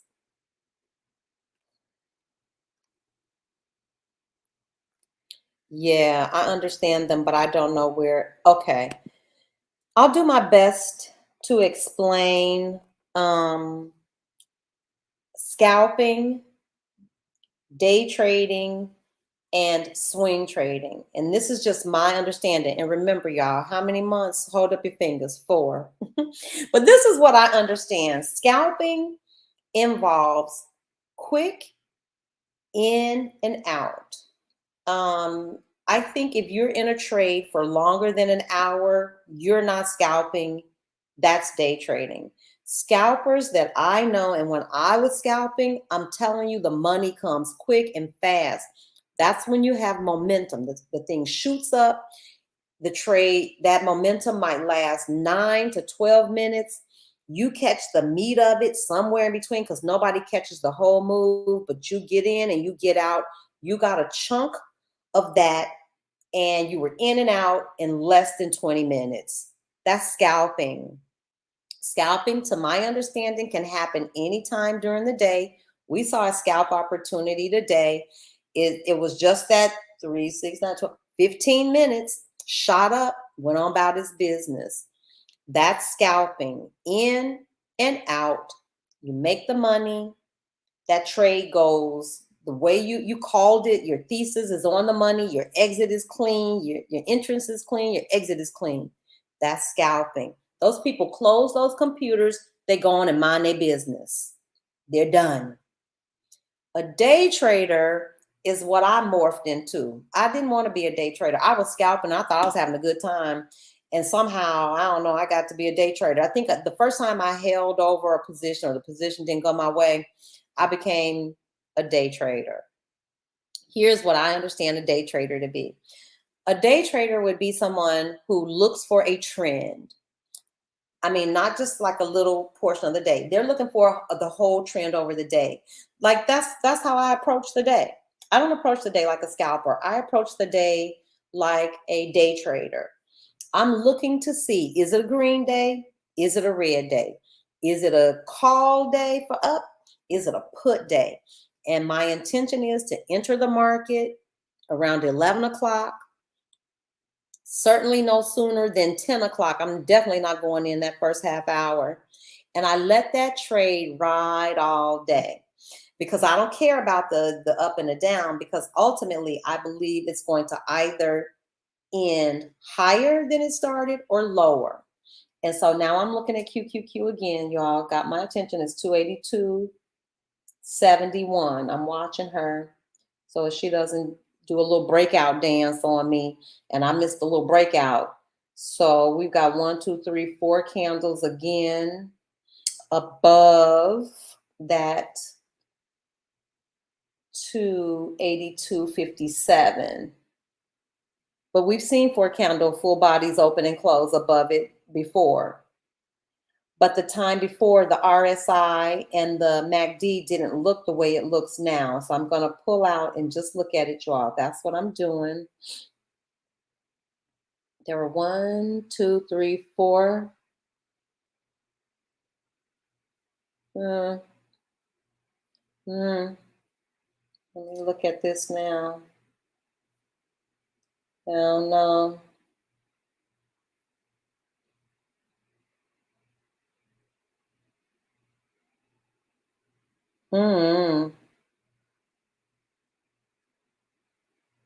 I'm not going to fool with it. No, because the agreement between me and the community is, if this thing doesn't show a definitive move, stay out. And I don't see a definitive move. That is what you all just saw, was me coming face to face with FOMO, which is fear of missing out, because I don't want to miss, because I missed that one in the morning. I don't want to miss this one. FOMO will mess you up. I don't want to succumb to my greed, which is, I want to make money. Y'all, the market is open 5 days a week. Why risk money today when you don't have to, when it's going to be open tomorrow? They're going to do the same thing every day of the week. Wait for the good setup. I learned that the hard way. Wait for the good setup. And if you can't wait for the good setup, don't just jump in willy-nilly. And I'm just going to keep holding. But man, I have learned so much about myself. It's 282.75, 76. I'm going to peek at the 1 minute just because I don't want a whole move to be kicking off. And I missed it. Mm-mm.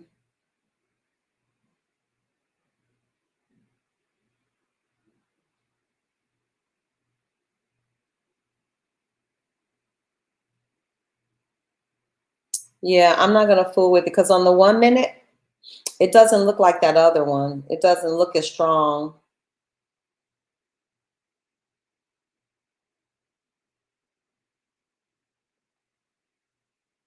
We've gotten a few pennies above. We're 50 cents above where we opened.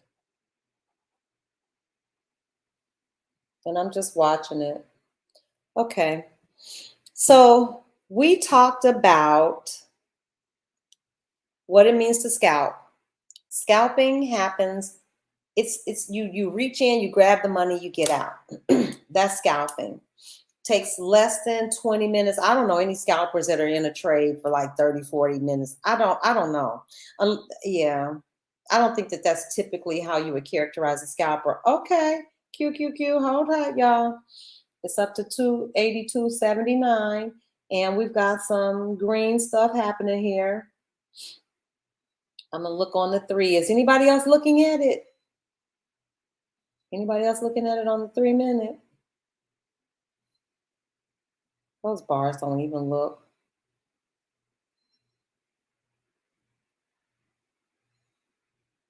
It's up to 82. It's up to 83, y'all. I'm just watching her. 3, 6, 9 minutes. 87. Ooh.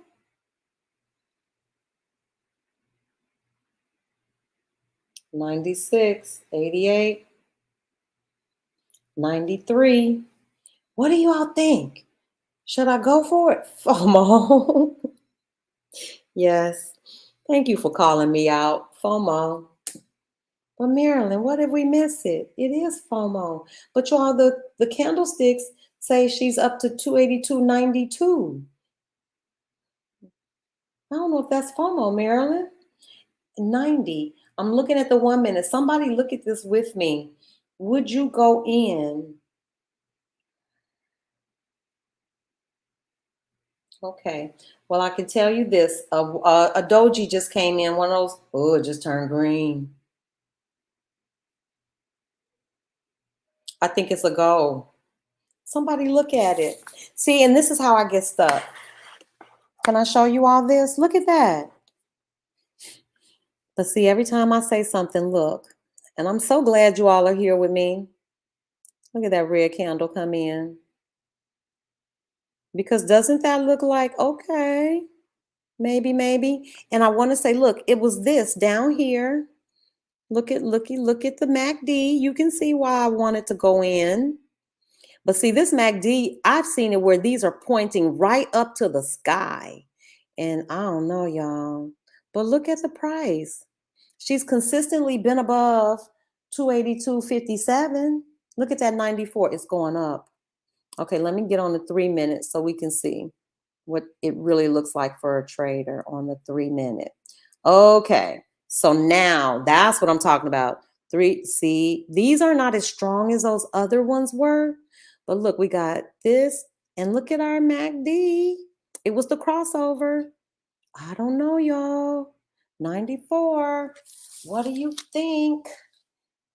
90, 20, 70, 30. How do you feel? I don't know. I don't know. You know me, apparently I'm a risk taker. It's looking like maybe. I'm gonna try it one more time, but I think maybe it's up to 97, 94, 96. I'm gonna look at the one more time just to see if it's all green. It's looking strong. 3 minute. Oh yeah.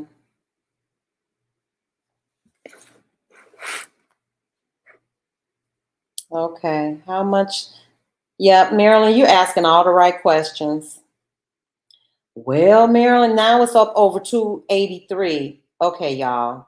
I'm just gonna buy one call because 283.01. Somebody watching this with me? 283.02.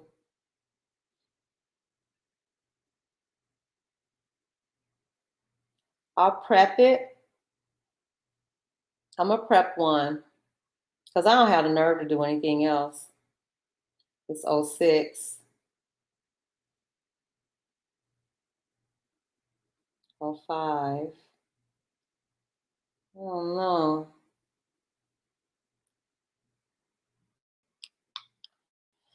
Well, not a lot to gain, Marilyn, if I only buy one contract. I mean, we're not going to be breaking the bank, but it would help me offset some of those losses. Let me see. 283.06, 05. I don't know. 07. Save. I'm going to save that order, and I'm just going to look at the chart again. And this is how I get stuck. I think this is called analysis paralysis, where you take too long to get in the trade because you're doing this. That's me.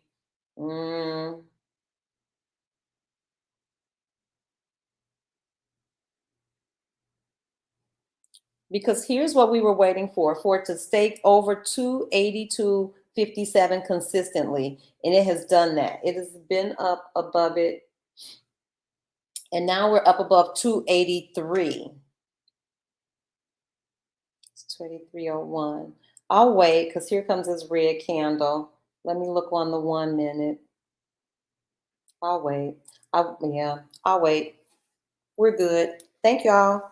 Who, Marilyn? I need you in the room with me. Marilyn was like, nope, FOMO. How much is there to gain? All good questions. Y'all are watching it. Yep. I like to trade with a group. Frank does that for me too. Frank would, if he was here, he would probably be the same as what you were saying, Marilyn. And it's so true because now we're back down to a 2. It's still, y'all, it still look like it could have been a move because it's still up over 283.07. So that was, so far, we're up like just almost not quite $1 from the start of the day. So here's what I think would have been wise at 11 o'clock to purchase the call and let it ride.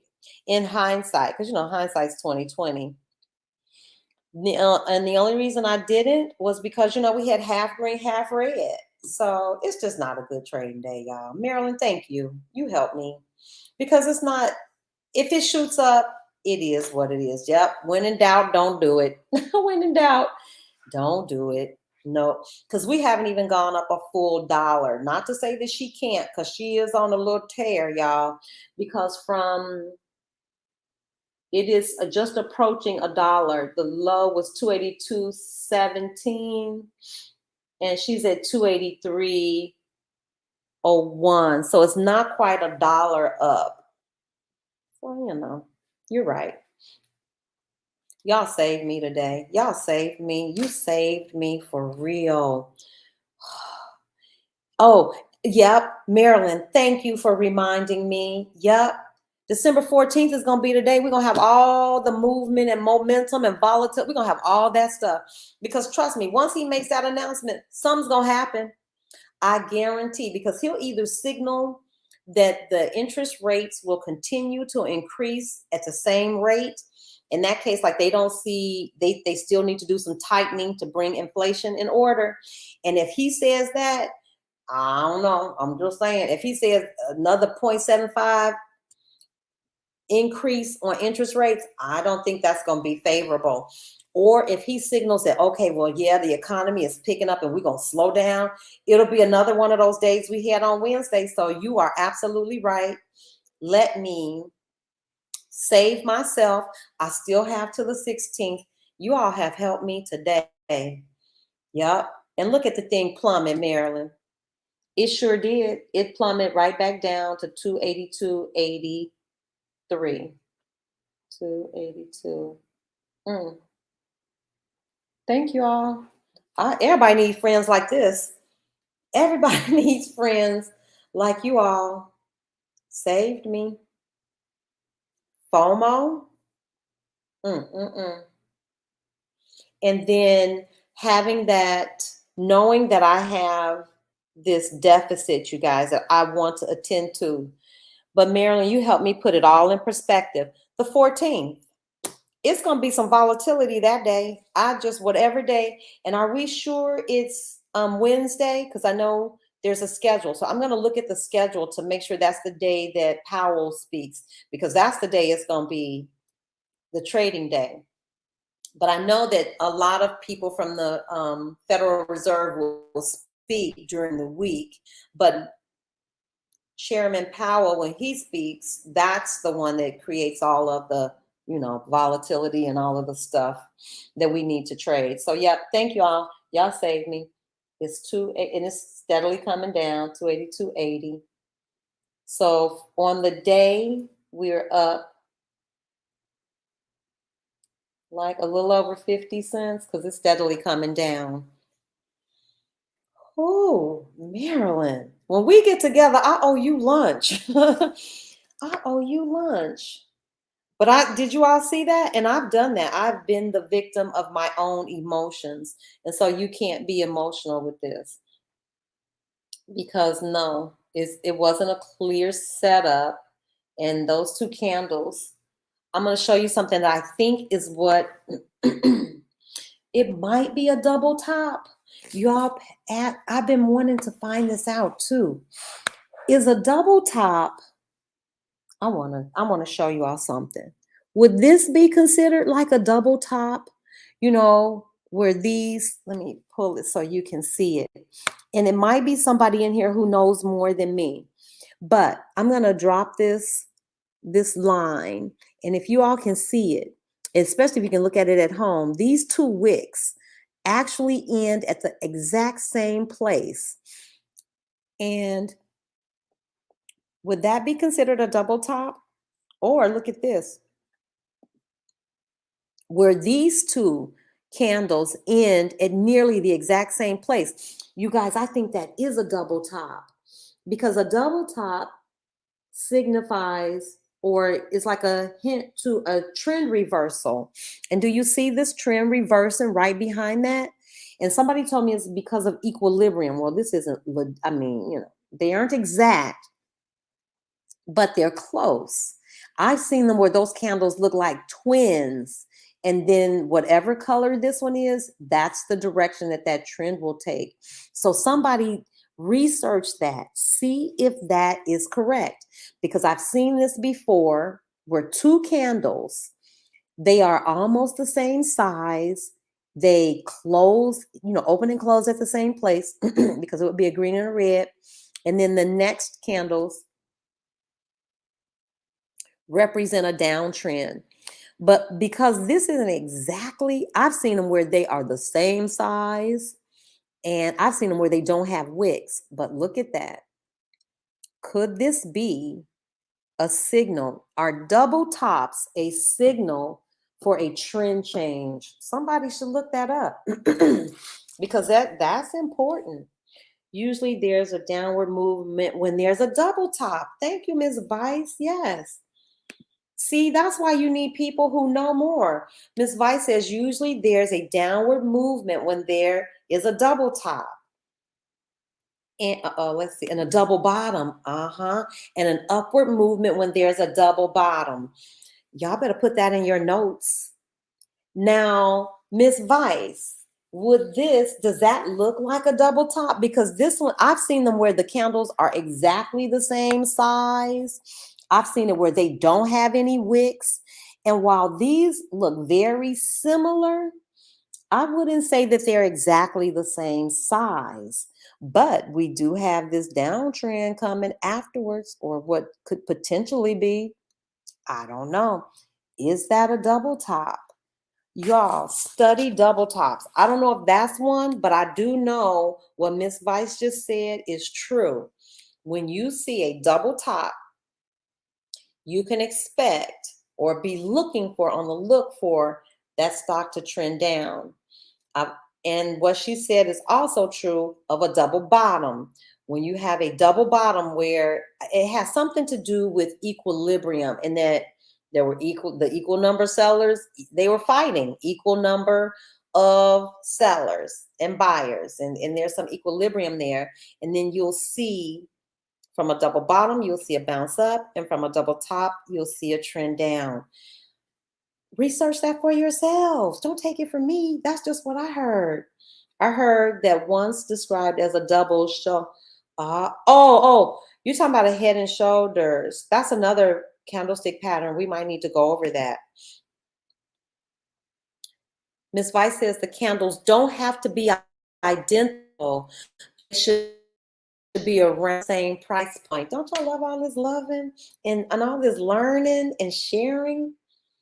Thank you. Okay, so the candles don't have to be the identical, but around the same price point for it to be a double top or a double bottom. Put that in y'all notes. And then go study it, because I bet you $1 it's in those candle cards that Bumpy has. I would be willing to bet.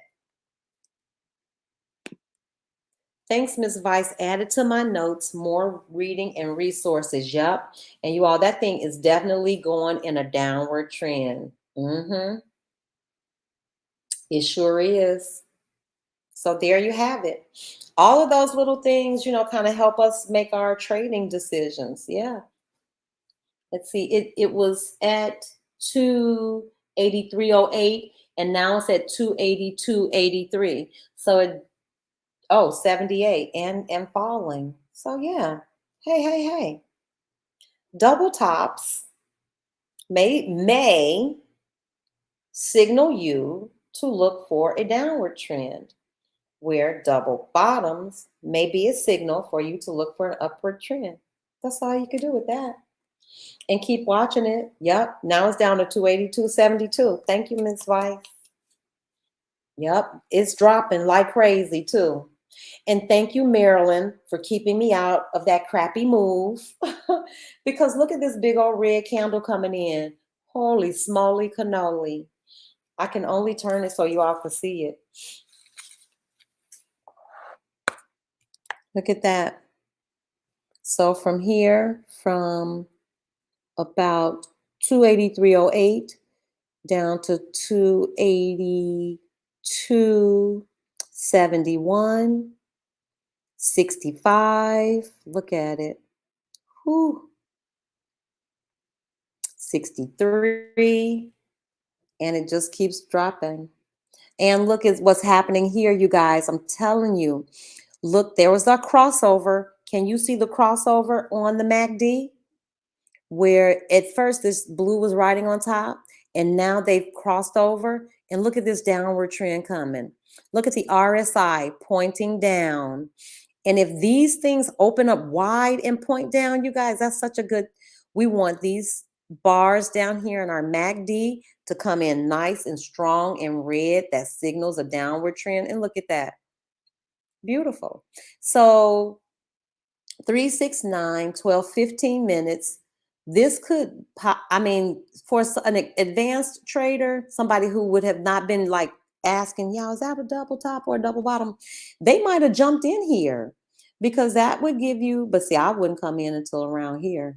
Once you cross through that, and then you start crossing through all of these, now for me, I'm feeling a lot more confident about entering this and maybe purchasing a put. But I would want to see maybe another red bar come in on my MACD, maybe this open up a little bit more. But we certainly have gone from 283.08 all the way down to 282, back down to that resistance. Please break through there. Look at it, 252.57. Where are we? Right back where we started from. Do you all see how this support, not only is it there, look at the 200-day moving average is there, and the 50 is there. Man, if that thing breaks through there, I would be surprised. Because now it was already a strong support. And now we've got all of those concentrated there. If this thing has some momentum and broke through there, that would be a good sign. But that is really, I think, what is called like convergence, where a lot of things are coming together to say or show one thing. And so we have all of these 2 SMAs and a support and resistance line right here at this price point. And look at this candle. You might test it, but it's not going through there yet. So that's it. I think all of that is learning. It's like, don't jump in too soon. Pay attention to your support and resistance. Pay attention to your, these are your moving averages, and particularly where they all come together. That's a lot of support there, y'all. I would be curious to see if this thing could break through. I wish it would. I'm just definitely cheering for a breakdown, but I don't know. Miss Vice says, I follow Chris Sane on YouTube. He talks about that all the time as an indicator for movement. Thank you. See, I'm going to put a note by that so that a double top and double bottom. And I want to, you guys maybe add Chris Sane, check him out. I'm not familiar with him, but I'm adding him to my list. Chris Sane. So double tops and double bottoms are signals to move. That would have definitely been a signal right there, because we dropped from 283.08 all the way down to 283.50. The only thing about it, y'all, is we're not talking about a whole dollar move, but yeah, who knows? Oh, Marilyn just subscribed to his channel. Good for you. I'm telling you guys, watch a variety of people. I do, because everybody has just a little different way of saying it. And sometimes when I watch a video and I don't really, the concept isn't crystal clear, I'll go find somebody else who gives me just a little another little piece and a couple. I think that's called triangulation. You get some information from here, you get some information from here, you get some information from here, and you piece all that together, and then you have a clear understanding. That helps me. That again goes along with me being the kind of learner I am. I can't just read it and be like, oh yeah, I got that. Or I can't just have somebody tell me and then I run away. No, that's not it. He was the one that clued me in on QQQ. Oh, on the SQQQ. I know. I know. I know. I need to be looking at SQQ. If I'm going to trade QQQ, it might be behoove me to also look at SQQ. SQQQ. If you haven't looked at that chart for SQQQ, you should look at them side by side. Wait, y'all. It looks like we might have some momentum. Maybe we could break through.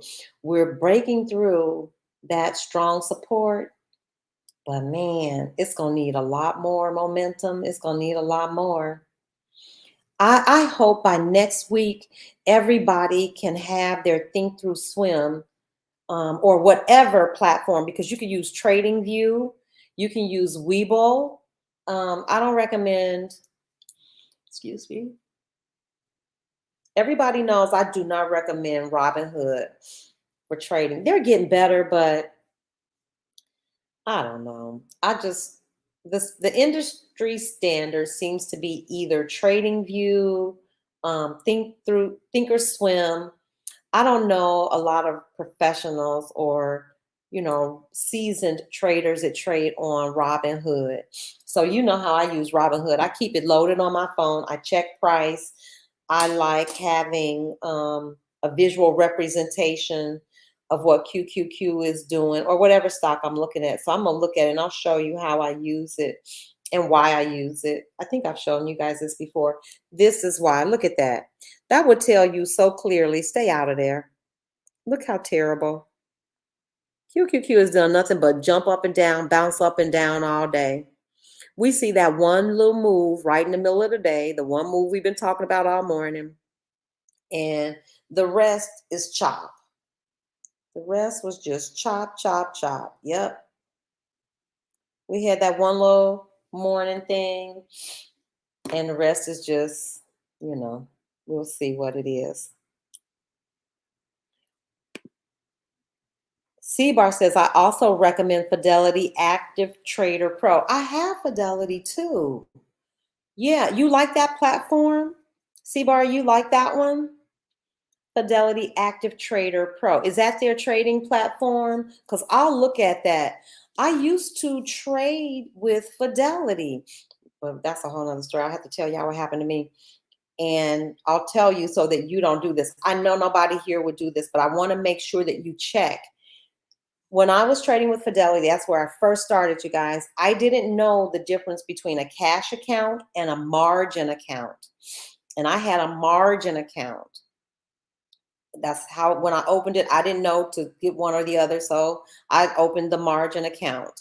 Well, with that margin account, you can get slapped with a PDT, pattern day trading.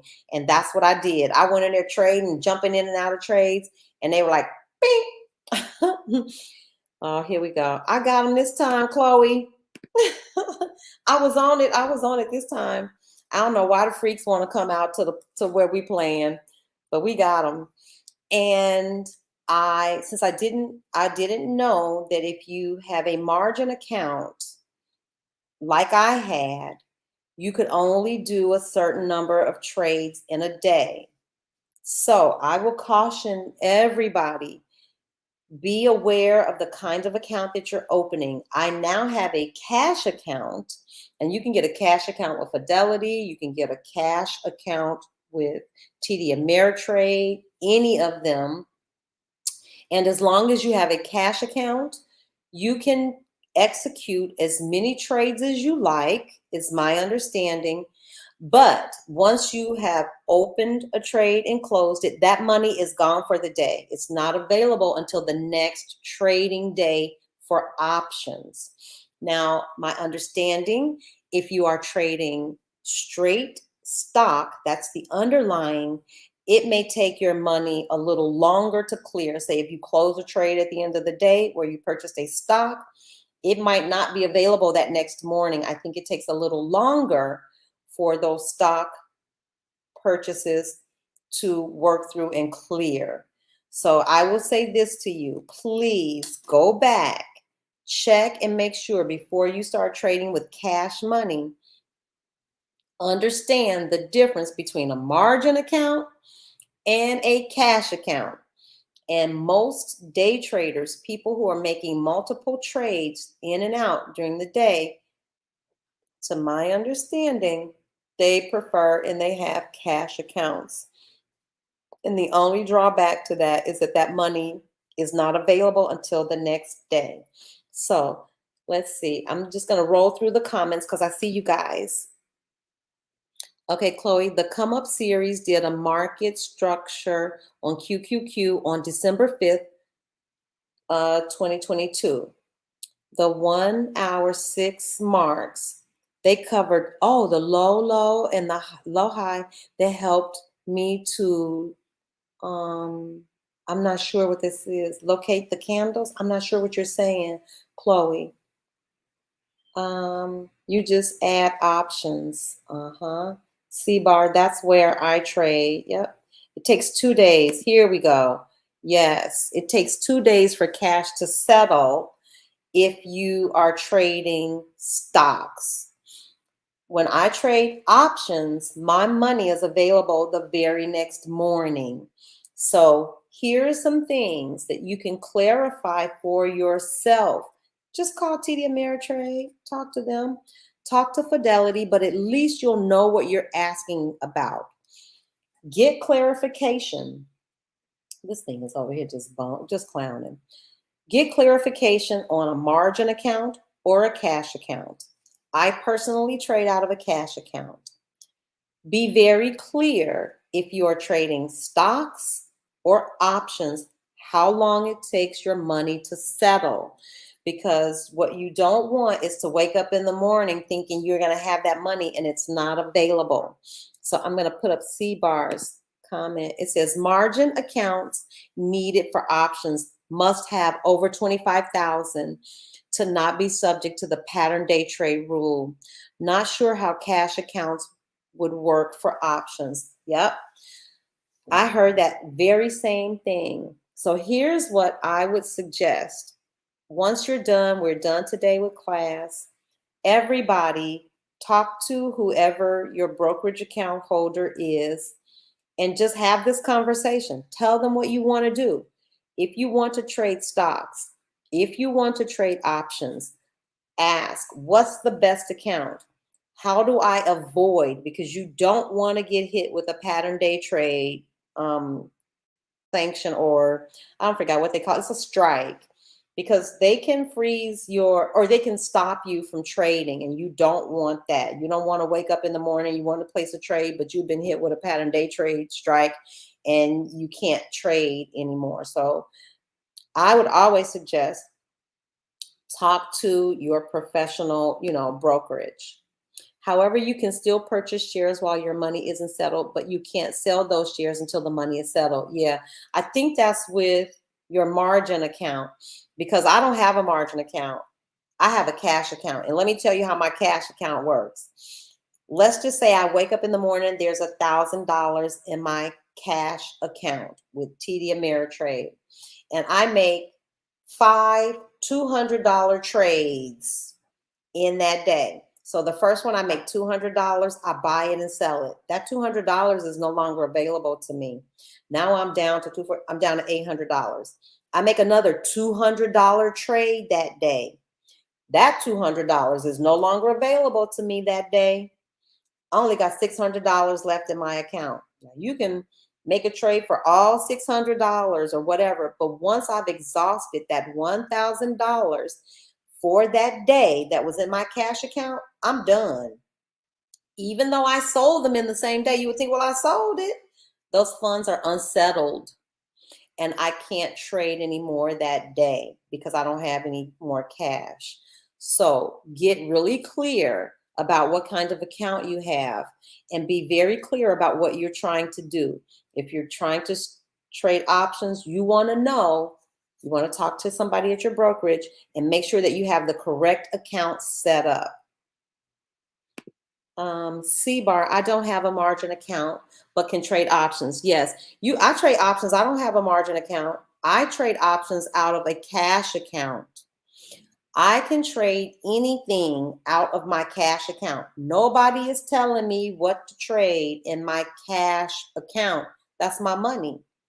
The only thing is, once you spend that money for the day, it's gone. Even you would think, well, wait a minute, I purchased a contract for $200. I made $400 and I sold it. Isn't my money available? No, because those funds aren't settled. That $200 is, you sold it, even though you sold it in the same day. You might think, well, where'd my money go? They have to settle that money. So I can only talk to you about a cash account at TD Ameritrade, because that's what I have. I can talk to you confidently about that because that's how I've been trading, with a cash account, TD Ameritrade. I start out with a particular balance in the morning. If I spend all of that money on options that day, I'm done trading. I have to wait till in the morning and my money becomes available again. C-Bar says, I have options accounts. However, I only trade with my money in the account.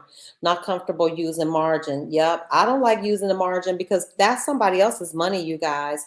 And I don't know exactly what a margin call is, but I think they can call their money back if they want to, the bank or whoever your brokerage is.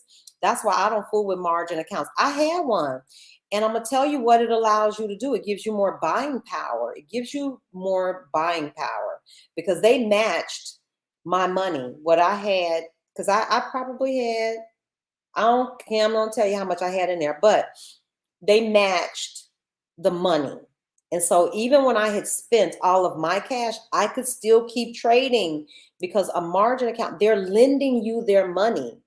And I wasn't comfortable with that. I was not comfortable with them lending me their money. I don't want your money. I want to know I'm trading with my money, win, lose, or draw.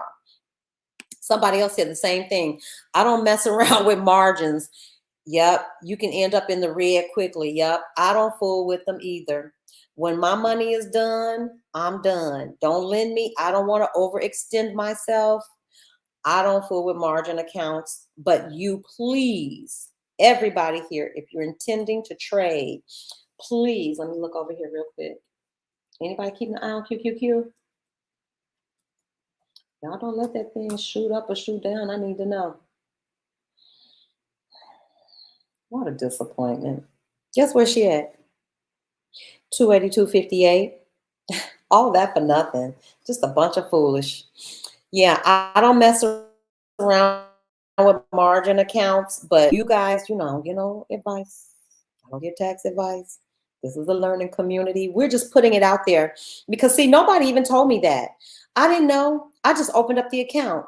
I wish somebody had told me that. CBAR says PDT, only 3 trades in a 5-day period. Yes. That's why I have a couple of accounts to trade out of. I think most traders do. Yep. I keep my Fidelity.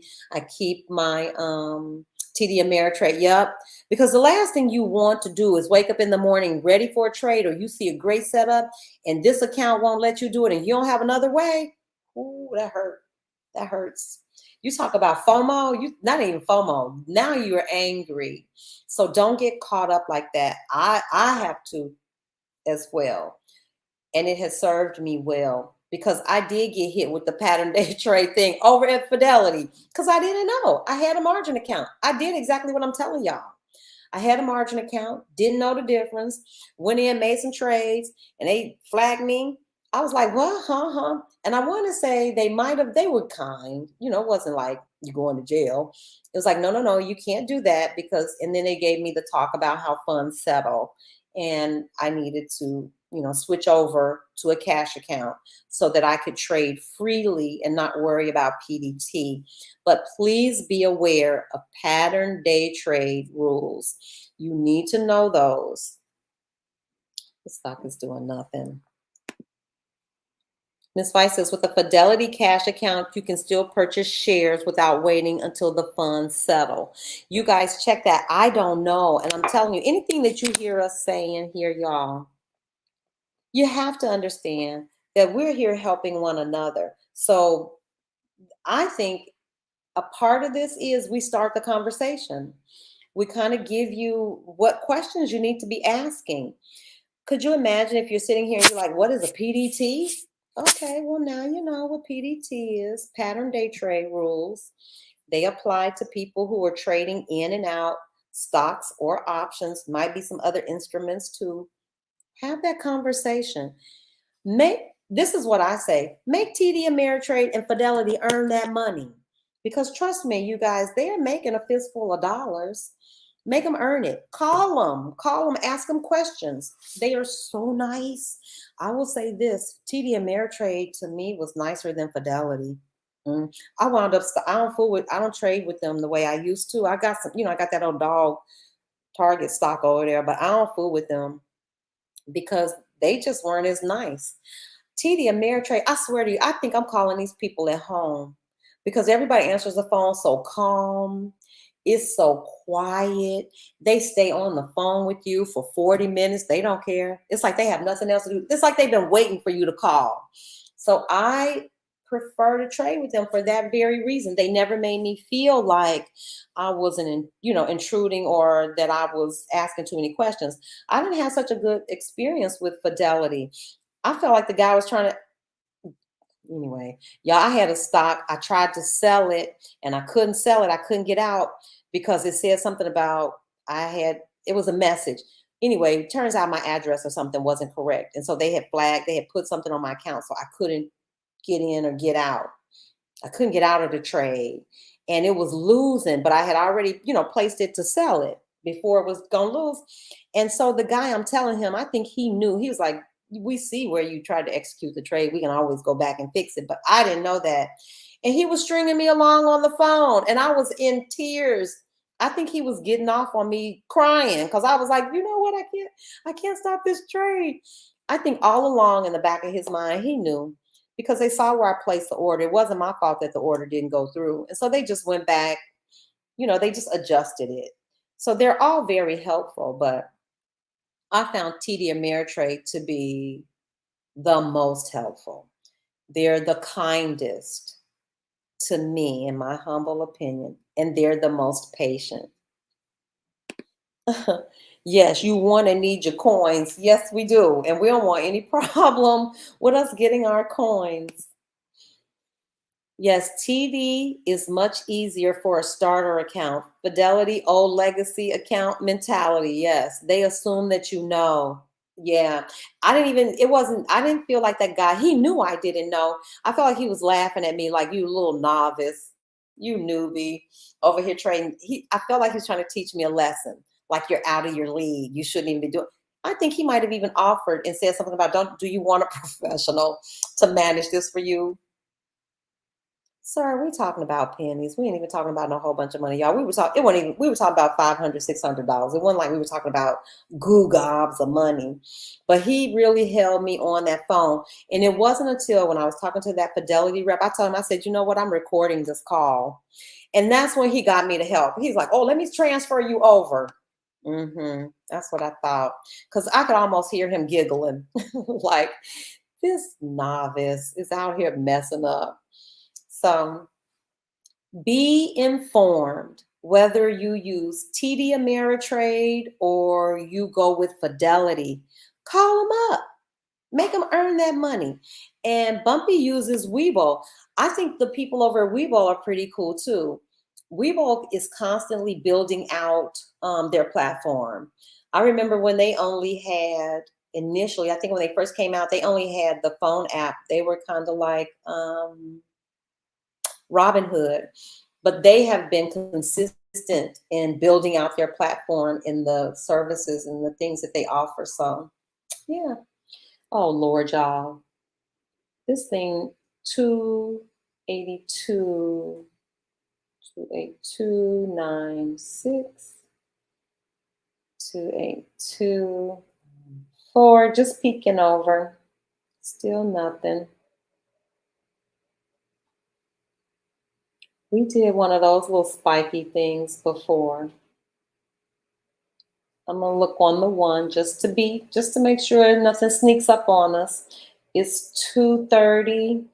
We got about an hour and a half. I don't know, you guys. This looks like a nice maybe. I wish somebody else would look at this. Y'all, somebody look at QQQ with me.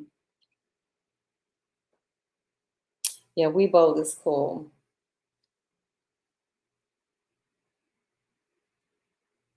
If another red candle comes in, ooh, 282.95. Let's see, how high did we get before? We got up to 283.09. If it goes above 283.09, then I'll look at it seriously, because that would be the high of the day. If it gets above that high of the day, let's see. Yeah. The actual high was 283.38, 283.38. If it goes above that high of the day, then to me, that signals a break in structure. So you all help me if that's correct. Yeah, she's back down. The high of the day that I can see looks like 283, maybe 283.40. QQQ hasn't been anywhere near 283.40. And if it were to get and surpass 283.40, that high of the day, I think they call that a break in structure. C-Bar, Chloe, Miss Vice, one of you all might know better than me.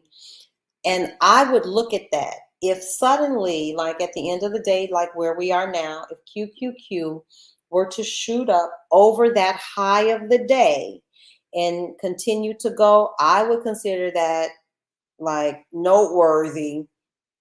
Might want to consider this. Might want to consider this is a run or a breakout or a move up.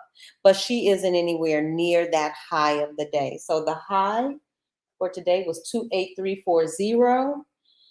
And my question for the group is, or what I'm putting out for all of us to get clear about is, if QQQ breaks that high of the day, would we call that a break in structure? because that was the high that was established earlier in the day. If y'all know, let me know.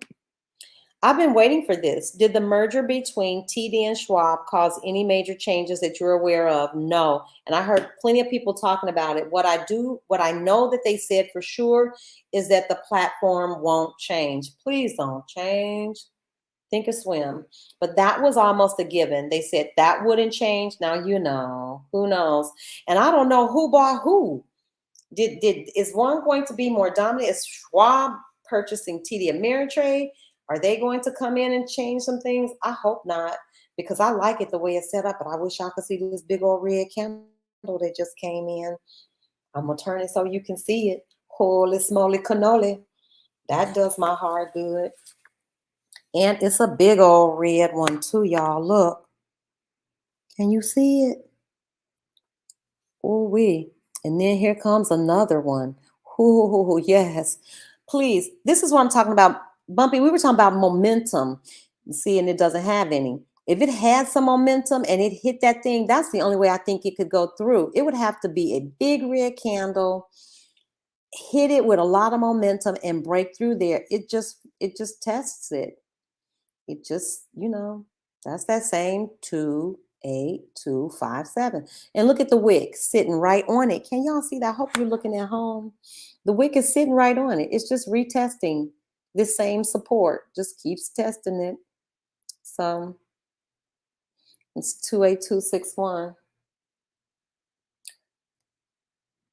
We only made it above 283 a few times.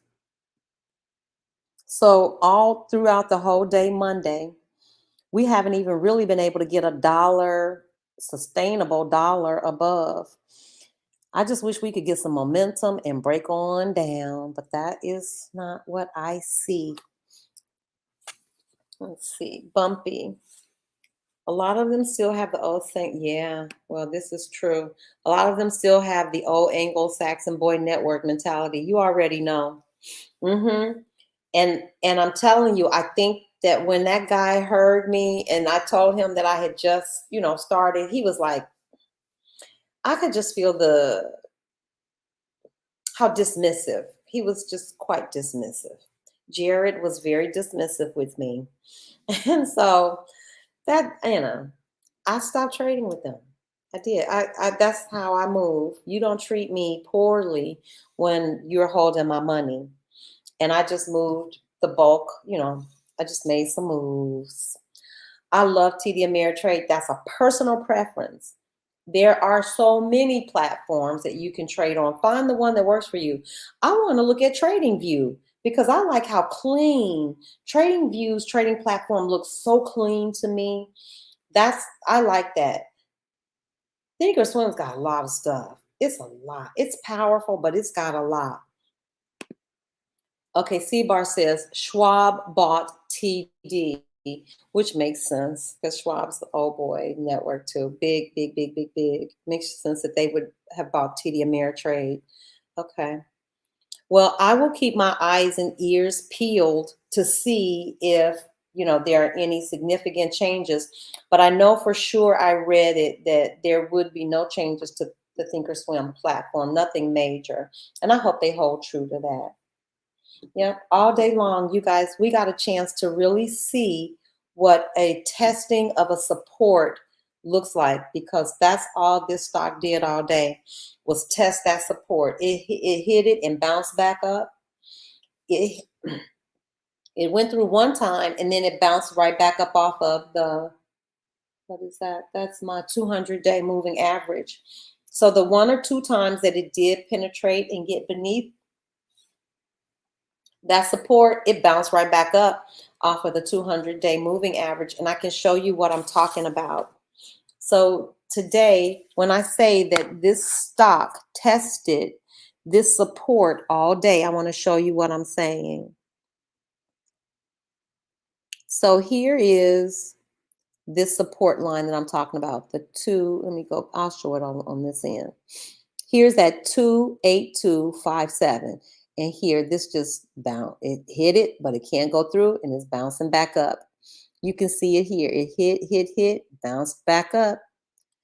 And Here, it came down and it actually made it through. But look, once it got to the 200-day, it couldn't go through and it bounced right back up. It tried it again. It tested that 200 and bounced back up, bounced back up. So we haven't really been able to do or make much ground 28275. I don't know. I'm happy though that it hasn't just shot up because that would be disastrous.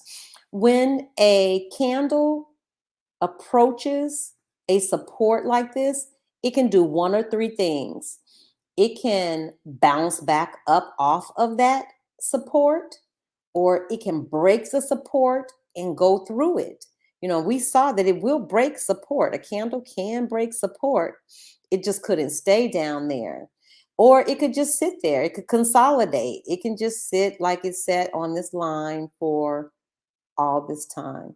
Let me switch to the 3 minutes so we can see what's happening for real. I forget, and please, y'all, don't nobody trades on the one. Nobody really even uses that 1 minute in trading. I like it because for me it's more information. So all this is nothing but consolidation. Here is that strong support, the 28257, and nothing, just bouncing, just testing it. It even as a resistance underneath it, it tested until it broke through, and then it just became support. And I've said this before, and I know anybody who's taken any class, you know that what served as resistance, you know, like a ceiling where those candles are trying to go up and they can't get past that resistance, that line can, in the future, act as a support.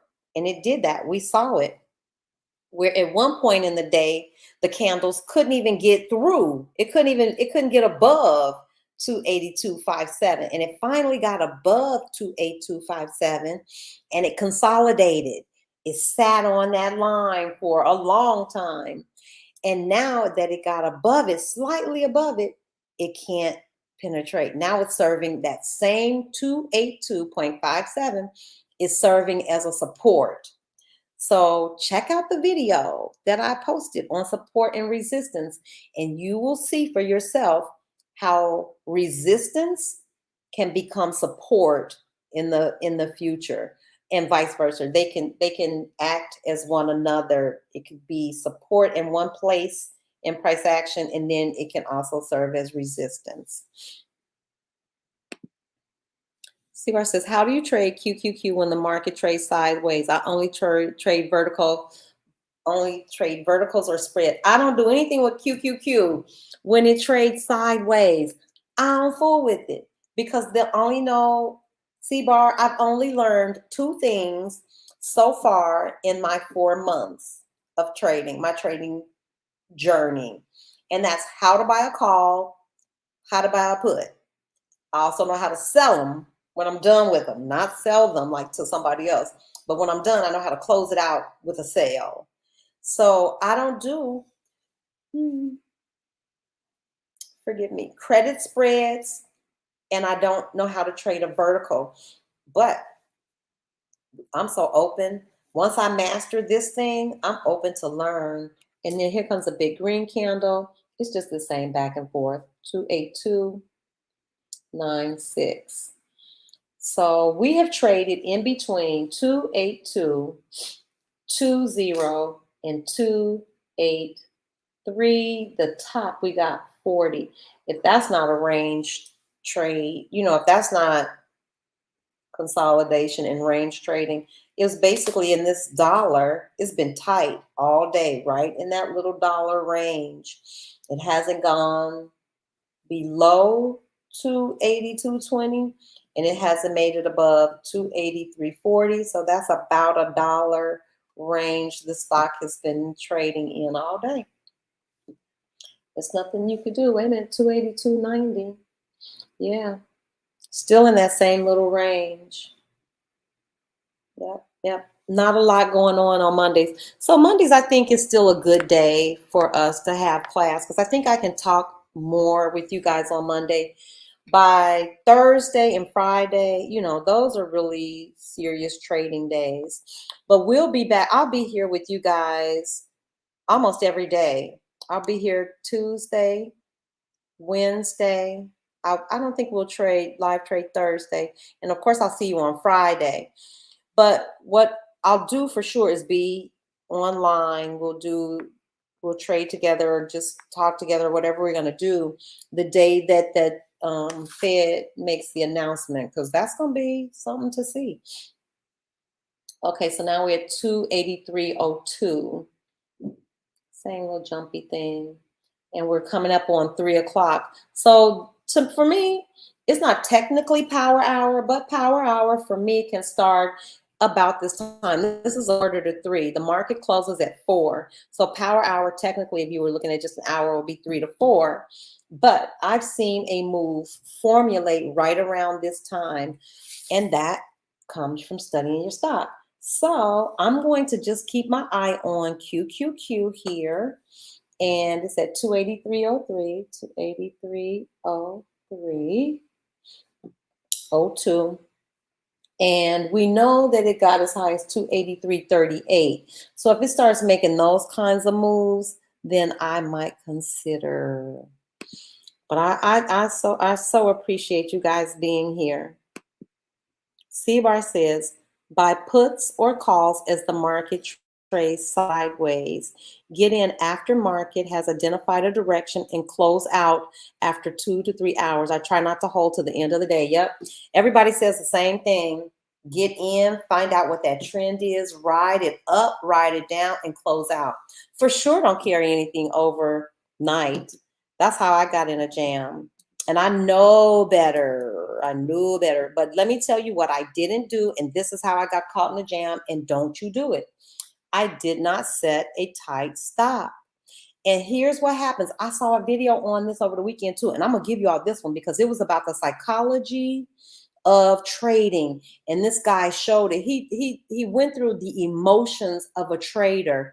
And he said it because there comes a point where you have allowed yourself to get down so low that you are like, oh my goodness, you don't know what to do. And you're hoping now that the trade turns your way. Wrong thinking. By the time you're hoping and praying and wishing, nope. Take all of that out. Learn to place a stop. Get out of the trade quickly if it's not going your way. Get out of it. Take it from me. This joker then shot up to 283.20. Okay, so let me turn this to the class so you all can look with me. We're on the 3-minute, and here we go. Let me show y'all what we're looking at. 1, 2, 3. Look at this, y'all. This all looks good to me. Now let me go down here. I'm just going to peek on the 1 minute because if it's all green and it's a go-go down here, see that? I've seen this too, where this goes, this green, red, and it can do that for a minute. But look at the RSI is a little oversold, but this is on the 1 minute, but this is all wide open. So let me go back to the 3-minute and you all help me decide. Here we go, 3, 6, 9, 12 minutes. We've got these bars. They're solid green. They aren't the biggest I've ever seen. RSI is not oversold, and this is building, and our MACD is pointing straight up to the sky, and we're at 283.13. What do you guys think? And we need to look at our community portfolio before we leave. I'm gonna have to log out of here though and log into paper trading so I can look at what we did, how those stocks performed. So back down to, okay, still not oversold. Still trend looking nice. And these bars are building. 283.11, 283.12, 3, 6, 9, 12. I'll wait for this next candle.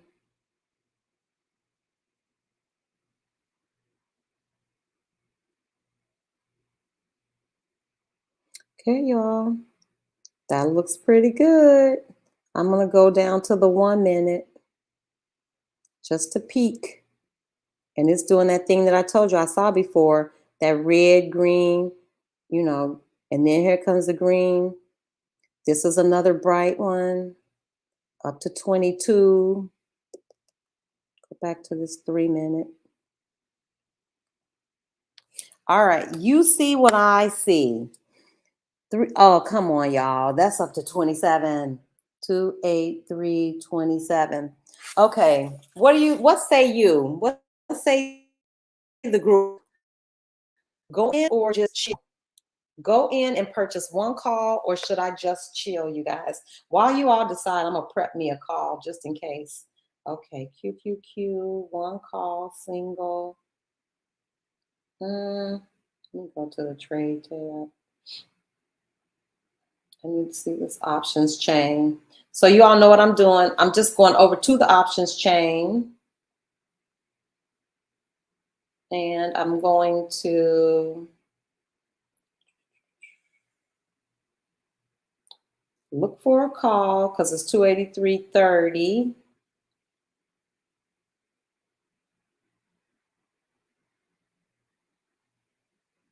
I'll queue it up.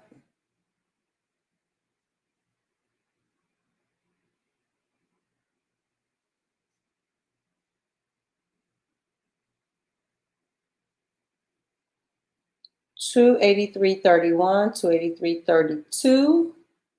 I'm gonna save it and I'm gonna look at this chart again. See what's going on. I don't know, y'all. That's looking pretty strong to me. 31. Is anybody else looking at it?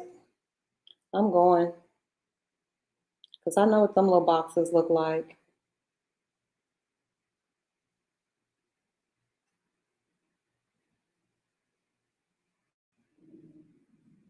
Okay.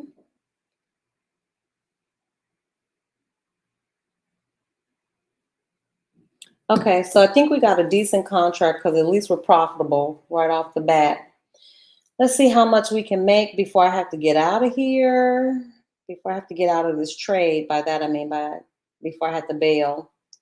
Because let's see, 283. Okay. 283.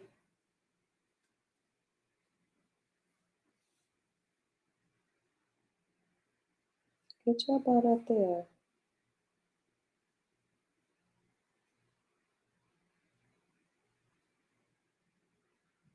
I'm gonna look on the 1 because that's how I roll. We gonna see. Of course, y'all look at this joint. Nope. My tolerance for loss is so little. I cannot. I don't want none. I'm down $4, y'all. I don't want to give them no pennies, nickels, dimes, nothing. I'm sorry. I just don't. If I get down $10, I'm out. Because no, I don't need to compound any losses. I'm gonna look back at this chart and nope, let me get back on the 3 minute to see how we're holding up. I don't know. I'll wait because at least the candles are coming in green. So let me show you what we're in. So this is the one call that I purchased, and I'll tell you why I purchased it. Because look at these. These are the stair step, that pattern that we talked about. Look at our volume. That's pretty good. It's building. The only thing that troubles me, look at this. Why couldn't we not get another big volume? But look at our RSI is not oversold. I hope you guys can see that. And then look at my MACD. I'm trying to see if my MACD is continuing to go up. So this troubles me. Come on, y'all. Make it green. Make her green. She wants to be green. She wants to pay. But this is 3, 6, 9, 12, 15. Who knows? We'll see. These are some, it looks good. I just wish this would turn green, y'all, so it'd be just an easy day. And then this thing just float on to the top. So we're in here and that's what it looks like. I mean, so it's unfortunate that this joker can't make up his mind, but it would be like textbook if it turned green and this was a green bar, because then you could really see what I mean by this little stair step pattern. And this is what we're looking for. This, we're looking for all green, you know, these green strong bars. All of this says go. This MACD, the crossover right there. You know, it doesn't happen like this all the time, but this is one of those times where you say, okay, all systems go. How many people, when you see this, would you have gone into this and just tried to scalp a little out? Anybody? Yeah, I see. I'm going for it. We're gonna see. I would buy, let me see who said that. I would buy QQQ around 286, 287 for a vertical, not sure for a single. Okay. Oh, but look at her, y'all. She's hitting it. She hitting it too. Let me see. Let me see. But that thing is moving so slow. Whoa. She's going up, but I've only made like $2. I only got one put to you all. Because I don't want to, I'm not interested in risking any capital for real, for real. So here's, okay, but I do want to show you this. So for everybody who's just starting, I think this is exactly what I would be looking for to enter a trade. I'm looking at this. You see how that's building, y'all? That's money. You see how these bars are nice, bright and green, and these things are starting to spread. When these things spread out, and by things, I mean, these are your SMAs, the 9, the 13, the 50, and the 200. And when they spread out like that, that's a good sign. My RSI is getting near overbought. I'm not surprised to see that. See it cool down a little. And then look at how these bars are building and this wide open. So let's see, 3, 6, 9, 12, 15, 18, 21. That's pretty strong. She's gone up to 283, 283, 40 and 42. Remember I was talking about breaking structure? Because the highest that we had seen it for the day was 283, around 283.38, 283.40. So if she could break that, that would be great. If not, if she can't break it, then I'm going to assume that she can't. She can't break through it. But if she breaks through 283, see that 42, I need some more green candles in here, y'all. And we could really be potentially looking at, that's a move. That's a straight up move. If it would be a better move if this candle turned green like it is and shot up past 283.50. That would make me feel good. But it's vacillating right at that high point. So I'm paying attention to all of that, y'all. That's why it's important to know your ticker. I know what the high of the day was. I'm looking to see if she breaks that high of the day. If it breaks that high of the day, that's a good sign. If she struggles with that high of the day, that's information too. And she is, come on, she needs to get above 283.50 for me to be confident that, oh, we might have a little breakout here. But again, depending on your timing, if you got in here, if you know, that's still money made. 3, 6, 9, 12, 15 minutes. And there we go, 283.47. Come on, baby, you could do this. And ladies and gentlemen, just like that, we are making money. I promise you, that's what you're looking for. Let me show it to you one more time. That's all we're looking for. Maryland, all you guys that are new, I promise you, that's all we're looking for. Can you see it better now? We're looking for this little breakout thing to do this thing with all these green bars with your RSI. It's a little oversold, but that's okay. I've seen the RSI. It can be oversold for a little bit. And don't be surprised if it takes just a little bit of a dip. It's like it'll come down to get some relief and continue on up. Look at that. You all, That couldn't have been a better entry. I'm sorry. That couldn't have been a better entry if I had to say so myself. If I do say so myself. If I do say so myself. So now we're up to 283.70. And we waited all day for that. But, and I only brought one contract. So that one contract has me up to 30 bucks. So imagine had we had three contracts. But I didn't want to do too much, y'all. But when I tell you that's a beautiful move, I got to go back and look at that, baby. That's a beautiful move. I hope somebody caught that. I wish everybody could have caught that at the end of the day. And that's how you make money on the internet. It can happen. Just like I bought one contract, you guys look at it, 283.83 and going 283.86. I'm okay with this 283.90. Go ahead on. Do your thing. 283.91, 283.92. I pray one of y'all who is out there trading was able to catch. Did anybody catch it? Yep, C-Bar, we caught that one. We waited. Thank you all. Y'all kept me out of trouble. And I'm just going to turn this around and prepare my closing order, because what you don't want to do is overstay at the party. You want to get in, get the goods, and get out. So I'm going to hit the trade tab, you guys, and prepare a closing order for this, just in case, because that thing, just like that, is over $50. So I'm going to create a closing order because I don't want to lose. 50 bucks is 50 bucks. We waited all day for that 50. So I'm just going to set it up and I'm going to mark it out. I'm not mark it out. I'm going to limit out. And I think I explained that, what it means to limit out and why I limit out. I don't mark it out because you can experience great slippage and you don't want that either. So let's see, it's 283.93. I just want to keep watching it. 283.94. If it gets to 284, hey, we had a good run. We had a good little move there, y'all. Confirm and send. I'm going to save this and continue to watch. But I've already prepped my selling order to sell this. And so it's just sitting there. It's sitting there. And I'm just going to go back over to the chart real quick. And yes, look, I want you all to see what I see and why I may or may not get out. The reason, that red just peeked in, you can see that the RSI, you can see the RSI is oversold. And so I'm not surprised if a little red shows up here, because this thing will get a little relief and it may possibly keep going. What is keeping me in place is I'm looking at my MACD. And this is what you want to see. I promise you, this is textbook here. This is classic. I'm so glad it happened, because you get to see the pattern that we're looking for.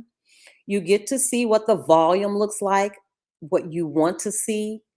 The RSI, when we first started, was down here. You watched it build. I want you to watch how it can stay in oversold territory for some time. So don't let that scare you away. As long as this MACD is doing this and these things are pointing up to the sky, you all, when these things fan out, I'm telling you, that's a good sign. When all of my moving averages have spread out. I've seen this and it just continues to go. I will stay here for just a little bit. I'm willing to give back a little just to watch that next candle come in. As long as it's not a big candle that drops, all the way down here and I lose all my profits, I'm willing to wait and see what that next candle is going to be, because this candle could just be relief, giving it a little relief to go down so that it can gather up and, get some more energy and keep moving up, because this thing wants to go up. At least it looks like it to me. So you all saw it took us all day. Exit must be timed. Sure enough, the exit must be timed. And so I'm looking at profit. I'm looking at the money, like how much I've made, what I'm willing to lose, which is not much. So you guys, I think I am going to go in here and I'm going to wait. My closing order has already been prepped. We've stabilized the profits just around $50, which isn't a lot, but remember, one contract, you could have had three. That would just triple your money. You could have, could have had more. And I'm just going to watch. And as long as it doesn't go below 283, I'm going to say 283.80 is where I'm coming out. And so it just went up and it did just what I thought it would do, you guys. Look, remember I said to you that you may see that red because it'll try to come down a little bit. Who is that? It'll try to come down to get a little relief from this oversold state. And then the next candles that come in will be green. It'll keep going. So we're just under, there we go, 284.06. That's what I'm talking about. 284.09. Yeah. We're off to the races. So I wanted y'all to see that. I'm so glad you got.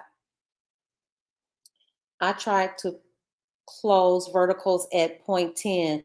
We got to talk. C-Bar, you're going to have to help me because that's one of the things I've been working on is when I place my order, how to place my stops and my limits and stuff. So help us. I've been studying it, I promise you. And so far, it's just me and the machine. So I monitor closely. Let me tell you where we are. We're almost at $60 in profit. So it continues to be profitable. So I will just watch. And the minute that it starts to dip into my profits, I'm probably going to bail, you guys. That's me. I'm going to bail at 283. If it dips down to 283.80, right now it's at 283.96. Or when this chart tells me it's time to bail, because the chart will tell you when it's time to bail. When you see all of this green and it's strong and this is wide open, these are still spread apart. Did you see that dark green one first come in? See? That is what I'm looking for. When the trend starts to change or these start to point down in my MACD, or, I'm watching the profit. When I have a number at 283.80, I'm out. I don't care what's going on because I'm not giving back money that I just made. I'm not giving it back. But this is not saying bail, but I'm looking at my time and sales too. I don't know how true it is, but time and sales shows you what sales are in the hopper, like what's coming.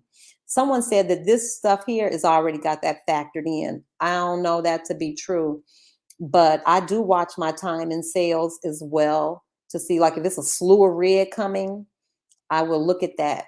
And then here's another chance. I would go down on the 1 minute and I go down here to see, because if it's all green, she is just as oversold. But look, this trend is starting to wane a little. So I'm watching all of that. That's the only reason I ever go down to the 1. I go down there to see, because if it starts getting bloody red, it's coming. Because those 3-minute candles are made up of these 1-minute candles. So I'm watching the ones just so I can know, like, okay, I'm looking for a signal to get out of this trade. I'm looking for it when it starts to break up.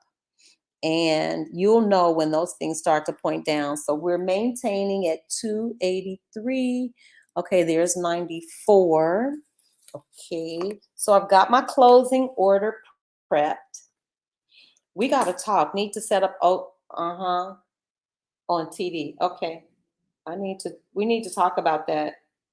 Okay, it's at 283.95 and holding 283.96.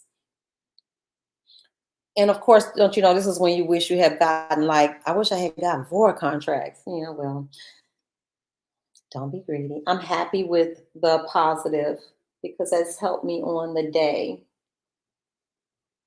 And she's still going up. Oh, shoot.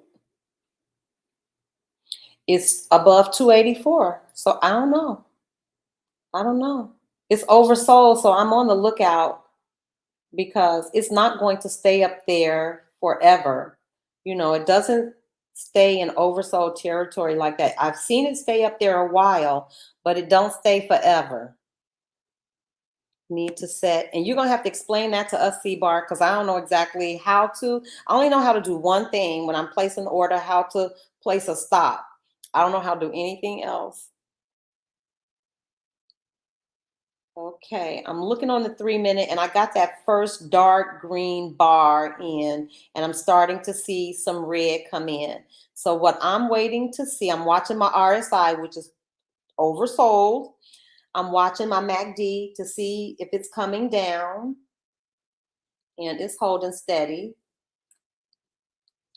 So the highest I saw this was 284.09, and it's at 284.02. So she's struggling to stay up there. 282, 284.07. It's just hovering right around there, 284 and some change. If it could break above 284.10, those marks mean something, like 284 and a quarter. If it hits those, that kind of gives me an indication that, okay, this is a healthy, she's trending in the right direction, but that's not what's happening. This thing is hovering right around 284.07. And if another green bar comes in, I'm getting out. It's the end of the day. I'm getting out. This is a good time. I would say this, it's always probably smart or wise to maybe purchase two contracts, because I could have sold one and skimmed off or shaved off some of the profits and left one, as they call, like a runner. And, because you hate to get out of the trade and then the thing continues to shoot up. So some people will purchase a minimum of two contracts, and that way you can sell one, take some of those profits off the table, and leave that other one just in case that stock continues to go. Well, I didn't do that. I only bought one, y'all, because I was being conservative. And now look at it. It's up to 284.14. It's going. 284.16, 284.24. So hey, that was a good move, y'all. We waited. You all helped me. You helped me wait for this move, and the move is paying off. And that's all you do. When I tell y'all we just traded today, we could have been sitting here together. We could have all jumped in that trade together at the same time. We could all be sitting here making money together at the same time, because you all saw it unfold just as I saw it unfold. And so we're up above. Let's see if it breaks above 25. I'm telling you, that was a good play. 284.23, and it looks like she's trying to go for it too. Look, 284.25. Can y'all see it? Yep, that was a good one. We waited. So today we saw two real plays that we could have capitalized on. We saw one at the middle of the day, and then we see one here at the end of the day. And now really I'm just waiting to get out. That's all it is. I'm just waiting for a sell signal. And that's all it is, y'all. Once I figured out that's all this was, you sell this thing and you take the money. Once I figured that out, yes, I started screaming to everybody I knew, my children, like, listen, learn this skill. Learn how to do it. If you're smart, if you're patient, if you play by the rules, if you have a trading plan, if you do all those things, and C-Bar is telling us the whole truth, you have to learn how to do stops and limits. And I don't know how to do that yet, y'all, but it's up to 284.30, y'all. Now I really do wish I had about 3 calls. I really do. But I'm happy that we got that one, and that you guys got a chance to see it in real time. And when I tell you, she's just shooting for the moon. 284.37, 284.39. It just keeps going. 284.46. And here comes that little red. I'm going to assume, and I won't assume for too long, that that's like that little relief, just like this one was. And it goes over a little, and then it continues to shoot up. 284.50. So today was not a total loss. We just had to be patient and wait for the right move. And the right move presented itself. So now I have to adjust my exit. Like, when do I want to get out of here? So let me peek at the profits right quick, because sometimes I take my profits, by how much money. Let's see. So we're close to $100 on that, and I'm gonna consider that a good day. Let's see. And it would have been closer to 300, and I usually buy 3 at a time, but I'm interested in protecting my capital too, and I don't want to be greedy. So it's 284.37. I'm about to sell because it's coming down pretty quickly.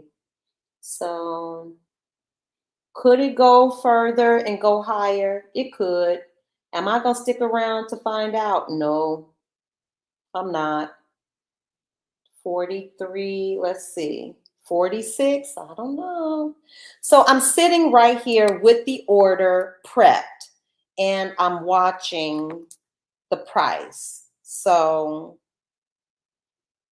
if the price, just jumped above 50, 59, we're not gonna go. We made a beautiful little call. We waited, we waited, and boy, did it pay off. So here's where we are. Here's the chart. And so here's the play that we got in on with QQQ. At the end of the day, we had to wait all day. We missed this one, this little move, which that was a cute little move. We could have made money there today. And so we just waited. We were really patient. The community helped me wait because I wanted to jump in some crazy places. And so I did get in here. I can't tell you, I can't remember exactly where I got in, but we got in really nice and early on this move. And so right now I'm watching my SMAs. They're all spread out. I'm watching volume, which is nice and strong and green. My RSI is oversold. That is a concern. And I'm watching my MACD with these strong green bars. They're getting bigger. And my MACD is continuing, it's pointing up. So I'm going to watch that number too, because I want to know if that number is going up. 143. See, 132. I don't know. So that's all we're doing. Ford is inching up too. Yeah, I'm telling you, they kind of work side by side together. You can see some correlations. So I'm just going to sit here and plot my exit. Let me go look again to, let's see, 46. The highest I saw was 53.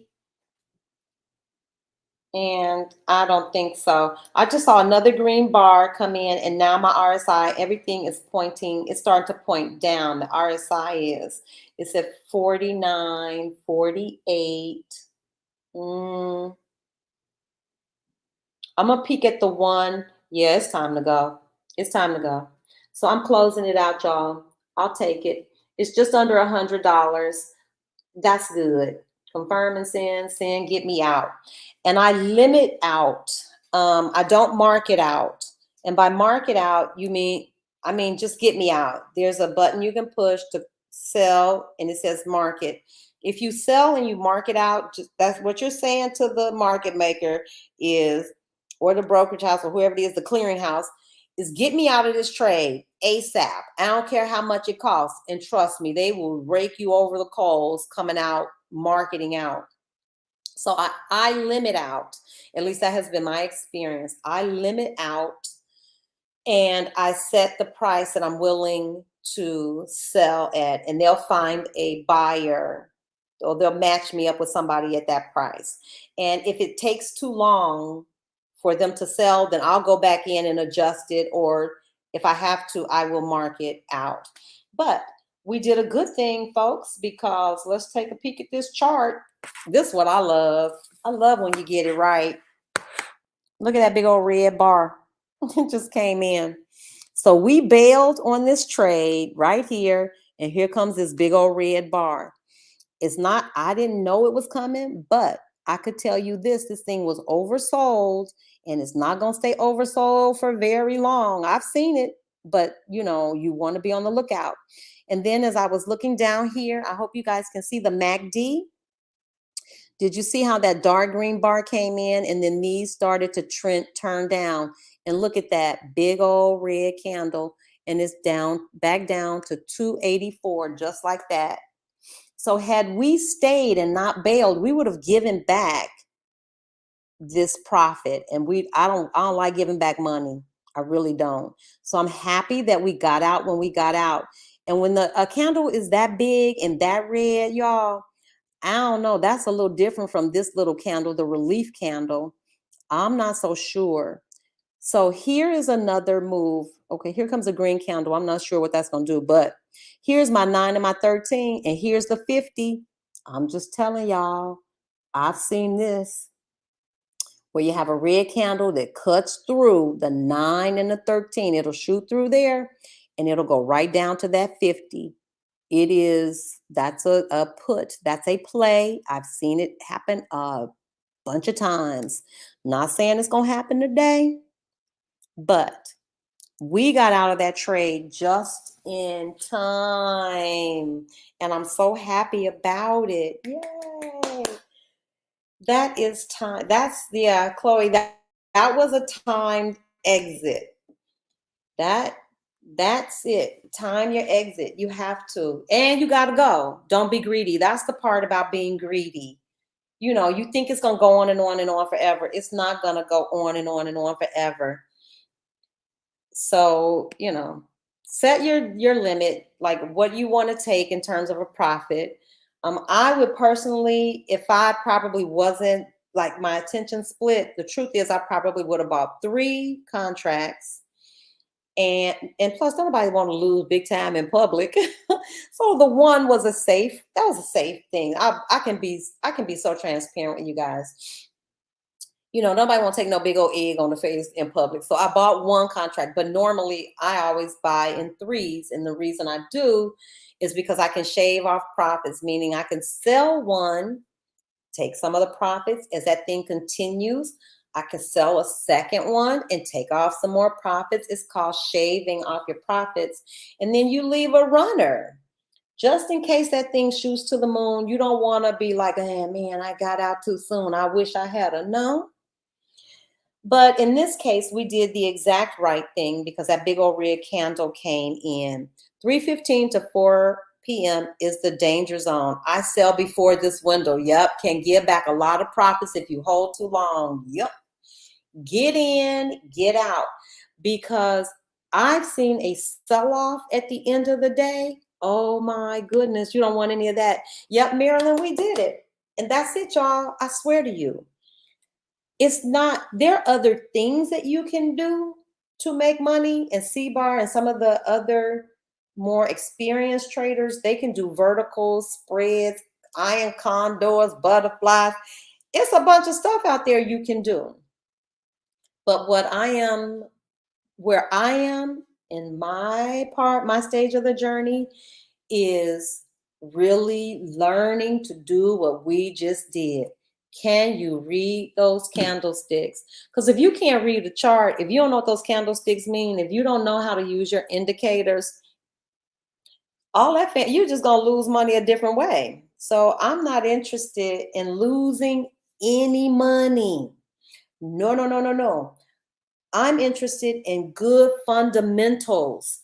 Y'all know I was an elementary school teacher. I taught from pre-K to 4th grade. That's fundamentals. We're not trying to do nothing fancy. We're trying to give you building blocks so that your 5th, 6th, 7th, 8th grade, they can do geometry with you. But I need to make sure you have number sense. And so that's my approach with trading too. Yes, there are 1,000 different ways you can configure these calls and puts to make money. We will get there. That's high school. That's middle school. We're just starting out. I want to make sure we have fundamentals. That's what I know is going to save my butt.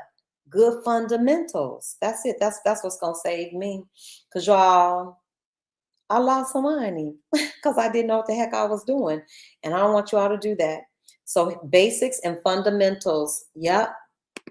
Today, basics and fundamentals. How to read a chart.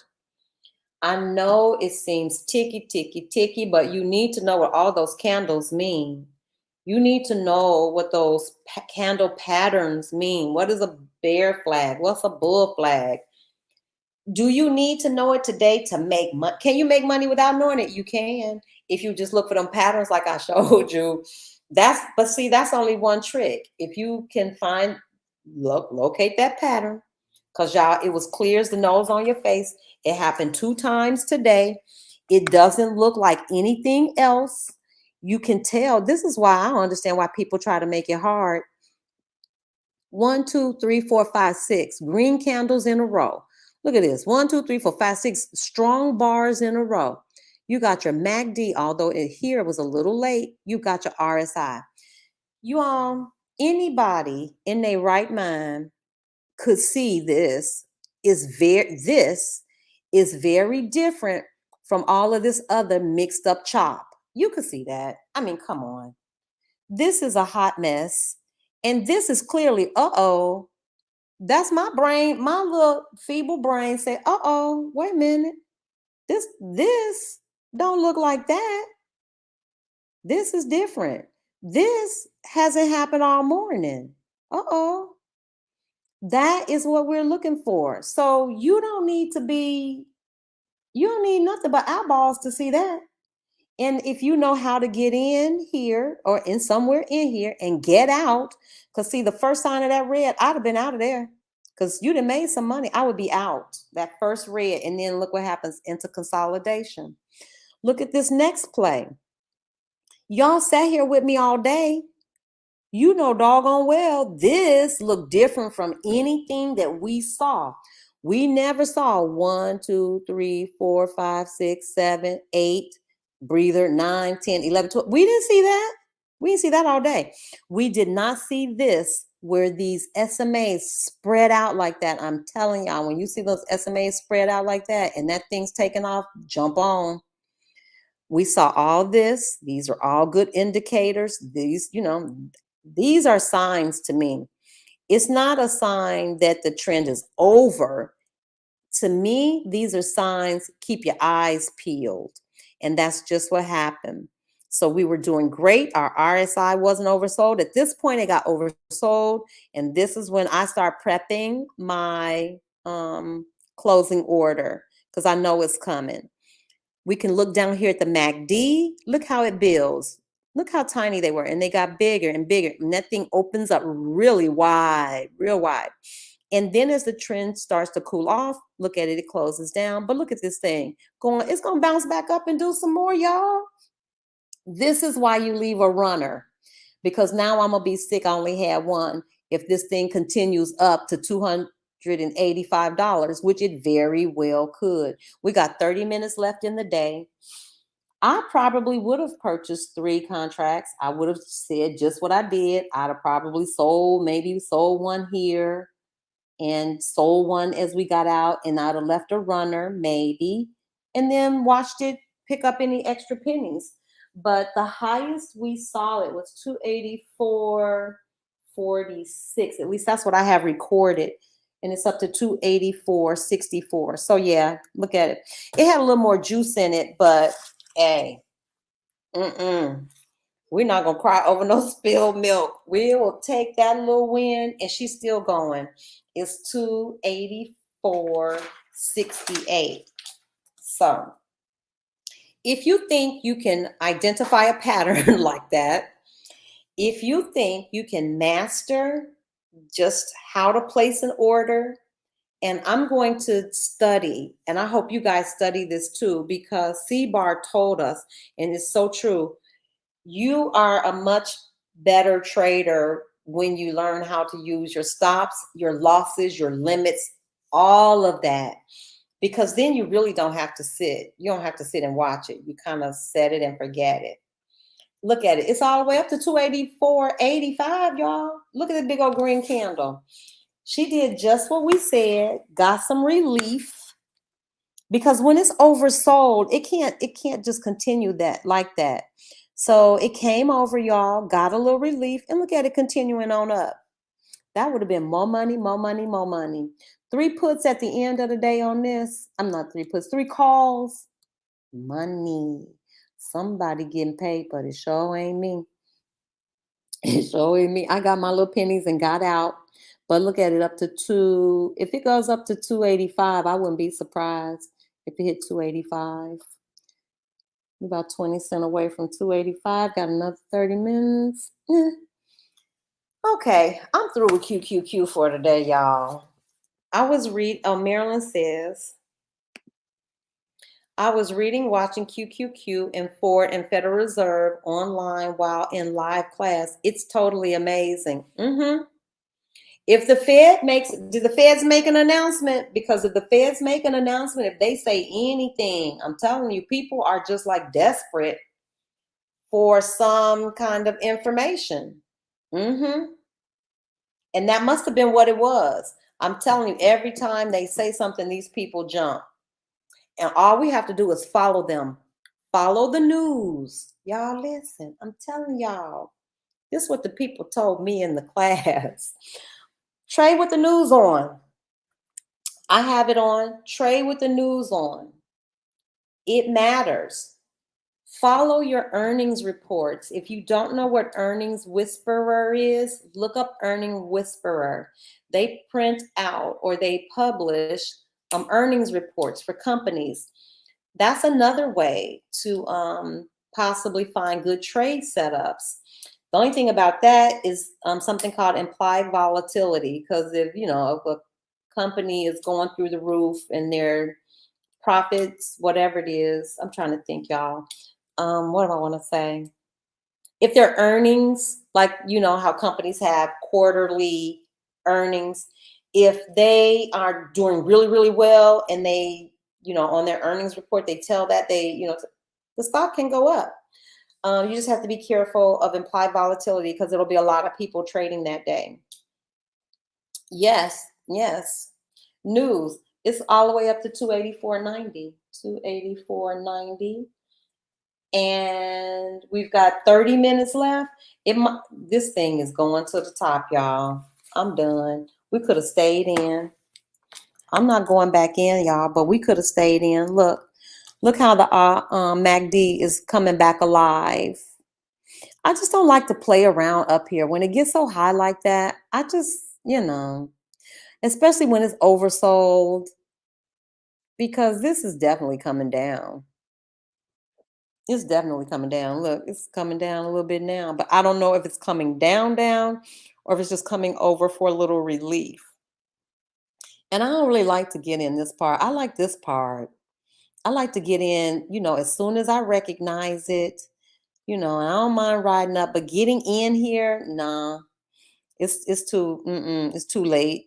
All this oversold, it could go on, but the likelihood of it coming down and crashing down is so much more likely here than it was when we entered around here.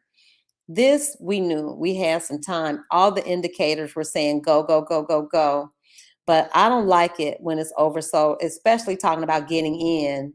It's kind of too late. The move has really basically happened and passed. Can it continue? Yeah. Will it continue? Who knows? But we've stalled out at 284.82. I'm just grateful that we caught it. I'm grateful we were able to see it together. I'm grateful you guys were able to see what it looks like, what it feels like, how fast it moves. And that it's doable. I promise you. I don't know anymore. Y'all see us in class. I don't know any more than what I've confessed to you guys.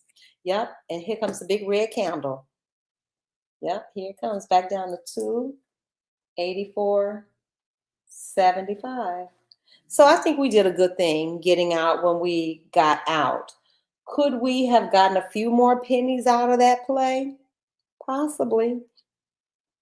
Is it a good thing if you can to purchase multiple contracts? Yes. I'm telling you, 3 is my sweet spot because with 3, you can shave profits along the way. I could have left a runner and we would have gotten those little, whatever else, residuals, because she still wants to go, y'all. It's not over. She isn't like tanking. It's 284.83. And the highest I saw was 284.90. So, hey.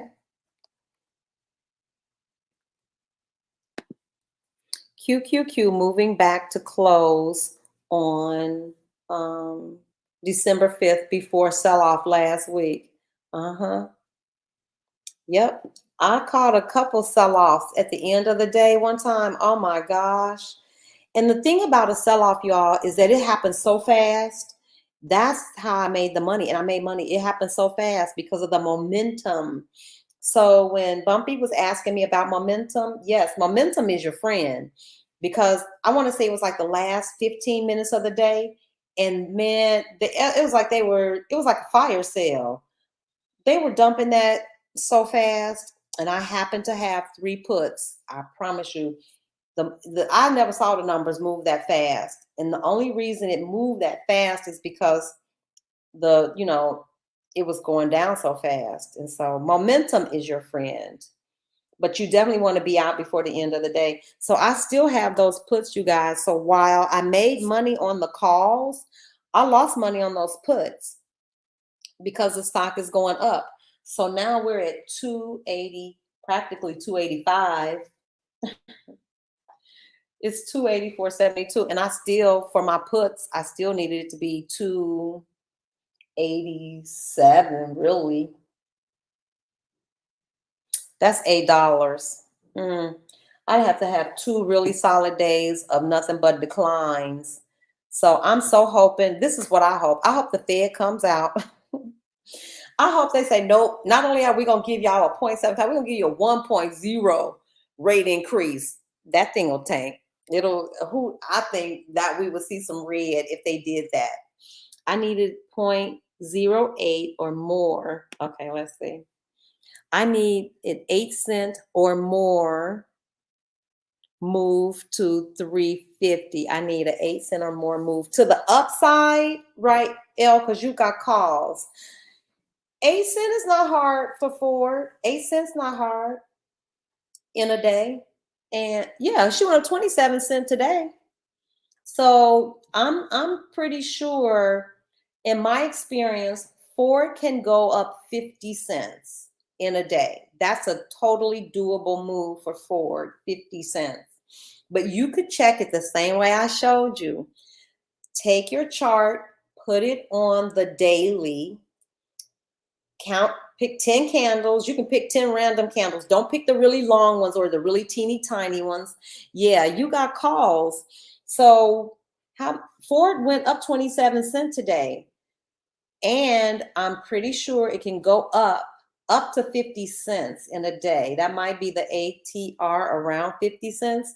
But if you want to calculate it yourself, do just what I said. Go to your daily chart, pick your 10 candles that look, like the average candle. Don't pick the really long ones or the really teeny squat ones, because those are like outliers. Add them up, divide by 10, and you've got an average for how much that stock moves on average in a day. At least it's a rough, so you have an idea for yourself. You don't have to wait for me, or you don't have to, Google. You can check it yourself. From CBS News, what happened? Anybody know what happened? Did anything happen today? Because it's sure something happened right around 2 o'clock. No, it was around 2:30, because that's when this thing shot up around 2:30, and it's still trying to get to 285, 284, 91, 92. She's trying. I don't know if she's gonna run out of time. Oh shoot, nope. I spoke too soon. 285 is in our future. Oh Lord, here we go. It's gonna be 285. There it is.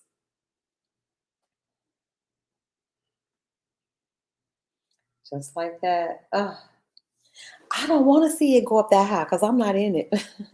I want it to come down. Get yourself down. Nobody wants to see it hit a high and you not in it. I just want the day to be over. I want it to go back down. Now I need this. I need a big old sell-off. That's what I really want to see. Somebody tell me what happened. Okay, let me turn my news on. I got it. I'm gonna turn it up. Let's see. Somebody's on here talking. It looks like Jerome Powell, but I don't know who that is. Will be this interplay between that phenomenon, the sort of central bank pivot, and the maturity wall of. You hear them talking about a pivot. 2025, which is where a lot of credit market analysts are looking. Just on a note on the Coupa deal, because it was a pandemic winter, and we're wondering about some. And I'm going to show you guys something. Let me show you the market watch. Show you what happened. This is how you know. Do y'all remember this morning when we looked at this market watch, the heat map, and it was all crazy? Look at the NASDAQ now. Everything green but Meta and Netflix. Look at Meta, and Meta's not green and Tesla's not green. But Meta's only down by less than 1%. Is down $1, and poor Tesla lost $11 today. I'm telling you, if you got the money and you got the guts and the skill, trade Tesla, because Tesla is a mover. But so now we see, you know, that heat map for me is helpful. It is very much expected increase rate is announced 2 hours ago. CBS expected increase interest rates, but how much? Because if it's not as much as they said, like the 0.75 basis point, if it's less than that, that's why all that green, because that's what happened last time. The Fed chair kind of signaled that they were going to slow down on the interest rate hikes, and that thing shot up. That thing shot up. So the Fed should pause here. That's what they're talking about. Well, it's not what I'm seeing that they're not. It's a judgment about the relative pros and cons and the risks. But QQQ is cooling off. The impact of what they've already put into the pipeline has not yet hit the economy. In other words, we've only seen about a third of what they've done to date. So I think it would make sense to pause, wait and see what the impact of. Oh, that was a nice little run up at the end of the day. At the low, it was the impact of that is, and also can I tell you all something? QQQ bounced right off of that support. It bounced right off of that 282.57. I can show it to you. You can look at it for yourself. She sat and consolidated right on that 282.57 and bounced all the way up to 285. Holy moly, it's 285 now, y'all. Now I wish I had a runner. But that's how it does. A few things can happen as support. Either that thing's just going to sit there and consolidate, sit on that line and consolidate, and it did that all day. Or it can break down. You'll see like a red candle, or you'll see some real momentum. It'll break through it, and it's down to the gutter. Or it can bounce, which is what it did for us. It bounced today. And that was a beautiful run.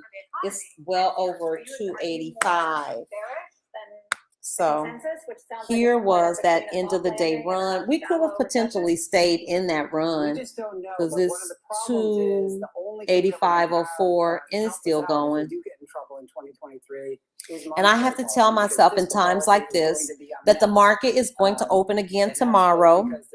I will bring even more skill to the game tomorrow. I have my community with me to keep me out of trouble. So we can always make money. You can always make money in the market. If you're patient, wait for it. Get in, get out when it makes sense. You know, do all those things to make sure that you're successful. Listen to your news, pay attention. We got tools, y'all. We have the tools to make money and be successful. Other than the Fed reversing itself. Look at that drop so fast. I needed to really just hit the ground. This, you know how I would love to see this day wind up. I swear, give me some big red candles and go from the 9 to 13 to the 50. That would make my day. and see. That would make and my then whole adjust day to further. get right back If where you we see started inflation from. picking Oh up, Lord. or if you see inflationary expectations Mm. taking off, that's the other thing that is We really made important to some remember, money, which is and if it tanked inflationary all the way back expectations down to unlike in the this, y'all, 1970s it would mean remain that I didn't remarkably lose low any anchored money on my somewhere, puts and you don't today. want to take a risk with that. I That's understand what I that, want to see but in the last still, 30 minutes of the it day. gives you Please room to tank. adopt a But look at the more wait-and-see MACD. approach than the It's Fed turning is down. You pursuing. can see how these are becoming closer together. Peter, And thank these you so green much for your bars time. down here are getting It's great to have you so on Blue tiny. Field Day as well. I'm going to pull that Peter close. I hope Morzak and y'all can Lazard. see that. By the way, we continue to climb, making new highs Yeah, here but on we the ain't session. trying Look to at the keep Dow, it's climbing. up 510 points. S&P up 1.3%. I need it to When we go started the down. hour, the S&P was up less than 1%. The Nasdaq now rallying also quite strongly, up a full percent. Microsoft, Yeah, Apple, the Nvidia, NASDAQ. Amazon That's what we're leading the way. trading, the Tesla is NAS, still a big loser on the based on the session. NASDAQ. It's down 6.25%. So I'm, Transports are really taking off today. Find out what the 285.01. not Nah, being outperformers. I hope One this single thing stock in closes particular up and this when they thing come back. goes down big time. But do you see how long QQQ stayed oversold? That is, let's see, 3, 6, 9, 12, 15, 18, 21, 24, 27, 30, 33, 36, 39, 42, 45, 48, 52. Almost a whole hour. So from 2:30 all the way, yeah, all the way till now, she's been oversold for an hour. So don't let this scare you. I mean, I don't know that I would be jumping in when it's oversold like that, but I wouldn't bail necessarily because it's oversold. I would be mindful. I would watch this. This is so typical. Rise up and then it shoots over to that line. Rise up and then it shoots over. And I should stop saying line. That's which one is it? It's the 9 or the 13, the moving average. But that's the way QQQ moves. It'll shoot up and then it scurries over to that average, shoots up and scurries back over to it. So all in all, I'm really pleased with where we exited because we could have gotten a little bit more, but not much more. It's going down now. So I would love to see some red candles come in here, close this up and take us down so that my puts don't look so ridiculous. Oh, so while today was great, okay, maybe it's going to happen because we got some red with some volume. Today was great. Oh, they expect to increase interest rates. I wonder by how much. No tanking. I need Ford to move up about 6 cents. Okay. I need you to get your 6 cent, get out, and then I need this thing to tank so that my puts can become profitable because right now they are not. And anybody knows anything about options, I'm in. Ooh. But I won't make this mistake again. I'll tell y'all again how I got there because I bought those 3 puts and it was doing well. And then the price started to go up. And I got in so deep. I had lost so much, like it must have been over $100, that now instead of saying cut it, I wish I had been there with me. I was saying, okay, I'm gonna wait for the trade to turn. It's gonna turn my way. It can't keep doing this. Yes, it can. What I should have done was minimize my loss and just stuck to what I said, the rule, which is there's a certain percentage I'm willing to lose on this trade, or there's a dollar amount, and I should have gotten out. And when I didn't get out, I'm now stuck in a swing trade, hoping the trade turns my way. That's not good trading. What I should have said, Sandra, your entry was off. Because when you got a good entry, when you have a good entry, it doesn't take you long to get profitable. That's a good entry. Oh, but wait a minute. Y'all ready to see this one? Okay. I hate to do it to you, Elle, but look, look at this. Okay, this is a classic. This is the classic move that I told y'all about. This is the 9 and the 13. And here's the 50. If this thing drops all the way down here, I'm sorry, Elle, but I'm gonna be shouting glory, glory, glory. And I've seen it do that, go up and give it all right back. So I would be curious because she's coming down off of that being over bought. We have our crossover. The MACD is just crossed over. I don't know if you guys can see it. I'll move it closer. I'm gonna turn this volume down. A top analyst on what Thoma Bravo's acquisition of Coupa means for the rest of the software industry. Who could be next? Okay. So this is the move, and I hope this is one that I promise you, they taught it to me. I've seen it 100 times. I hope it happens so you guys can actually see it with your own eyes. I don't know if there's a technical name for it. If it is, I don't know nothing about it. But this is my 9 and my 13 SMA. The move is simple. This is our 50-day moving average, simple moving average. I have seen this time and time again where this thing will continue to come down. The price will continue to come down until it gets to that 50. And either it'll bounce off or it'll keep going down. So here's my hope. Y'all, and this is right here. Somebody is placing a put. Somebody, well, it's 15 minutes. Ooh, no, maybe not enough time. But in the middle of the day, if I saw this, I would be watching. If this was like a 1 o'clock, 2 o'clock move, and I saw that red creeping down, I would be on the lookout. But because it's so late in the day, you know, and it does take some time for it to get down there, who knows? Who knows?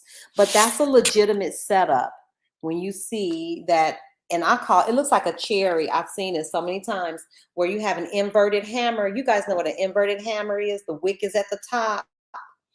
And then you have just a little kind of fat, chunky body. I've seen that thing dangle from the 9 or the 13, and I promise you, we off to the races. Elle, you're paper trading. Elle, then let this thing drop for me. I need that thing to drop. I ain't paper trading. That's real money. Chloe, I'm not sure what this means. Oh, you know what it, Elle? Laugh out loud. Yes. Okay. You all, that was a good day. We saw 2 textbook opportunities to get in a trade. Anybody here sitting with us could have taken that trade. I don't call out trades. I just show y'all what I'm doing. You want to do what I'm doing? Knock yourself out. You don't want to do what I'm doing? Don't do it. We got out in time. Yes. Don't. Yup. You cannot be greedy. That not getting out is greed. And I've done it too. But now I think C-Bar kind of gave us the heads up. The trick is setting those stops and just letting it be. It takes the guesswork out. It takes the emotion out, because you're saying ahead of time when you set up the trade, if I lose this much, close it out. I don't even have to be there. If I win or if I gain this amount, stop me out, you know, get me out of here. It just takes all of that. It alleviates some of that and you can walk away. But because I'm sitting here with you guys, I don't mind looking at it all day. You know, I don't mind, because we get to talk about it as it unfolds. And we're still headed in a downtrend. So we're down to 284.61. And remember, we had gotten up to 285, I want to say 10 at least, 285.10. And now we're back down. We're down to 284.54. It would do my heart so good if in the last 12 minutes of this day, but it doesn't look like it because it's not setting up like that. If that thing would drop from the 9 to 13 to the 50, I promise you, I would take a picture of it, because it's a classic. I just don't think we have enough time to get down there. It would take some really big bars, some momentum, some volume. It would take some big guys to start selling off. And I don't know if that's happening. Oh, what? Oh, okay. Targeted Fed rate increase 3.75 to 4.0. Where are we now in the process? I'm not sure how much more we have to go. Maybe they've already reached it. Here's what I know turned that chart green last time. That somebody interpreted, I don't know who, some folks in the stock market interpreted the comments that Chairman Powell, and I say Chairman because what's his first name? I don't remember. So that's why I say Chairman Powell. I just know it's Powell. Someone, I think the market interpreted it that he was saying they were going to slow down increasing the rates, which for most people, they think, oh, okay, so it's, the worst is over. We can jump back in. And so the market shot up. I think if they signal that, nope, we're not slowing down, we're not pumping the brakes on these interest rates, we're going to give you a 0.75 or a 0.1, whatever, 1 point, whatever it is. Jerome Powell, thank you. I sure didn't want to call him anything. I don't want to say anything wrong. That's a teacher for you. You don't want to say nothing wrong. You'd rather say nothing than to give somebody some wrong information, because you have to unlearn wrong information. And I don't want you all having to unlearn anything. So when I know something definitively, I'll say I know it. And when I don't, I just fess up. Like, I don't know that. But thank you all for the support today. Thank y'all for the love. Seriously, I can't imagine. I'm hoping that 90 days from now, you guys, we can really be trading and, sharing our profits and, not our losses, but sharing our profits and how profitable we are. Because some of you will be ready well before 90 days. It does not take that long, y'all, to recognize that pattern. That's just one way, though, to trade. It's not the only way, but that's one way. And you can make money looking for those little stair-step patterns. That's all I've ever done. I don't know any other way. I don't know. I don't even know what else. See, there, those iron condors and stuff, like when it's trading sideways, you can make money on those credit spreads, and you can make money when it's consolidating. I'm not there yet. So I'm happy to be a for real pattern. I'm a pattern trader. I'm a teacher. I was a third grade teacher. I know what a pattern looks like. You can't fool me with that one. I know how to identify a pattern. And you guys, I'm really good at, I think this is my strength for myself personally. I'm good at looking at signals, and I'm good at making connections. And I know if I saw something before, I saw that before. I know what that does when that happens. That's all this is. That's how I have been any measure of success. It's because I remember that don't look right, or this is unusual. It's paying attention to those things that, but you don't know that if you don't know that ticker. So if you bounce and one day you trade Tesla and the next day you do Ford, and then you over here doing SPY and QQQ, I don't know that you ever really get intimate. I feel like I know QQQ. I know how she rolls. I know how she rolls. I know what her bouncing, those scallops on top, I know what that looks like. I know when we're getting ready for an uptrend. I know when she's bouncing underneath those. I know what that looks like, because I've looked at it for almost 100 and some days, 120 days now, almost every day. And while you can't predict, you can certainly see trends and tendencies. So I want to say thank you. First of all, y'all kept me out of trouble today. I didn't get in any trouble. I didn't lose any more. I didn't lose any money. Those puts lost money, but I didn't lose any money today. We made almost $100 on that last little move. We missed a move in the middle of the day, but that's okay, because now we know. I know to just keep my eye on it too. And you all know what to look for too. So maybe in the future, we can have somebody who's just watching QQQ while I'm teaching. You can keep an eye on it. And if you see a move, let us know. If you feel so inclined to join us and jump in on the move and buy something, that's on you. That's on you. But it's difficult for me to keep an eye on that, the formation of what we're looking for, and fully be engaged over here to answer questions, read the chat, and anything else I can think of. Because, since we are basically done, and here comes a big old green candle, I'm going to peek. I'm going to log out because we only have 7 minutes. A lot could happen in 7 minutes, but I'll put it on my phone. Not that I'm going to do anything with it.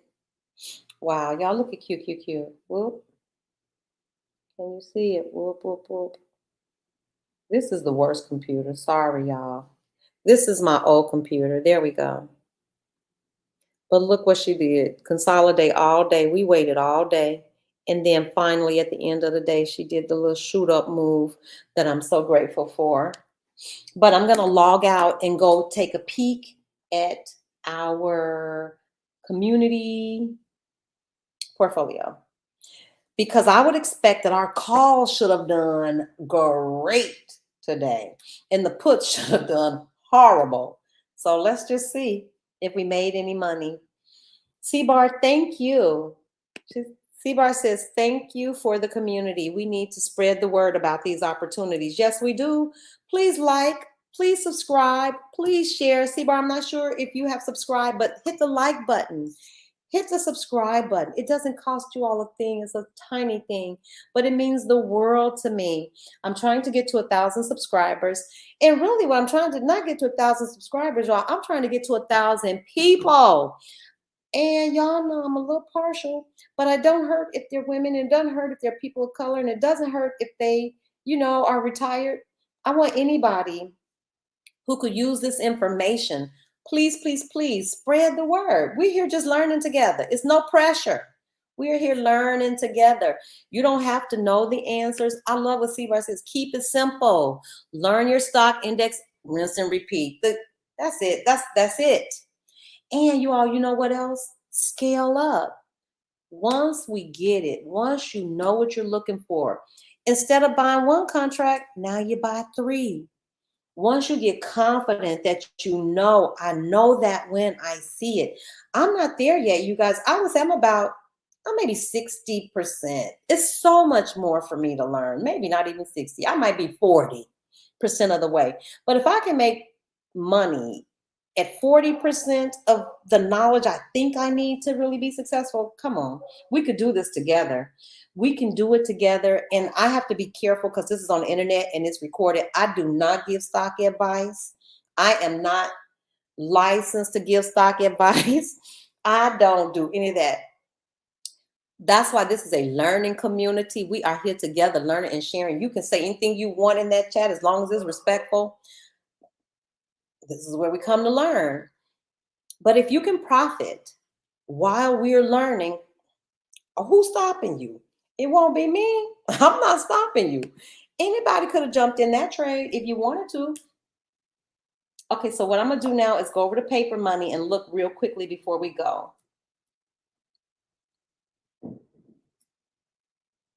Yeah, let me see if I can get in there. I didn't turn off. Okay. And we'll just look at how the calls did today, because we know the puts are probably in the trash. I can't even imagine, because remember, we were buying 5 and 10. So let's see how our portfolio is doing. Can I get over here? Ooh, y'all really want to see what we did? Oh my. Holy smoly cannoli. We made $3,000. Oh, shucks. We made money today. Listen, I can't make it up. You all saw me. You all were with me when we purchased this stuff. Listen, here is what we bought. We bought Apple, Amazon, Disney, Ford, Home Depot, Microsoft, Target. Looks like we got Target in here twice. And is WM Waste Management. Y'all, we made $2,700. Oh my God. Oh my God. Apple made $787. We made $300 on Disney.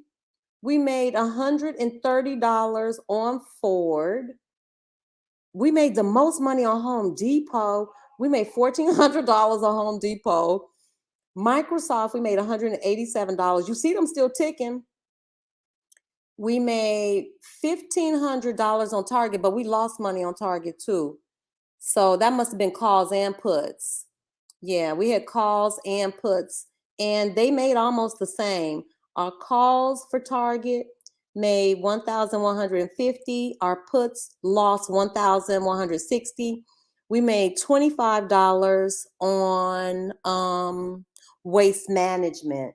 That is flipping incredible. I'm going to pop them open so you all can see exactly what we purchased. You all remember yesterday we bought calls and puts. So let me be specific. We bought 10 calls and the calls made $1,800. We bought 5 puts and the 5 puts lost about $1,000. So if you had bought just 5 Apple calls today, that would have been $900. If you bought 5 Apple calls today, y'all, this is not crazy. This is real money, people. This is real. We just did it in paper money. Let's look at Amazon. In Amazon, we bought the same amount. We bought 5 calls. We bought 5 puts, and they just about broke even. Our calls made more money than our puts. You can see. So that's how come we only made $25 in Amazon today, because we had an equal number of calls, an equal number of puts, and wow, we just went negative on Amazon. But we don't care. We made $2,468 today. Let's see. Here is Disney. We bought 10 calls. I'm going to say these are calls. Yeah, we bought 10 calls and 5 puts. And you can see that the calls today made $875. The puts lost $475. And we wound up $400 in the positive for Disney. What did we do for Ford? I think we did basically the same thing. Ford, we had a lot going on in Ford because we had any combination of calls and puts, you all. And so in Ford, we made money today. Ford made us $130.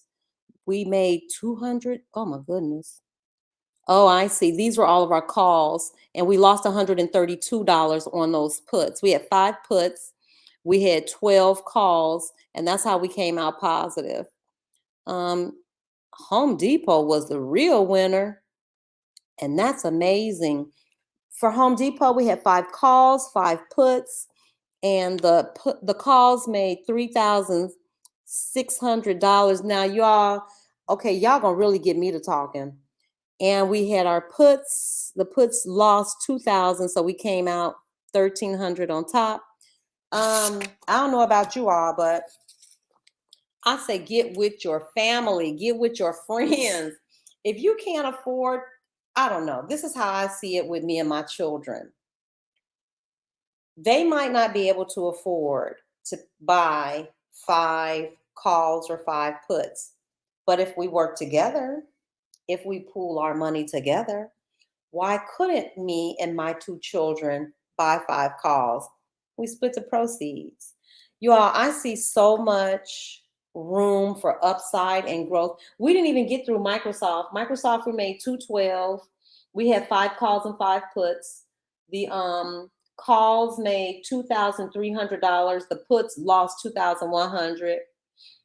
Target, we did the best on Target because it looks like, oh, the 5 calls made over $1,100.